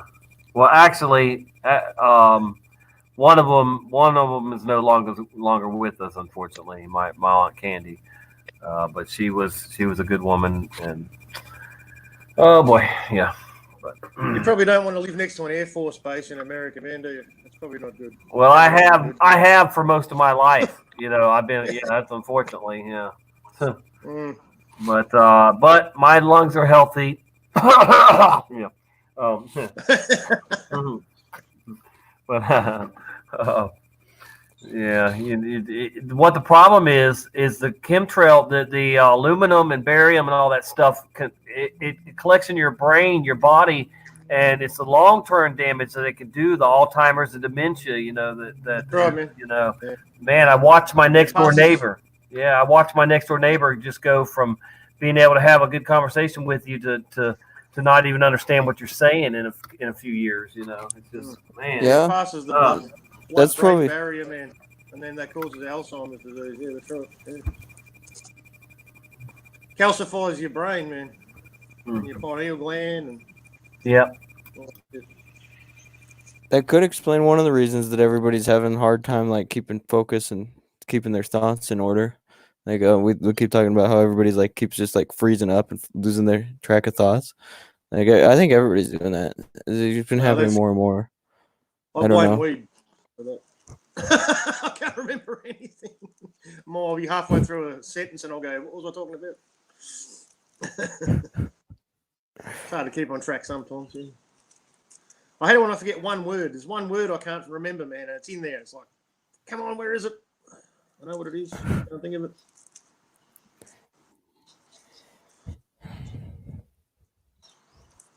The state of Virginia has a major program to install LED streetlights all up and down interstate highways in Virginia.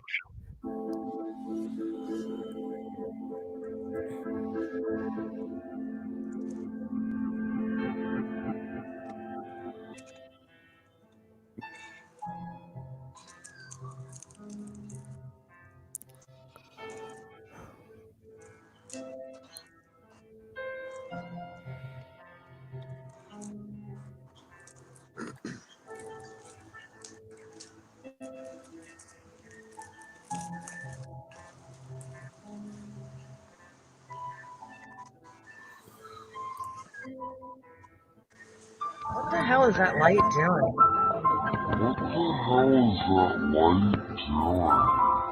What the hell is that light doing? Do you guys see that? This is a weapon system, all right? It's nothing more than a weapon. Now, I know it's masquerading as a light, but it's a weapon.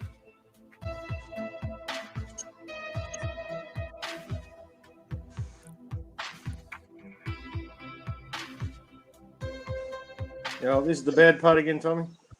Yeah.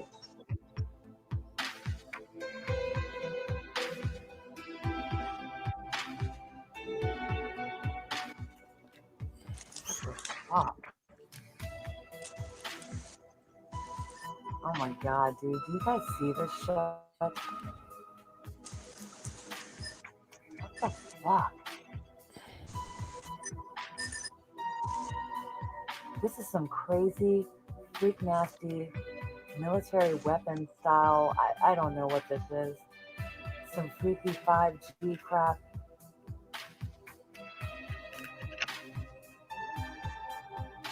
It's pulsating. Whoa, did you see that one turn off? All right, so let's just show you. Let's just break this whole thing down and show people what this is. All right. I'm going to, first of all, I'm going to take this piece, this antenna piece to pieces. All right, people have seen it before. They've seen the breakdown. All right, let's just unloosen this piece here. All right, let's just break this down and let's show people what this is. All right, this is the Harvard piece of technology. Obviously, that's the antenna. That's a scanner. It's radar. It's a radar piece of equipment. You can see that. This has got the 450 volt capacitor on it. And you see the cabling. It's really important to see that cabling. This is the delivery system. All right. This is an extremely dangerous piece of hardware. This is a single element, and they're 31,875. A lot of people making complaints to the council now. And making complaints where they're being lied to on a regular basis about this technology. So councils are lying about what this is. Let's just show people this is not a dipole antenna. Look, it's a high gain dielectric lens antenna. All right, it's in a little bit better shape than the other one that we'll show in the video on, but that is an illegal piece of equipment. It's not a Part 15 FCC approved piece of equipment. This can target acquire radar. That's a scanner. All right, it's a scanning antenna. They are illegal. That is fucking weird as fuck. Look at the light.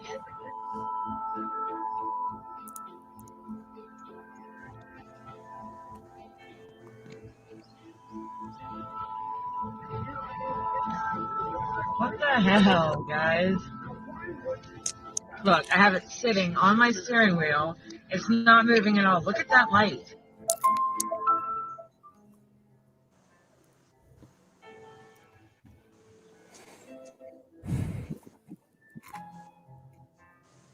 Called everybody, and all of it ended up with you, and now you're saying that you don't, so nobody regulates. Well, I'm not sure. Okay. When you say lighting, can you explain a little bit? Okay, so across the street from my house, there is a lighting system that is strobing and doing all kinds of crazy stuff in my bedroom window at night. And it's even hard to sleep.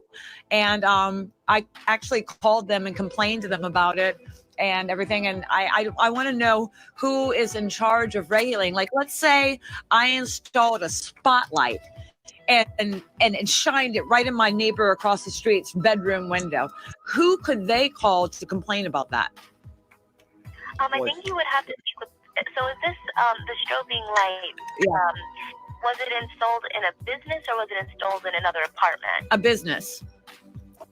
Okay, which business? Well, I'm not at liberty to say right this moment. I wanted to get information first before I go giving you any personal information about where I live or what the situation is. I want to know that I'm speaking to the right person before I just go giving out all my private information, because you're like the 5th, 6th agency I've spoken to. Right. So unfortunately, I don't believe that would be us, ma'am. So nobody does. This is incredible that no government agency regulates lighting systems. That's suspicious to me. I don't know if none do. I just don't believe it will be us. Well, there's nobody left. Okay, so if you, I don't know what sort of business it is. And there's only a certain types of businesses that we would have regulation over. Okay, so who? I need you to ask your. Yeah, I need you to ask your boss who. This lady has a business that has a strobing light going into her window 24 hours a day, because even in the daytime it's doing it. Who does she complain to? If your boss doesn't know, you're the dang commission. There's nobody left. I've already called FCC. They directed me to you. Okay, let me put you on hold for just a moment. Thank you, ma'am. Oh, I can't take this. Hello? Yes, ma'am. Hi, I'm going to transfer you to my manager. Oh, thank you so much. I'm sorry for being so crazy, but it's just like I'm starting to lose faith in the government, like altogether. I understand. Okay, thank you, ma'am. Let me see if I can transfer you. Okay. Anybody thinks that councils have the right to scan into your home are mistaken. That's an offence in law. All right, let's just pop that back, because people have seen that breakdown before, and they've also seen this breakdown before. What's really important is to have a look at this bit of hardware. Now, this box is actually being made so you can't get into it. All right, it's a sealed unit. It just had to be taken to pieces. Obviously, we've got to be careful with this because it's got to get sent back, because it's got to go back in the stores. What I'm going to show people, this is the hardware. This is the delivery system. This is coming from these units here. This is the delivery system to the weapon. All right? That's the delivery system to the weapon.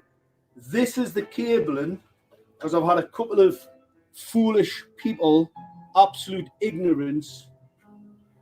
That's the cabling to the LED streetlights. As you'll see, they're very thin.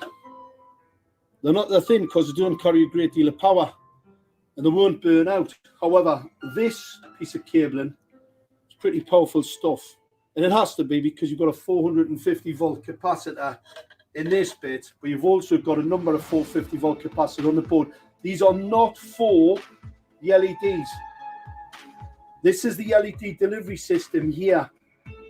All right. There's transformers on here to reduce the power going to these small cables, which fit into this for the LEDs. All right. You do not need this type of capacity Only a fool, only a very, very ignorant fool would even pretend that this is some type of ballast. All right, these are LEDs for the ignorant. This isn't a fluorescent lamp needing ballast to put a lot of energy in. We all know that LEDs operate on very, very small amounts of energy, so they do not need. So this is a step down to these small cables. However, this is a step up to this delivery system, because obviously if you're going to use a weapon, it needs to have a bit of power, it needs to have a bit of power about it. All right, so that fits to there. This then goes to this, and obviously that's the 450 volt capacitor. All right, you've seen it in the close-up breakdowns before, and this is the weapons delivery system. All right, that's the high gain antenna, illegal high gain antenna. Number of people have contacted Northumbria Police about the genocide that's been committed on the people in Gateshead as we speak. State Corporation Commission, how can I help you? Hello, sir. My name is Amanda Bays, and I don't want to give any of my personal information right now. I just want to get some information. Who do I go to? Oh, excuse me. Who regulates? Hold on, let me word this correctly. Who regulates lighting systems on private businesses? Are you talking about like security lighting? Or... It would be lighting. Like, yeah, I guess it would be lighting for their business. Like they have the light in the front of their business, and it's a gate, a gate right there, and then they have lights that go up the side of it in the back. And I guess it would be for security at night, because the business is closed at night. But it's just the lighting system for the business. So who oversees that?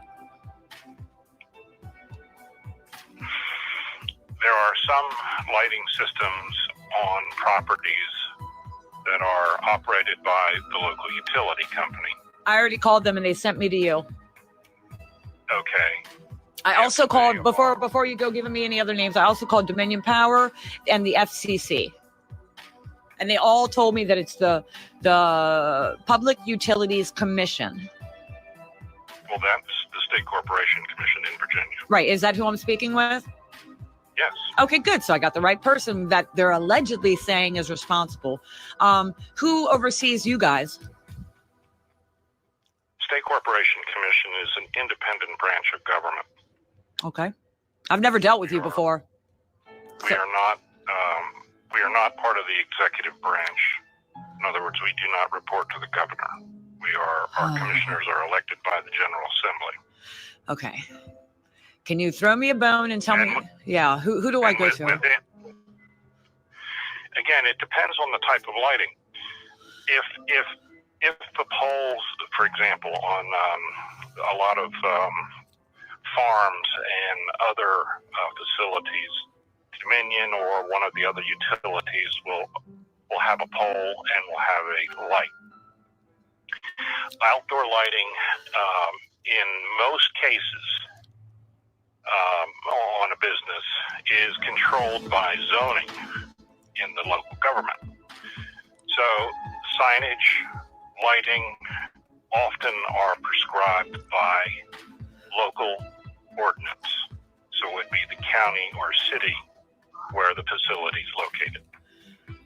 Okay, and in layman's terms, when you're saying the city, so, okay, say I have a problem with a lighting system that's strobing into my bedroom, because that's what's going on, but we're not going to give the address or anything like that. Okay, so I have a lighting system that has been recently installed that is doing crazy anomalies all day and all night into my bedroom window.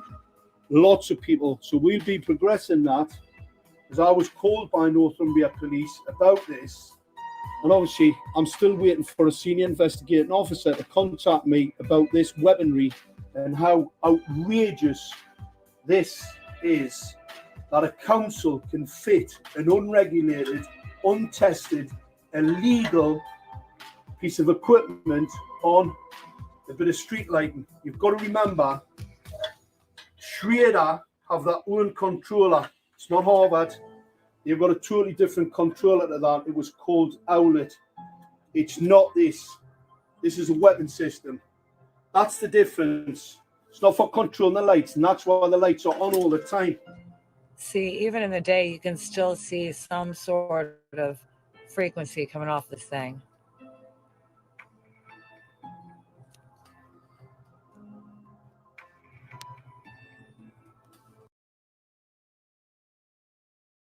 Okay, wow, that's some crazy shit, man.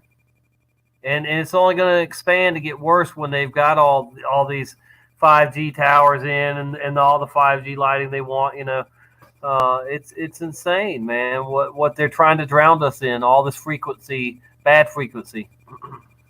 Those LED lights are everywhere now. Man. I see them everywhere. And people don't think anything of it. They're just new street lights. They're energy saving street lights because the government cares about saving the planet and not using too much carbon. Blah blah blah. That's all you hear. Yeah, but from what I've seen, it doesn't light up enough area neither. Well, the ones we've got are bright as, man. It's like daylight. Yeah, well, I guess we got some Chinese cheap ones around here. I don't know. I've always had a Totally problem with unnatural. streetlights. It's just even the regular, the fluorescent ones. I don't like them. Being in the country and everything, like you're driving along the highway that's dark and the way that it's supposed to be at night, and you can see without streetlights perfectly fine. I mean, if you wanted to, like if you weren't going like with all the headlights that were driving by, if there wasn't any headlights or anything, and you were driving on that road by yourself, you could drive without the headlights at all. You could drive just fine, like especially if the moon was out. But you don't really need headlights that bad. I mean, you might not be able to go 80 miles an hour, but you could go 40 miles an hour with no headlights or anything. And so, like I don't know. I've just always had a problem with headlights not with headlights, with fluorescent lights because of that. Like so when we drive in like from one town to the other, and then you come into the town and you just start seeing like the lights from the town. Like I don't know, it's not pretty. Another problem it's not good for you. Yeah, blue light's the problem that they produce as well. It's unnatural and it affects our circadian rhythms, man. Yeah, they destroy your eyesight too. They're not good for And your your eyesight. eyesight. Well, to me, when I go out and look at the sun, like right now, it's got blue around, like a blue edge around it or a ring around it, kind of. You see blue coming off of it. It's definitely white instead of orange or yellow too. Now, when it's up during the day. Yeah, for about half of my life, it's been blue, or that white one. The golden one, like when I was really young. But maybe like 2010 or 2011 is when the other one started showing up for me anyway. It sounds weird, but it also, like, I never used to get sunburns. Like I'd be outside all day, never get a sunburn. I used to fish a lot, so like I'd fish outside with my shirt off and stuff, and like now I can get a sunburn like really easily, which is weird because I haven't really changed anything. Like I've always been outside in the sun with my shirt off and stuff. Now I'm an adult and I don't really get the chance to take my shirt off too much, but like I'll get sunburnt now, like pretty easily, when I never had gotten a sunburn before. I don't get sunburn. I get allergic reaction to the sun. 6 years in a row in the springtime, which is coming up. I get hives anywhere that the sun hits me. If the sun is suspect to me now, I don't know. I've never had any problem growing up, even with sunburns or anything like that. And now, just when I moved back down here to Florida, almost 7 years ago, it's done it every spring, and I have to hide from the sun or cover up real good, because my ears, any place that the sun hits more than just 10, 15 minutes, I'm done. I'll break out. And they tell me that I'm allergic to the sun or the rays or the UV or something, because I've been to the hospital. It's been it gets. I don't stay in it now, but when the first couple of years, I didn't know what was going on, and I would just stay out there and didn't know, and it would get really bad and painful. But now I know to avoid it. But once summer comes around, I'm fine, and I can be out in the sun all I want the rest of the year. But spring sun, something to it. I don't know. It's weird. But I never. That had is weird. Growing up. Yeah. Huh. And I know there's a lot of talk about the solar simulator. That seems like be kind of hard. It's plausible, but it's not impossible. I mean, it just seems like it'd be a really big thing. I'm not saying that they don't do really big things to fool us and try to keep us in line. And there might be other entities that are helping or working or whatever in a more of a spiritual realm. So I mean, it's way too much for us to say because especially nobody knows what the sun is in the first place. So how can you start making theories about why we see those changes? But yeah, there's definitely something going on with the sun. Definitely Yeah, different. I see strange things happening, man. Like some mornings at sun or just after sunrise, I see a second, looks like a second sun, or the sun that's supposed to be the sun is just a white circle that's not shining, and it'll rise up, a fair way off the horizon. It'll probably be up like 10, 15 degrees, in the morning above the horizon. And then slowly a light will come from behind it, from a distance, and it's just like not like an object, but just like a light, a light source, something shining a light, and it slowly moves up behind the disc, and then that becomes the sun, and it rises further, No, I've never seen that. I've seen videos of that, but I don't really get to see the sunset, the sunrise all that often. I'm never awake for it. I usually see the sunset though. Oh, yeah. I've never seen it in person. The two different But I've seen sun-like I poles. have seen two suns just after after sunrise, but Yeah. they were like masked by two white discs, but they were masked by the chemtrail sky. You know what I mean? So they were sort of filtered, so they weren't shining. Yeah. But they were up. They were up. It was like 9 o'clock in the morning. I was looking at it going, "There's two suns. How come there's two suns, man?" So That's we crazy. go ahead. I saw two suns Oh. 3 or 4 days ago. Honest to God, there was Yeah. a small orb just like the sun. Yeah, fucking weird. weird, man. I tried to take a picture of it, but then when I tried to find a place to pull over, the thing had disappeared. But first time I've seen it firsthand. I think Wow. they merged together, man, and they just become one. You know what I mean? That's what I've noticed. I've actually seen that on a video, yeah. But yeah, I've never seen I'm pretty it in sure real it's not. life I'm until pretty then. sure it's not Nibiru though. Don't worry about Planet X. It's not coming. Yeah, I think that's a load of horse. Nibiru's coming. Oh, my favorite one about the Nibiru is that it's a spaceship coming down here to recollect all the souls or whatever. From the Palladians, isn't it? Isn't it from the Yeah, Palladians? or something? there's a bunch of crazy ones going out there about that one, but the Pleiadians one, that's probably where I I didn't heard spend it. much time on that. I didn't spend much time on that Planet X shit when I started researching. I was I like, didn't what? either. I have always been really skeptical about all that stuff. I think that if there are aliens or anything, they're spiritual. They're not Yeah. material. That's right, man. Spiritual realms, yeah. Yeah, but then again, that's stuff we don't have terminology to talk about. So you can talk about it all day, but No. you'll just be talking yourself in a circle. That's right. Yeah, we just don't know. We know I there's was just demons running the world. We know that. I Yeah. agree with that. Or did you guys I don't know if anybody saw my live, but anybody notice anything weird with the moon going on lately? Because for me, Yeah. it seems like it went through a whole entire month cycle in a week. Wow. I don't know. That's what it seems like to me. Like it's Yeah. like on 3/4 right now.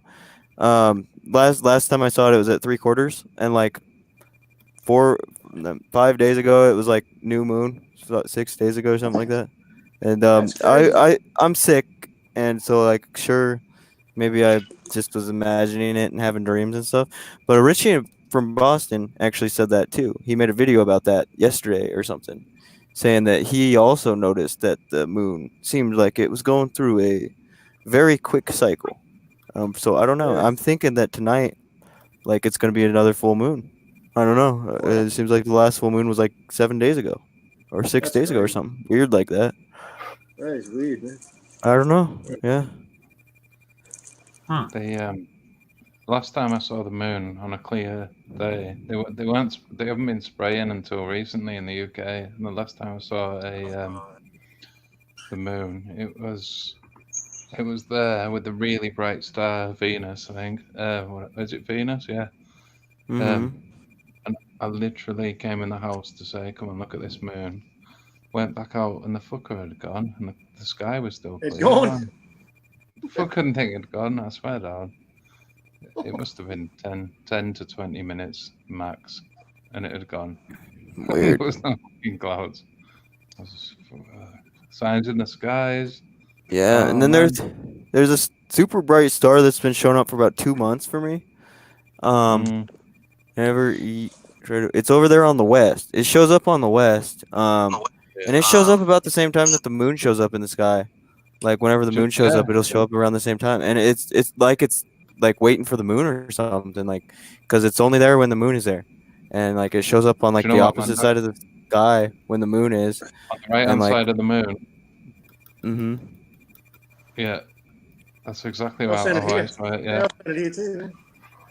Yeah. I saw it here. I don't know, maybe a year ago. Maybe. Last time I saw it. I have a video of that I took yesterday or 2 days ago of this moon the moon's out in the daytime, which isn't that weird. It's not that weird, okay? I used to see that when I was a kid. I'd see the moon out in the daytime. But what's weird is that the moon's out in the daytime and the sun is right across the sky from it. So they're like both up in the sky staring at each other, but the moon isn't full. It's not a full moon, but they're both out in the daytime staring at each other. And it's like 1 o'clock in the afternoon. So And where's it's just- the shadow? realised, Where's the yeah. shadow coming from? Yeah, where's the shadow coming from? Yeah, that's right. Exactly. Yeah. That's what made me realize that the solar system is not how we've been taught.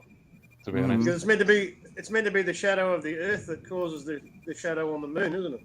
Yeah, It's meant to be the Earth I've seen shadow. similar stuff to that before, but it just I don't think that I've ever seen it like in that exact position. Like I've seen it so that like the sun was a little higher and they were both up, but where I saw it, they were like one was on this horizon, the other one was on the other horizon, almost like I don't know, like it was like a mirror image Wow, of each yeah. other. I don't know, Yeah, it was yeah. just strange. You'd have to see it to Yeah, that's really. rare, man. Yeah, I've seen that on video. I've never seen it personally, but yeah, that's strange. Yeah. Yeah, I've seen that, and it makes you think, well, if it's facing the moon directly, why is it not illuminating the whole side of the freaking Yeah, moon? yeah, it would have to be. Yeah, exactly. It's just nonsense. It's science. The science is settled. Yeah, quantum foam. Blame it on quantum foam. If you got any questions, just ring NASA. I'll tell you. The flight patterns was a really big one for me when I first started looking into that stuff.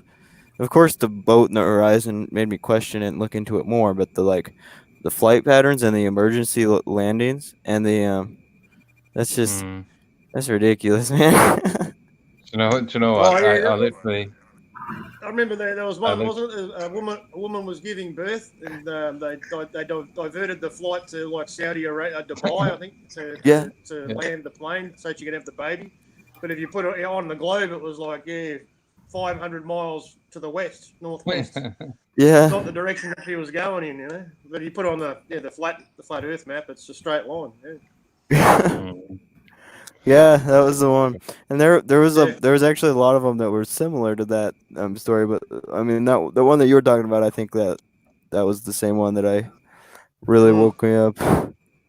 Yeah, it's obvious, isn't it? Makes sense. Yeah.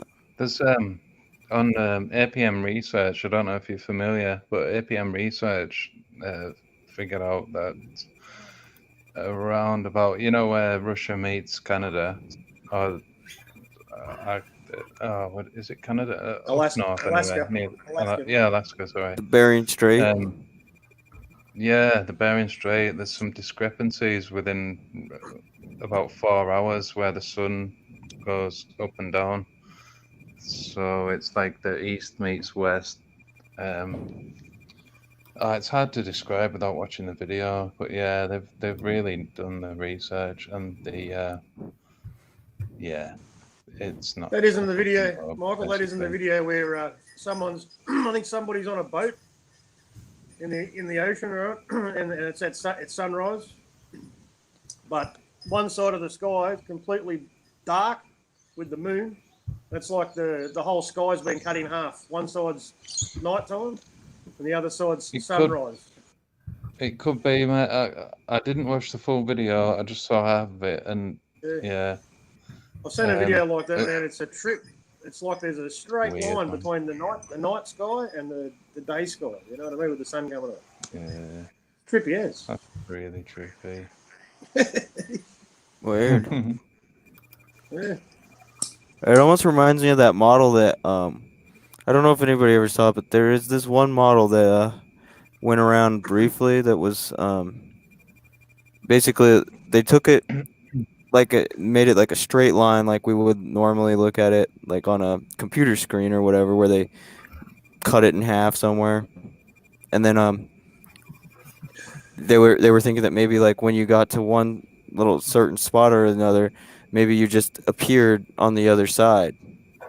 And so like I don't know, it's like a hologram or projection, but like, you know, it's always relative to you, but I don't know how to explain that. No. It's hard to explain. Do you know what? How like if if we all see Venus in the west, we've got Mad in Australia, we've got two guys in America, we've got me in the UK, but we all see the same star and the same moon in the west, apparently. I supposedly see So- Venus in the west too. Yeah, so how can that be if Just- we're on a it just spinning doesn't work. there? No. No, we've just Shouldn't debunked work on the the- globe instantly. Yeah. Hmm. That's because we're all looking the same way, mate. That's why. Exactly. There's so much info though. Fucking hell. Did y'all I read had the a look- banner? Yeah, it's a good banner, man. International Hall, Great Hall. No, just that I missed that.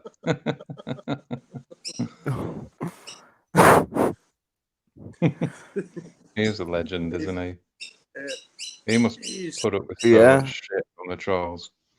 You guys been doing it a while too. I mean, 10 years or something like that. You've got to have some pretty big balls, and I'm sure he's got a lot of death threats too. Oh, he actually has. I even spoke about his death threats. That after the what was her name? The last that wrote the book, Dr. Judy Wood. I think that was. Oh, it yeah, Judy yeah, Wood? yeah. Don't quote me. But Directed I think energy weapon. Yeah, that one. But I can't remember if it was Judy Wood or it was somebody, but was it? Oh, my memory. Sorry, I can't remember.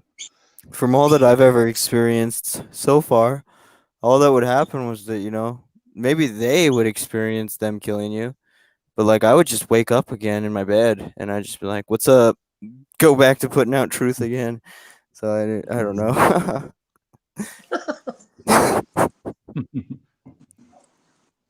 Do you know, I literally got a comment saying boards over the horizon. Oh man, I was like, no, are you really using the boards over the horizon again? Oh my gosh. I had somebody that came Oh, on and no. started cussing me out and told me I was an idiot because you could disprove flat earth and prove the globe 100% with just one stick. One stick. And I was thinking like, what in the fuck did you do with the other stick? And then I was like, oh, all right, that's it. You must have lost it up your ass.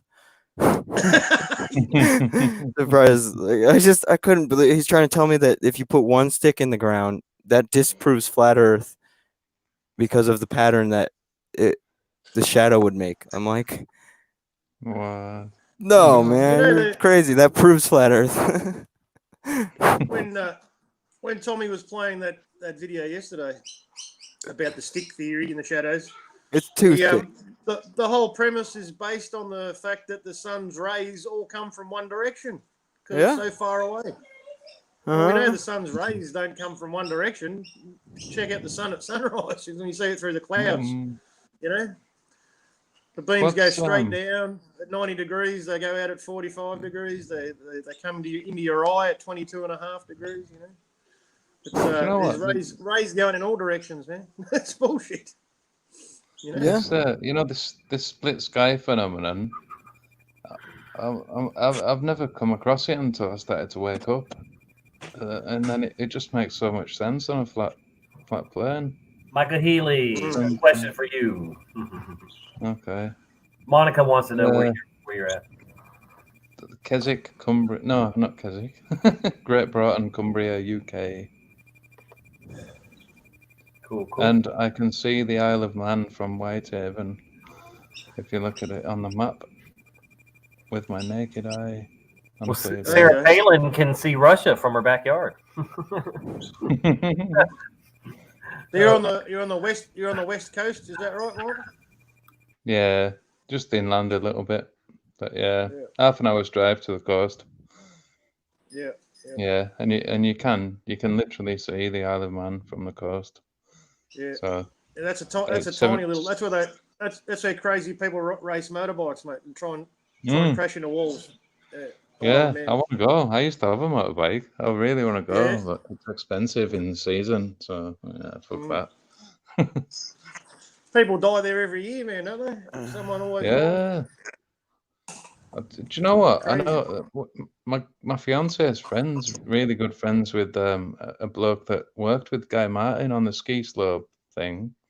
That the thing in, I think it was in Manchester, and it's such a nice lad. Yeah, and yeah, I think Guy Martin's pretty cool. I don't think he's Is in it? the. What's his name?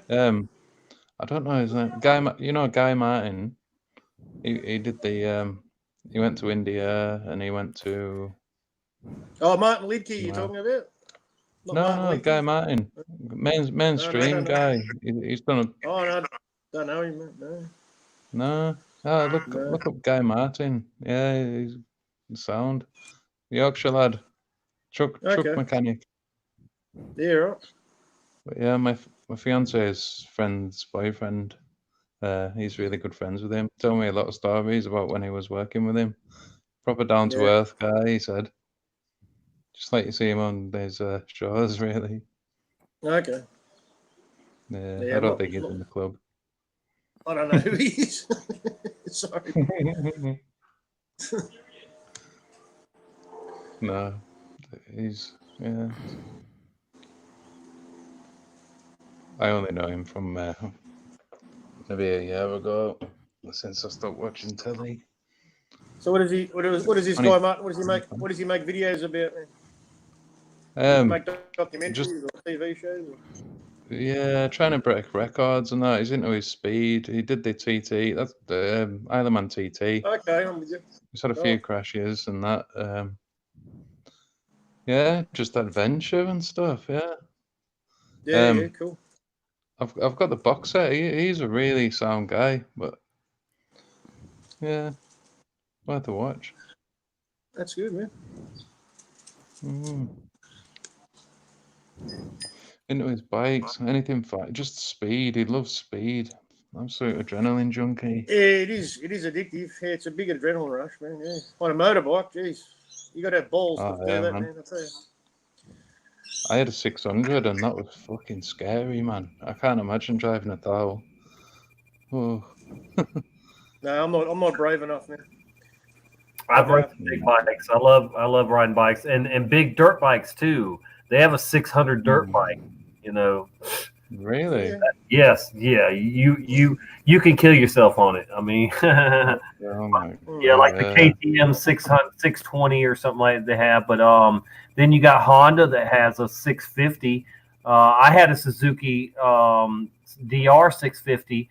And I mean, man, those bikes have got stupid power. As a matter of fact, they're 0 to 60. They're dirt bikes / road because they're enduros. But the 0 to 60 on my bike was like 6 seconds. You know, that's fast. 0 to 60. You know, it might have been less than that. I don't know. It was stupid fast. I know that. It'd be less than that, man. If it was a 650, Probably less than that. Wow. Probably 5 seconds, man, or 4 seconds. Yeah, it might have been. You're right. It might have been. Yeah, I might be, but yeah, definitely. My 350, my 350, I've got out there. I've got a Yamaha 350. It's fast as crap too, man. I mean, it definitely. You know, if you ain't scared to to do it, you can take off and get up there pretty quick, even on a 350. Quick bikes are like 3 seconds, man. 3 seconds to 60. Yeah. Yeah, but you're talking about street bikes, though. Yeah. Mhm. Yeah. Yeah, we're talking about something with knobbies. Yeah. No, it's still quick. 5 seconds. Yeah, but the 600 CBR I had, Jesus. That was just unbelievable. You think you're hitting the rev limit, and then you can pull it back more, and then it just goes, man. Wow. You gotta respect the power, RPM. man. Yeah. You ride 250s and you can be wide open throttle all the time, man. You can't do that on a bike in the front. You'll come off the back. Even when you get used to a 600, even that, it feels slow after a while, and then you get in your van and you're like, what the fuck? Yeah, that's right. Yeah, my last bike was a 750, a VFR 750 Honda Interceptor. Oh, jealous. Wow. They sound lovely, don't they? The only bike I ever rode was a 60cc engine. It was like a little kid's Honda bike, like a little miniature pocket rocket. It was probably like 12 or 13 when I rode it. I don't think it'd support my weight now. Oh, pocket rocket, yeah. Mhm. Oh, We were jumping that thing though. We built a little jump for it. Illegal in Australia, man. Can't have one. Was it a two-stroke?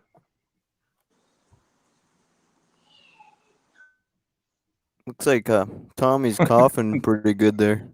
20 past.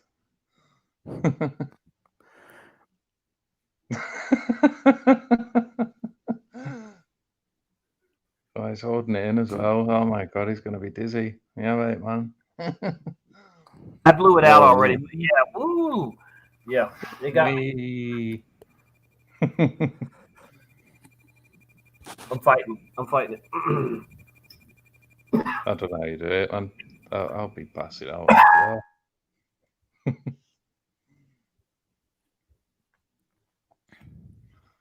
I got a speed wobble. I was on this really straight road, so I thought I'd open it up on this 600, and I got a speed wobble. I didn't have steering dampers, and I started hitting all these crests, and oh my god, the handlebars started going weird, and I was in the high gear, so I didn't have enough power to get out of it. I was like, shit. I just held on for dear life with the throttle up, and it was wobbling like fuck. Oh man! So on the bike, the speed wobbles will throw you right off, won't they? Oh man, Because I know on a longboard, when you start getting speed wobbles on a longboard, if you got them for more than a couple of seconds, you're gonna be on the pavement pretty quick. It's like when you're on a BMX and you get one, isn't it? Yeah. Fuck, I was shitting myself, to be honest. Oh man. Yeah. I just held it up and I just held on tight, and I got out of it, luckily. Or did I? Or am I dead? I don't know. I could be dead. I remember I went down this really steep hill. Like I don't know what it was. It was probably like 45% grade, which is pretty good for a longboard. And like it had a pretty good steep slope. But I got to about 3/4 of that hill. It was probably about a half of a mile long. But I got down close to the bottom of that hill, and I'm going about 50 miles an hour on my longboard. And I got some speed wobbles right there, and I fell off, and my thigh, like just my butt and my hand and stuff, and I just scraped my flesh like all the way to the bone. Probably, I don't know. It hurt so bad though. I still got the scars, like just solid white scars, because it like tore into my muscle and stuff, and like I had rocks and stuff, and I'm just sitting there like, oh, it's so dirty. Okay, There's a picture of my dirt bike that I have right outside that I hardly ever ride anymore. But let me show you a bigger picture by going full. See it there? It's my Yamaha XT 350. Wow, two-stroke, Tommy. No, it's a 4-stroke, but still, I live on a little dirt road, and I can only go so fast on it, up to 40 miles per hour. But it'll do a lot faster than that. But I mean, So I just have fun riding up and down the road, and sometimes I take it down to a field down the road and ride around in it and stuff. But you know, it's fast enough for a 4-stroke. I mean, you know, for me, I enjoyed more power when I was younger, but you know, I'm disabled now and getting older, so I don't need all that power under me. But I'll try to find a picture of my my Interceptor 2 to show you. But yeah, I love motorcycles. I've been riding motorcycles, full-size motorcycles, since I was like 6 years old. I would get on them. I'd get on them any way I could, and then sometimes I would just ditch them, or I would try and get off, you know, next to a tree or whatever. But you know, I definitely just learned the hard way, teaching myself, and I was always an Evel Knievel daredevil on any, you know, any bike. But I've had more luck, you know, I've had less trouble on a motorcycle than in a car. A car's almost killed me more than once, more than twice. But but yeah, I've even been sliding down the road with somebody on the back of my motorcycle, and we're like literally about to lose it, and we're sideways sliding, and I pulled it back up and rode on, you know, without any trouble. So I've never had any major accidents on the motorcycle in 30, 40 years of 40 years almost of riding. So have you ever climbed it up a tree? I see people do that sometimes. They climb their motorcycles up trees.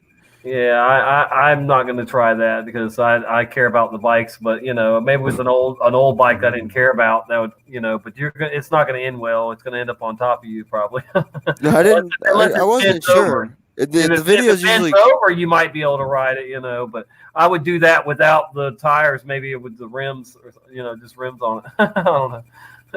The videos I've seen, it's cut them off before they hit the ground, or like before they get all the way over the tree. So I just assumed it never ended well, but I wasn't sure. Yeah, that's strange. But I have like gone, oh, look at that hill there that's 12, 15 foot high, and I don't know what's on the other side. Let's hit that and jump. Yeah, and that's me, you know, just hoping for the best. But and usually I got lucky, you know. I had a little play with a Honda CR 250. Oh man, they're fun. There's an old mine with spoil heaps, and yeah, me and a couple of lads went up there. A few little different bikes, some old scooters, and some random bits and bobs. But Nice. the CR 250, oh my lord, we were just going nuts, scrambling right up this big spoil heap and getting airborne. And gee whiz. Yeah, you gotta really know how to handle them when they're in the air. Don't touch the back brake or your nose down instantly. Jeez, that was fun. I like bikes. They're a lot of fun. Lot. I've got videos on my YouTube that y'all can check out of me riding my first Interceptor. It was a 500, but I bought it in Tennessee 7 years ago or so, and I've got some of me riding throughout the neighborhood that I lived in Tennessee there. It's pretty cool. But and I've got video of me riding my dirt bike. I'll just have to get those uploaded sometime. But me and friends and family riding it right here, you know, and at the field down the road too. But yeah, excuse me. I think I'll always ride a motorcycle of some kind until I can't, you know, ever do it again or whatever, you know, until I'm too old completely. But and I would still, like, you know, I would still get on a monster bike. I've rode my neighbor's my next door neighbor has a few bikes, or he's had a few over the years. And I think he had a Honda 919, and then he had a Gixxer 1000. And you know, I rode both of those, and they were extremely fast. You know, it was very nice, very nice, very nice. I've even drag raced a motorcycle that had nitrous on it, an old Honda Goldwing that converted to a race bike, and that I've only done the gas one time, but I tell you, that was like like getting super high and having sex at the same time or something. You know, it's incredible. Yeah, it's a nice feeling. Yeah, and then you're so proud of yourself for not wrecking too. You know, keeping it on the bike and keeping it straight down. Whew, man, yeah. I took mine on a drag strip. That was fun. Yeah, I thought I was going to win. I was against a what was it, 960 KTM, I think it was. I thought, yeah, I'll blitz this guy. This fucking KTM Enduro thing absolutely whooped my ass. I thought it was flying. But the fastest thing on the track was the Gixxer go-kart. No, it was Hayabusa go-kart. Fucking hell, that was fast. Jeez. Hayabusa go-kart. Jesus. That'd Yeah. be fun. Oh my lord. Yeah. Rapid or Yeah, that Hayabusa engine Well, get used in a lot of small cars and things like that, mate. So people just go stupid, mate, don't they? yeah, I saw it's a a lightweight car. Minis and shit, yeah. oh yeah, what was it? I think it was a Golf with a oh man, I saw it on YouTube. It was a Golf with a, I think it was GSX-R engine in it. And that thing was flying. What's that, Tommy? Is that the VFR? That's the 750. Yep, VFR. I look, had it nice, painted man. all silver. So, but you see the chrome there? It has a lot of Yeah. chrome, and that's actually aluminum, but it looks like chrome. But you know, you know, but it's just polished up like chrome. But so it has aluminum frame, all aluminum frame to make it lighter. And then you've got a 4-cylinder motor, of course, and 2 carbs. No, 4 carbs. I'm sorry, 4 carburetors. Yes. It's insane. It cost me almost $1,000 to have the carbs built on my other one, you know, because it's just so time consuming to do 4 carbs and you know. But but they run good for a long time. They're very dependable bikes. If you ever pick up a Honda Interceptor of any kind, 500, 1000, 800, you know, whatever, they're all really good bikes and a lot of fun. And they look like a crotch rocket, but you don't have to lay down on them. You know, you can sit upright and ride them. Yeah, yeah. Where a lot of bikes, you know, demand you to lay down on them. You have more turning radius than you do a crotch rocket. That you know you have to, you know, the handlebars are down by the side of the gas tank. You know, and you have, you know, you can't barely turn at all. Yeah, it's crazy. Yeah, you can see by the angle of the forks. Yeah, you can look that round. I've only rode Don's talking about a 1300 Hayabusa, and I've only rode one of those one time, and they're scary, but they're just just a big bike and a lot of power, and you just have to get used to them. But I don't like crotch rockets that much, you know, because I don't want to lay down on a bike, you know, and I want more turning radius, you know. I feel in more control with. Now you can take and use risers and turn a crotch rocket into, you know, more of a street bike, you know, cruiser, and raise the handlebars up and stuff. But you know, who's going to do that? And I have done it a couple times, but still, but I like a Harley, and then on the other side, Harley Davidson's. A lot of them have the big handlebars, the hangers or whatever, ape hangers. Yeah, I don't want my arms up there, you know, with the blood running away from my hands and all that. You know, I could never stand that. You need good shoulders for that crap. Yeah, your shoulders, everything. I'm like, no. But yeah, Hondas are good bike, like Don just said. Yeah, I like Hondas a lot. And you know, Yamaha, Kawasaki. I mean, but mainly Honda, definitely. Yeah, Touras are better because longer distance. Yeah, the thing I had, that CBR, I traded it in and got a YZF, whatever it was, a 650. It was a lot slower, but yeah, it was a lot easier to ride, better for commuting, miles per hour.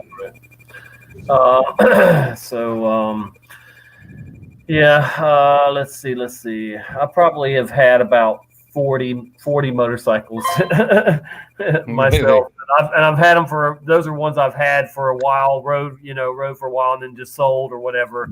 I have had more than that I've just flipped real quick too, and that. But yeah, I buy and sell cars, motorcycles, campers, even riding lawnmowers. I mean, anything and everything, just about that I can, fix up and make money on, just to supplement my Handy on the income. spinners then.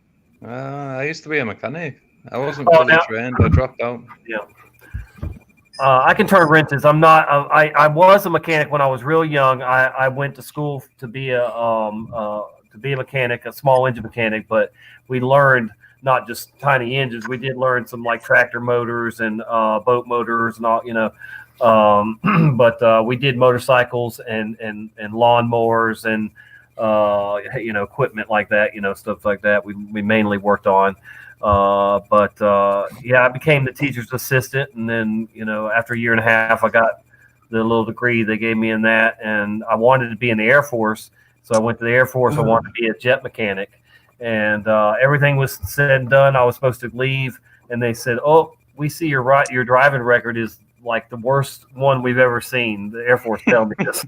You got the worst driving record we've ever seen. I was 18, and I did have a bad driving record because I was just, like I said, a daredevil and just racer and, whatever. But so, yeah, they said, well, you can go next door to the Navy. They don't care. You can be a jet mechanic over there.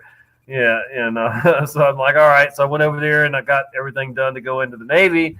And my dad and my grandfather started telling me about their experience in the Navy, and they're like, "Yeah, you're gonna hate it. You're gonna be on the ship for 3 years or whatever, and stuck there." And so I just backed out of that, and just went. And then I never used the mechanic skills. So after that, I didn't get a job as a mechanic anywhere. So I went into business management, got training in that, but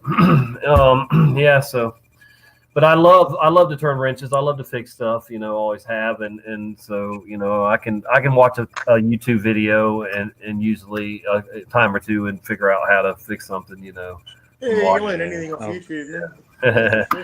How many of us men haven't gone to YouTube to learn how to tie a tie, I'm a church guy. I went to church, was born in the church, and I still never learned how to do it properly myself. All the time. So, I had to wear one. I had to wear one in school, so I got used to it. Yeah. Well, I was even a Boy Scout, but I don't know. It just never got the time. I hate wearing them, man. I hate wearing one there. I wouldn't wear one if I didn't need to. Right. I've got a couple in the closet too. Definitely. So, yeah. So, what do we got going on? Tom is here, and Andrew. I appreciate the sub, Andrew. Thank you. Earlier, you gave me a sub. Dawn, we got Dawn, and we got Karen. Always good to see you, Karen. Tracy. Tracy's probably over at System Failures live stream now, though, but that's all right. And MT Cali 70 is healthy. What was your old name, Monica? Healthy something. Healthy living another stuff. Yes, exactly. Oh, healthy living. Yeah. And I hope she didn't get in trouble with her channel. I guess she had to delete it because of strikes or something. I don't know, but yeah, she's good people. Definitely good people. Don says we still go to. I'm sorry. Here, I'll just put it up there, and that's Don's comment there. And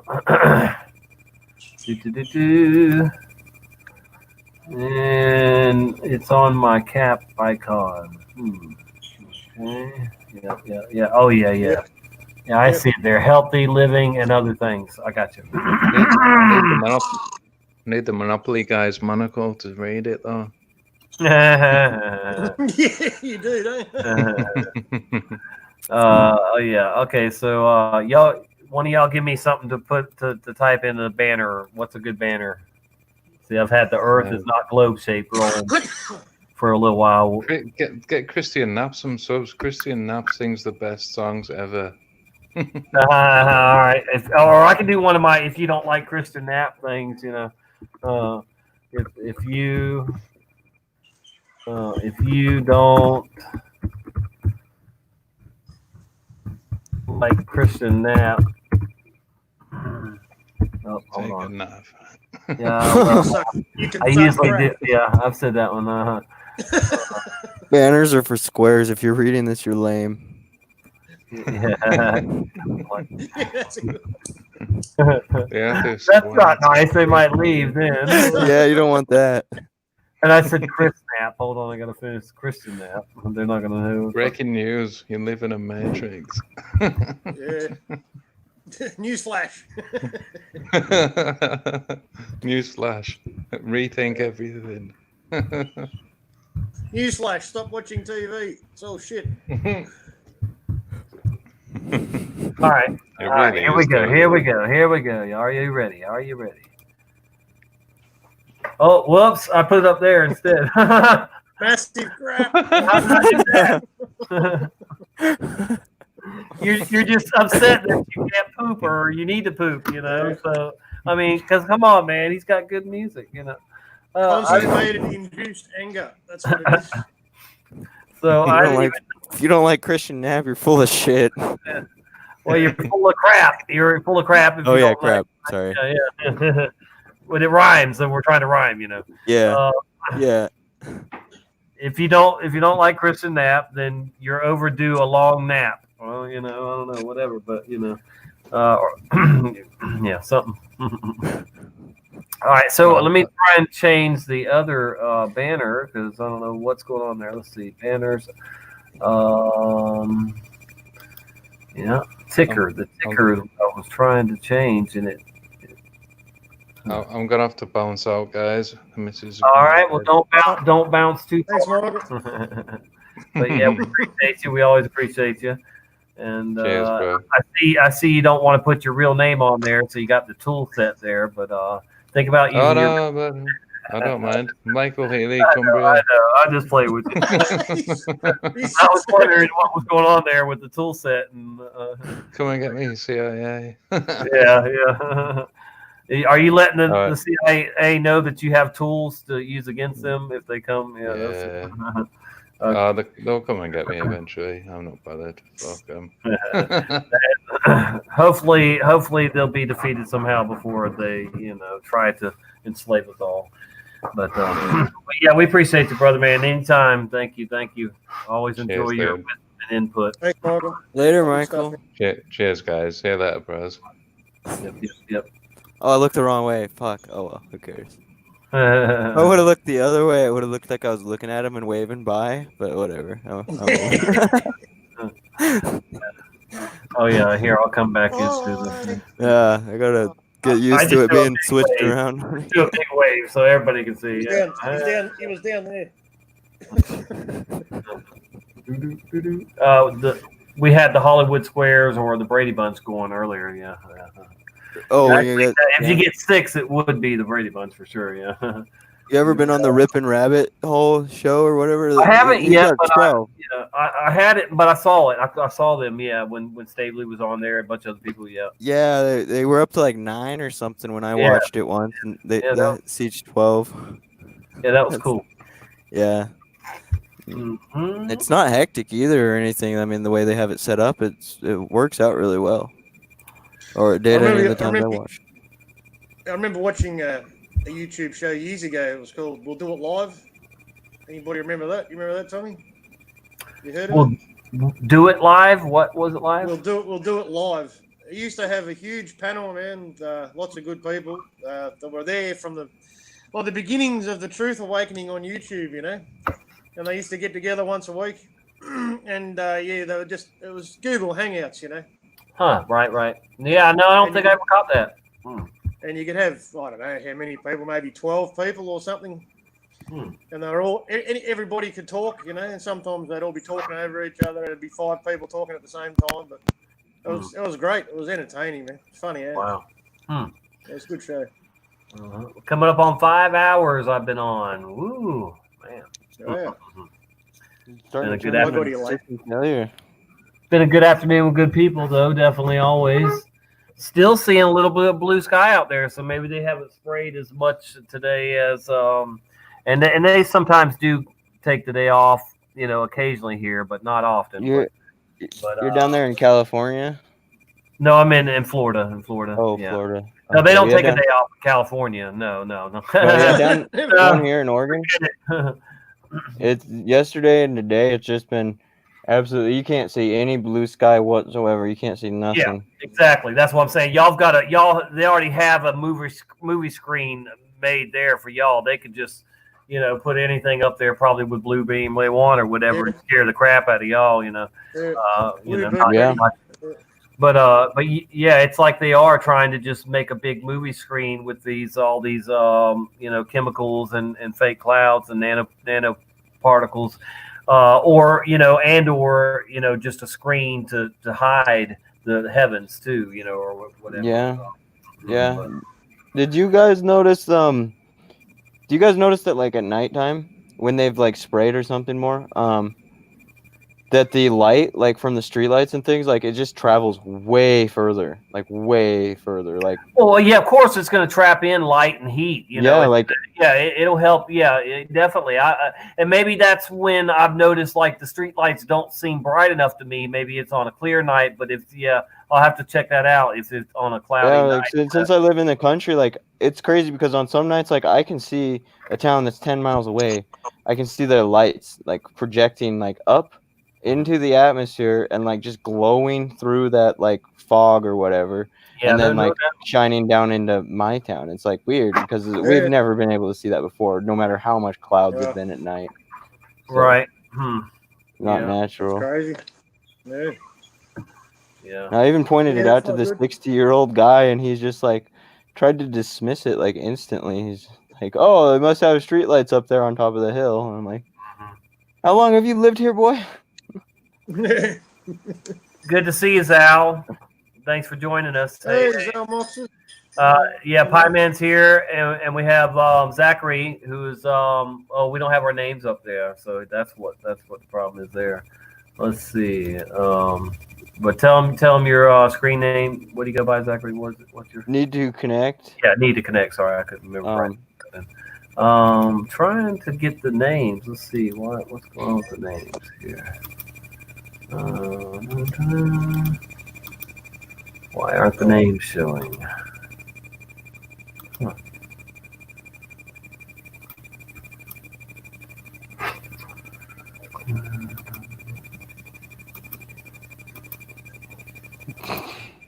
Huh. No, that wasn't the dolls or whatever. Why can't I find? You might have to stop the banner, man. To put yeah, it might be that. Let's see. Maybe. Yeah, this is crazy. I will stop the banners though. Let's see. How about that? There we go. Yeah. You're right. You can't have both, I guess. That's crazy. I think that's a problem there. All right. Yeah, it goes away. Yeah. Okay. So there we go. So we got me, Mad Pieman, and Need to Connect. We all need to connect to the source. The God. Yeah. Source. Disconnect from the matrix. Yes. Yes. As much as possible. So you said you're in Oregon, huh? Yeah, I'm down in Oregon. My nephew Trevor, he'll be back here soon. He sometimes comes in the chat. I should have sent him a link that I was going live, but he's in Washington, and he's hoping to get back here because he's I guess there's people that have died already there in Washington from the coronavirus, and and so it's just a madhouse. Are people going crazy there about the virus where you're at in Oregon? I guess my neighbor was. Yeah. I don't really get out that much. I don't talk to very many people. I've been in bed for the last 8 months. So Right. I talked to my neighbor about a week ago or something. When did this virus come out? It had to have been about a week ago. I talked to him, and he was trying to go off about it, and I was just like, "Oh, where'd you get your information from?" And he starts telling me, and I'm like, "Well, don't you think that the vaccine companies might pay these places like at all?" And like I was just trying to explain it in the most simple way that I could for his own personal, background, and like he's like, I never thought about it like that. So like, and then I start going into it, and I'm like, don't you think that it's just another one of the common colds or whatever? And that I don't know if I talked him out of it or not, but He only said that once to me. he kind of seemed like he was freaking out about it a little bit, and so Yeah, it's sad that people will. It's all mixed. It's I all know. mixed messages too, isn't it? To create panic. Like they tell you, like our government's been trying to push it into the pandemic stage. You know, up another level from where it is. They really want it to be a pandemic. It's not a pandemic yet, but it's going to be a pandemic soon. Fear, fear, fear. People dying. More people have been diagnosed and been put into quarantine. But don't panic. And you could die from it, but people are going home. yeah, like Tommy's message or video that he played a while ago about that guy that was like, "Oh yeah, I am not here. I don't want to cause any panic. I don't want to cause any kind of unnecessary feelings or any kind of any concerns or nothing. But you guys should go get some food. You should stock up. You should definitely go and get a year's worth of food and toilet paper right now, because if you're not, you're rejecting your family. You're rejecting their needs. Like, and I'm just looking out for my family, and so I don't want anybody to panic. I don't want none of that. I'm not trying to cause an it's like, get the fuck out of here. Sorry, Yeah. I cuss a lot. I cuss way None too of it much. makes sense, man. No, you're good. We do cuss here. Yeah, and the mixed messages. You're right, Sal. Because one minute they're saying, "Oh, it's so deadly," and then the next minute they're like, "Oh, well, if you catch it, you might have to spend some time in the hospital. You might not." And just, it's like, what's your story, and stick to it. They can't even get their fake shit right. Yeah, you could die, but you'll probably recover. Yeah, whatever. Yeah, it's like. Well, that's because they want the most amount of misdiagnosed cases. So, of course, they're not going to specifically tell you exactly what it is. Yeah. Because then, the doctors are going to be like, "Oh, well, they said that it was exactly these symptoms, so this doesn't seem like Well, it's this." exactly so then the it's like same if as it's the flu, isn't it? It's the it's same more of as a the flu, generic man. thing, fits more people. Yeah, it's the same as a cold or a flu. You go to the Yeah. doctor with the flu, and they'll go, "You've got it. You've definitely got it. We'll have to give you Bronchitis, some tests. You have to maybe go to pneumonia, quarantine." any of that stuff. Yeah, pneumonia. Yeah. Mad cow disease.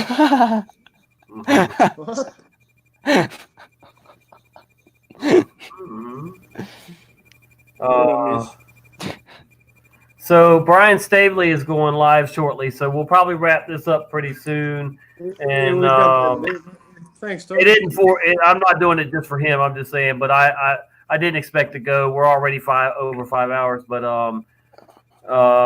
anyway, we can definitely do this anytime too. Again, now Lifting the Lid shared this earlier about Stanley Kubrick.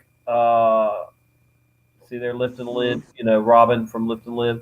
Yeah. So Stanley Kubrick directed the moon landings. Yeah, that's good Yeah. stuff. Kubrick meeting with NASA in 1965. That's actually him meeting with NASA in 65. That group. And Kubrick admitted it in an interview before he died, like a couple years before he died or something. He admitted it in an interview. He didn't go on video or nothing, but he went on the Voice and everything. So Yeah. I don't know. You could be skeptical about that, but he admitted it, and there's whatever. There's too much evidence to suggest.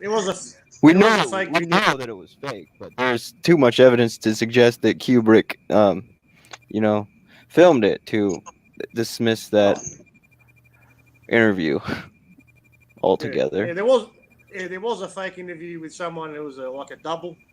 It was proved not to be him, but yeah, we know what happened. It doesn't matter. Yeah, and I'm not saying the interview doesn't prove that was wrong. Just because the interview was fake doesn't mean that the moon landing was fake. That's right.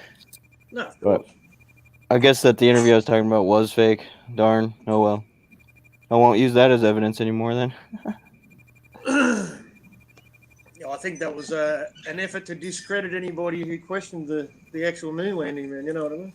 Yeah, I agree. I'm sure. There's a lot of that movement going around trying to discredit people. But I really appreciate you. Really appreciate you having me on, Mike. I'm sorry, not Michael. Tom. Well, yeah, I am Michael. Actually, my first name is Michael. Really? Yeah. Yeah, there's a bunch of Michaels, and he's a Michael too.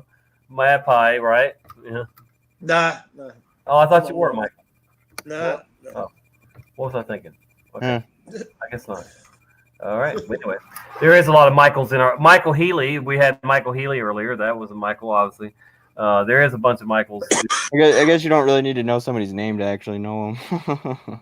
I think you Well, I've confusing been me with Tommy. Mad- I've been Tommy my you whole confused me life. with Mad Mike. I'm not Mad Mike. Right? Yeah. Mad Mike Pie Man. No. Yeah. Okay.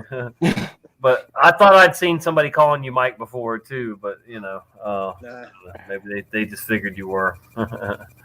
Yeah.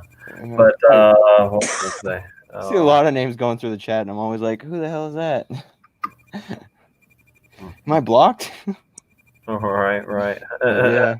Yeah, I've been through that too. And now I think Stavely was saying that he felt like people weren't seeing him. He wasn't blocked, but they still weren't seeing his comments or something. Oh, that reminds me. There's this thing on here.